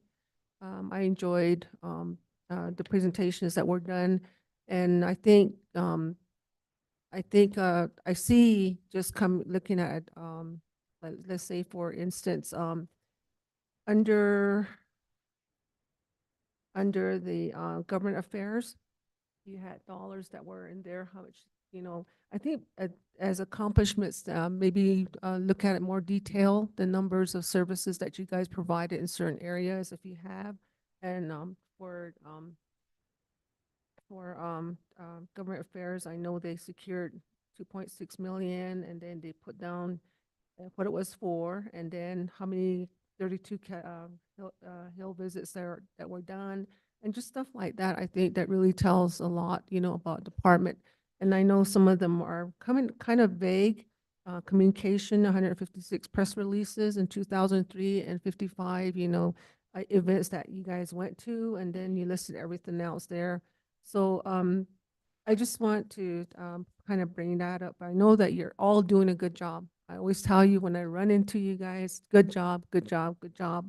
And I really appreciate you being a part of this board, to ensure that that you guys are out there doing the job and doing what you're supposed to be doing, and with the staff that you have. And as always, the staff is really important, and that they're the ones that help us directors in achieving our goals and objectives that we have for the year, and to make it look good in our reports. So I just want to say also that elections, thank you so much, for all the hard work you guys did, with the staff, getting a building, and you guys were already situated. You guys had everything in order, and you got everything up till tomorrow, yesterday, that's all completed. So, things like that, I really appreciate that. And we look at things like that as far as the elections. There's special elections that are coming up and things, and you guys are already, making all these arrangements, to ensure that, these elections are followed through and accurately, and, the transparency type of part of that is a big thing, to across all elections. And so I just want to say that. And then also economic development. Thank you. I know you're new, but you visited our office, and we sat down and talked about the rural communities that we have out there, and the expectations of the communities are. And so and I know that you're willing to see what you can do to assist, and then also with all other parts of the county too. So, and then sustainability. Thank you so much for, involving the board members, to come to these meetings, and means a lot because of the plans that you're putting together, and you're pretty much making sure that we're engaged, as board members, and I really appreciate that. So and so I just want to say thank you so much, for all those efforts too. And planning is a hard thing because you have nothing to start with, you just start from scratch, and, you build upon that. And it takes a lot of meetings, a lot of effort and time, just to do that. So, and then government relations, yeah, good job. Communication, economic, sustainability, and CJCC. Thank you so much for all the hard work that your department is doing also. And there's just one question I had for you. It said you mentioned something about elimination of overrepresentation of indigenous populations in the CJ system.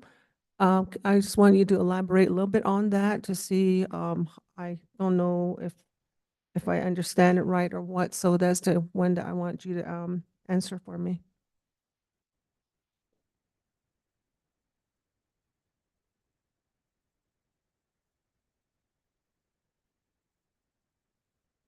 Hi, Surprise. Okay. So the elimination of the overrepresentation refers to the fact that 27% of county residents are Indigenous community members. But there's a much higher percentage of Indigenous community members that are within the criminal justice system. So we don't have numbers across the board through various aspects, but for some of the numbers that we do have, we can say that about 50% of individuals who are in the jail, I believe it's 48% in 2023, were Indigenous community members. So it's a much higher percentage than what we're seeing in the county and what we would expect or hope for. Okay, so for that reason, I just think that, we should be able to use numbers, percentages, and, just anything to help us better understand what's being presented to us as a board. But overall, thank you, Andy, Sue, Steve, and our legal department. I really appreciate all of you, and all the staff. That there's so much that happens within the county, and I'm glad to be part of it. Like I said before, and it's just a day is a new day, and it's just full of people that really, really make the effort to make things happen and work together. So we just all need to keep together, work together for one another, and be there for one another. In anything that we all participate in. So we as board members also, we have to be the same way. We have to be setting the example, of how to work together and be there for one another. So thank you so much. Thank you. District 5. Hey, teamwork.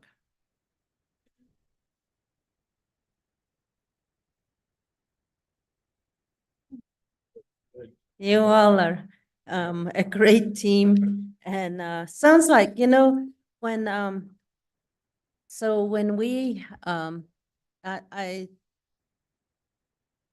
been here for quite some time, and through the years we've been reshuffling the county here and there, the administration, and so now we're in identify as teams, and this is the county management team.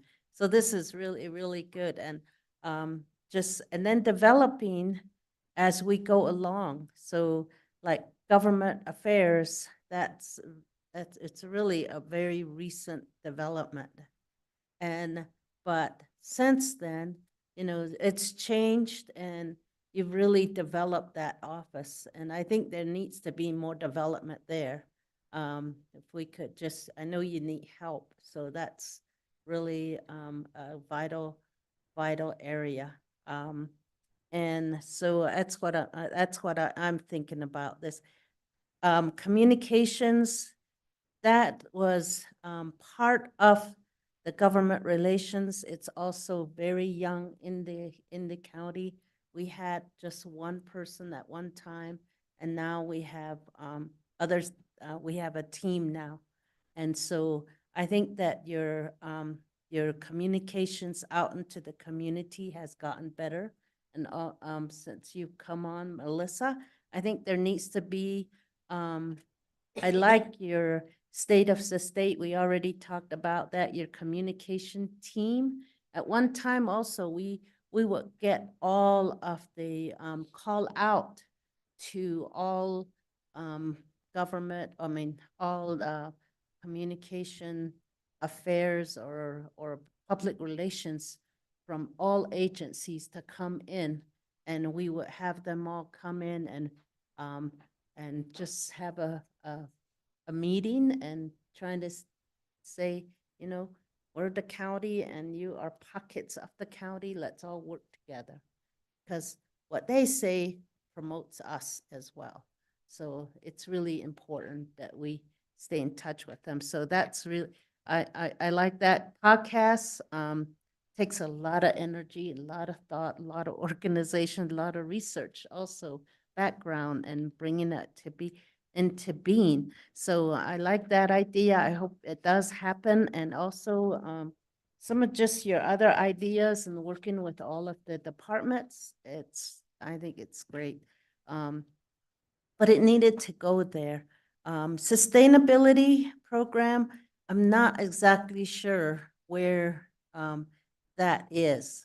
I don't know how you work with the whole county and how the idea of the buildings here and I think it's great, your community or develop the buildings program, but you got to be able to afford that.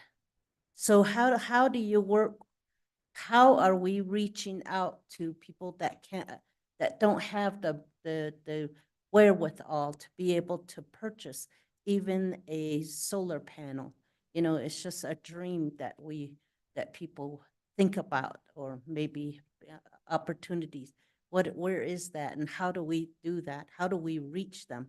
So I'm not sure where sustainability is right now. I think it's great what you do right here, but I think throughout the county and some sustainability programs and other counties, they really work with renewable energy projects there in the county, and really researching that and putting a plan together for that.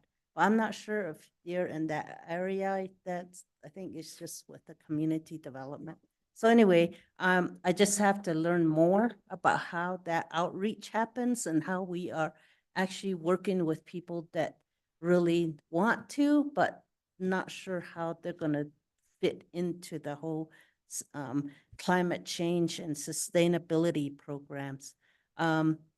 The CJCC, Michael, CJCC was established and it went all over the place. At one point, it even said it wanted to be its own organization, create its own nonprofit organization, but it didn't happen. It stayed here and really hung on to it. And since you've come, Michael, you've really developed the whole team. CJCC is a team, and that is something that really had to be brought home, and you really did that. And your community outreach, you've been working on that, especially reaching out to Native Americans and creating these groups. I thought that was really great. I mean, it's just the group deciding this is how we're gonna do it and this is how we're gonna work together.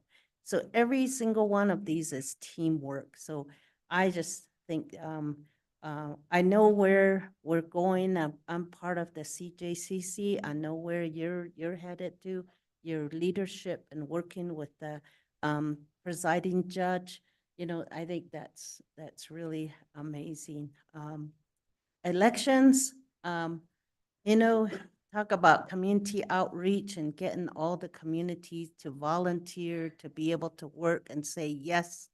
I don't know how you get people to those polls to be able to sit there all day and work there, and even our own staff here. But you're doing an amazing job to be able to keep up the numbers with just the pressure, the pressure that is being put upon. And then the legislative part is so important that you all have to track, and some of that is going directly to the voters again. And that is really scary. These are really scary times, and we're, so in all that realm, though, you're able to stay very professional and be able to work with everyone, all the candidates and just in the community, making sure that you, people vote, safely, and working across the state. Esler, you're part of the Arizona State Elections Directors Association. You're the vice chair, or you the chair now. So just putting yourself out there and being the leader in the election world in the state of Arizona is just amazing. So thank you, and your amazing team. So yeah. So I don't have any questions on elections, and then the workforce development, we have a long ways to go.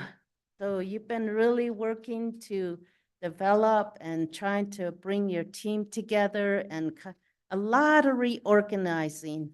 And it looks like you've come a long ways, just from what you presented to now, but there's so much more to be done. So I'm really happy that you're staying with us, even though it's really cold, and you actually, it looks like you've gotten comfortable with snow. It's right behind you. I remember the first time you came, like, snow, what is snow? So it's just, you know, just your board, I think the diversity needs to still be brought in, like your vision of doing that. I think that's really important. Yeah, so Billy, thank you.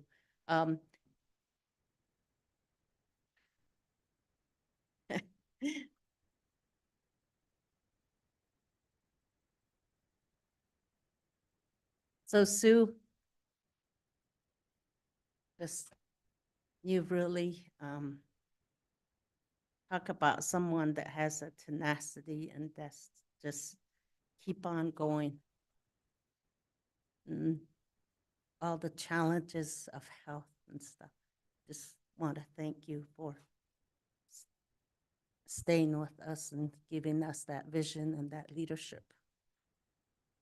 And so I know that staff morale is really important.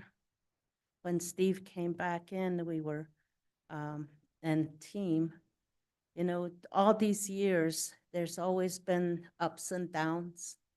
And I think that when way I see it right now, and just from my perspective where I sit, I think the county is in a really good place right now. These changes that have happened and is happening is really, really healthy. And everyone being able to work as a team.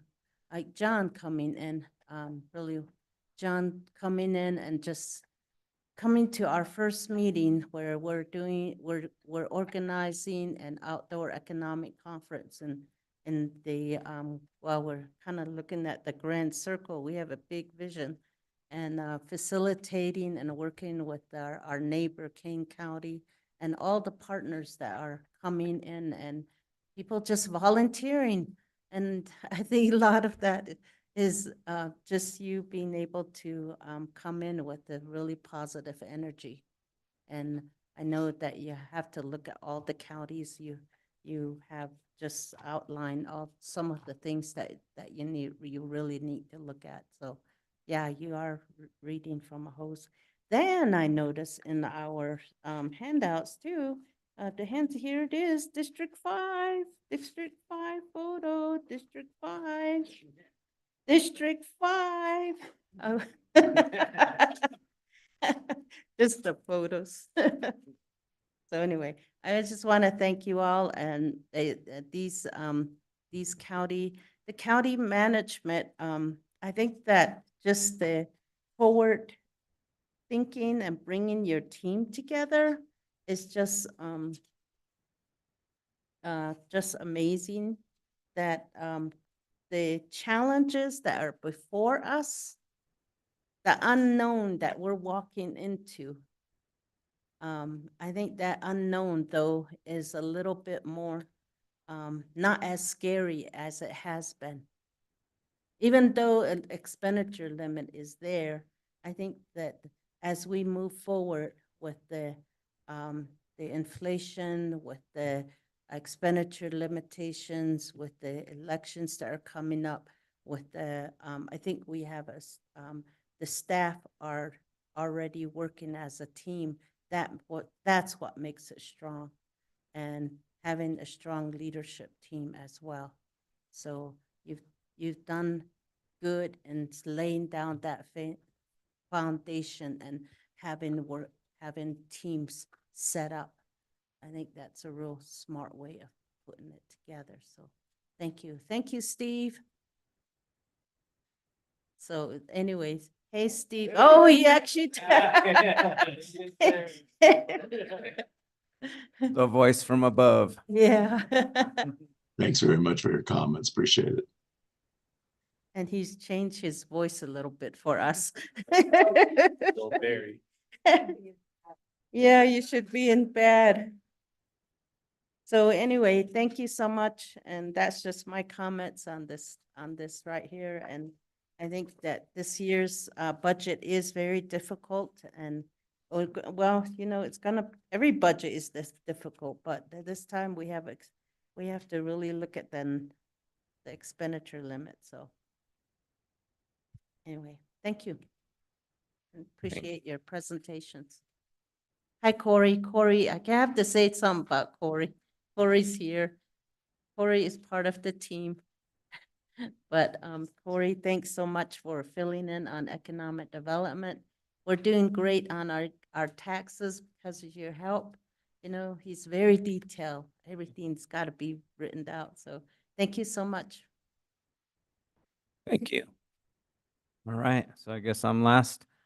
First off, I'll start with the executive management team. I just want to say thank you, and I appreciate you going through organizational resilience as that process of framing how your office works, and I appreciate all the manager and the deputy county managers for their leadership. We've gone through good times and bad and difficult times, but we've managed to do it together, and appreciate your leadership through those different areas.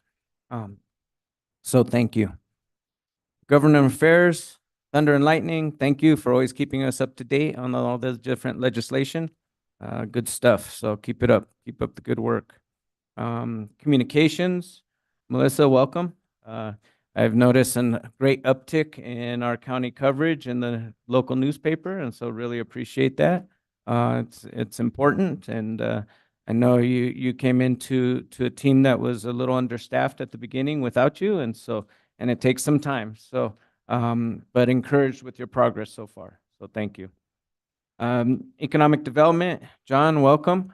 Look forward to working with you more in the future. You've only been on for what, maybe a month, even less, 4 weeks. Okay, I got it right. And so there's a lot to learn in those 4 weeks and a lot of connections to be made. But I'm really excited to see those transferable skills from your time at City of Flagstaff into Coconino County, and look forward to seeing that process. Thank you. Sustainability. I really enjoyed the awards from the other day, and really encouraged. The one thing that I did notice, and which was something that Supervisor Fowler touched on, is just affordability of sustainability, because I noticed that all the folks that were receiving awards actually have the money to invest into those sustainability practices. And how do we get those sustainability practices more affordable so they're more usable in more projects that impact more people? So I really encouraged with what sustainability has accomplished and where we're going with it. The one area that I thought of as well is, as today in public comment, there was a request about our EV fleet and how that is internal assessment of our fleet. And so I just wanted to mention that and see if we could continue with that internal assessment. And I don't think the community is asking for us to make that change right away, but they are asking for us to show that we have a plan on how to get there. And so as the sustainability department, we're depending on you to help us lead that way. So thank you for your work. Elections, great job in a difficult climate. It is not easy what you guys are doing, but I really appreciate all the transparency and all the hard work to show and demonstrate to our public that Coconino County has free and fair elections that are transparent. And so great job. And then on the side note, as a candidate applying, you guys made the process very easy and very professional, and I just wanted to give you a shout out for that. So thank you. And I'm sure my colleagues would also agree with that. Let's see, Criminal Justice Coordinating Council. I just have watched your group grow under your leadership over the last, I believe, 2 years now, correct? 3? 2.5, okay. 1.5, okay. I'm getting it. I remember it's been since I came on that you were chosen. Less than 2. Well, in the less than 2 years that you've been in the lead, I've really appreciated your leadership and seeing the progress of the group and looking at different issues in our county, especially looking at the jail population and how to decrease the Native American contribution to that population, let's say. The fact that the jail population is double what our Native American population is in the county is something that needs to be addressed. And I appreciate the council looking at ways to address that, because some of those are systematic and some of those are economic. And so and some of them are health issues. So we need to figure out how to deal with that in a way that isn't just locking people up. And so I appreciate the conversations that your council has been leading on. So thank you. And then workforce development, look forward to seeing some of the changes that happen now that you've co-located in another space, and hopefully that gives you the opportunity to really bring forward some of these plans and ideas that have been kind of floating around, and so that way we can help develop our workforce in conjunction with our economic development and some of the other factors, so that way we can really help make a change for our community here in Coconino County, working forward. So thank you, Billy. Appreciate the work. So that's my comments on this presentation. Really appreciate everybody today who presented and gave us a sense of all the departments that are under the county manager's office. So we really appreciate you. And with that, I'll hand it over to our deputy county managers. Thank you. And Steve may want to give a few closing comments as well, but I think we also need to note Felice Weems and Jen Hammond, and working directly with all of our district directors, all of you, oftentimes first point of contact with our citizenry, particularly as people visit this building, and the success of our events like the County Supervisors Association forum that we hosted. And again, we are the best for a reason, and that's because of that commitment to public service, and they represent that so well for us. Just working to ensure that it goes, that those events happen in the best way possible. And then a few folks, John noted, Corey, that transition with economic development. Corey was actually in the National Association of County News with his Diamondbacks jersey on, as if he had just hit a home run. And so thank you, everyone. Yeah, so he's our utility player, and so thank you. Good job. County Manager Prue, would you like to say anything? No, I think I'll just say thanks to the team for everything they do, and I'll just get well as soon as I can and get back to the office. Thank you. Great, thank you. Please get well. Take care of yourself. Okay, in that case, anybody else have any comments about county manager's office? In other words, in that case, thank you, everyone that presented today.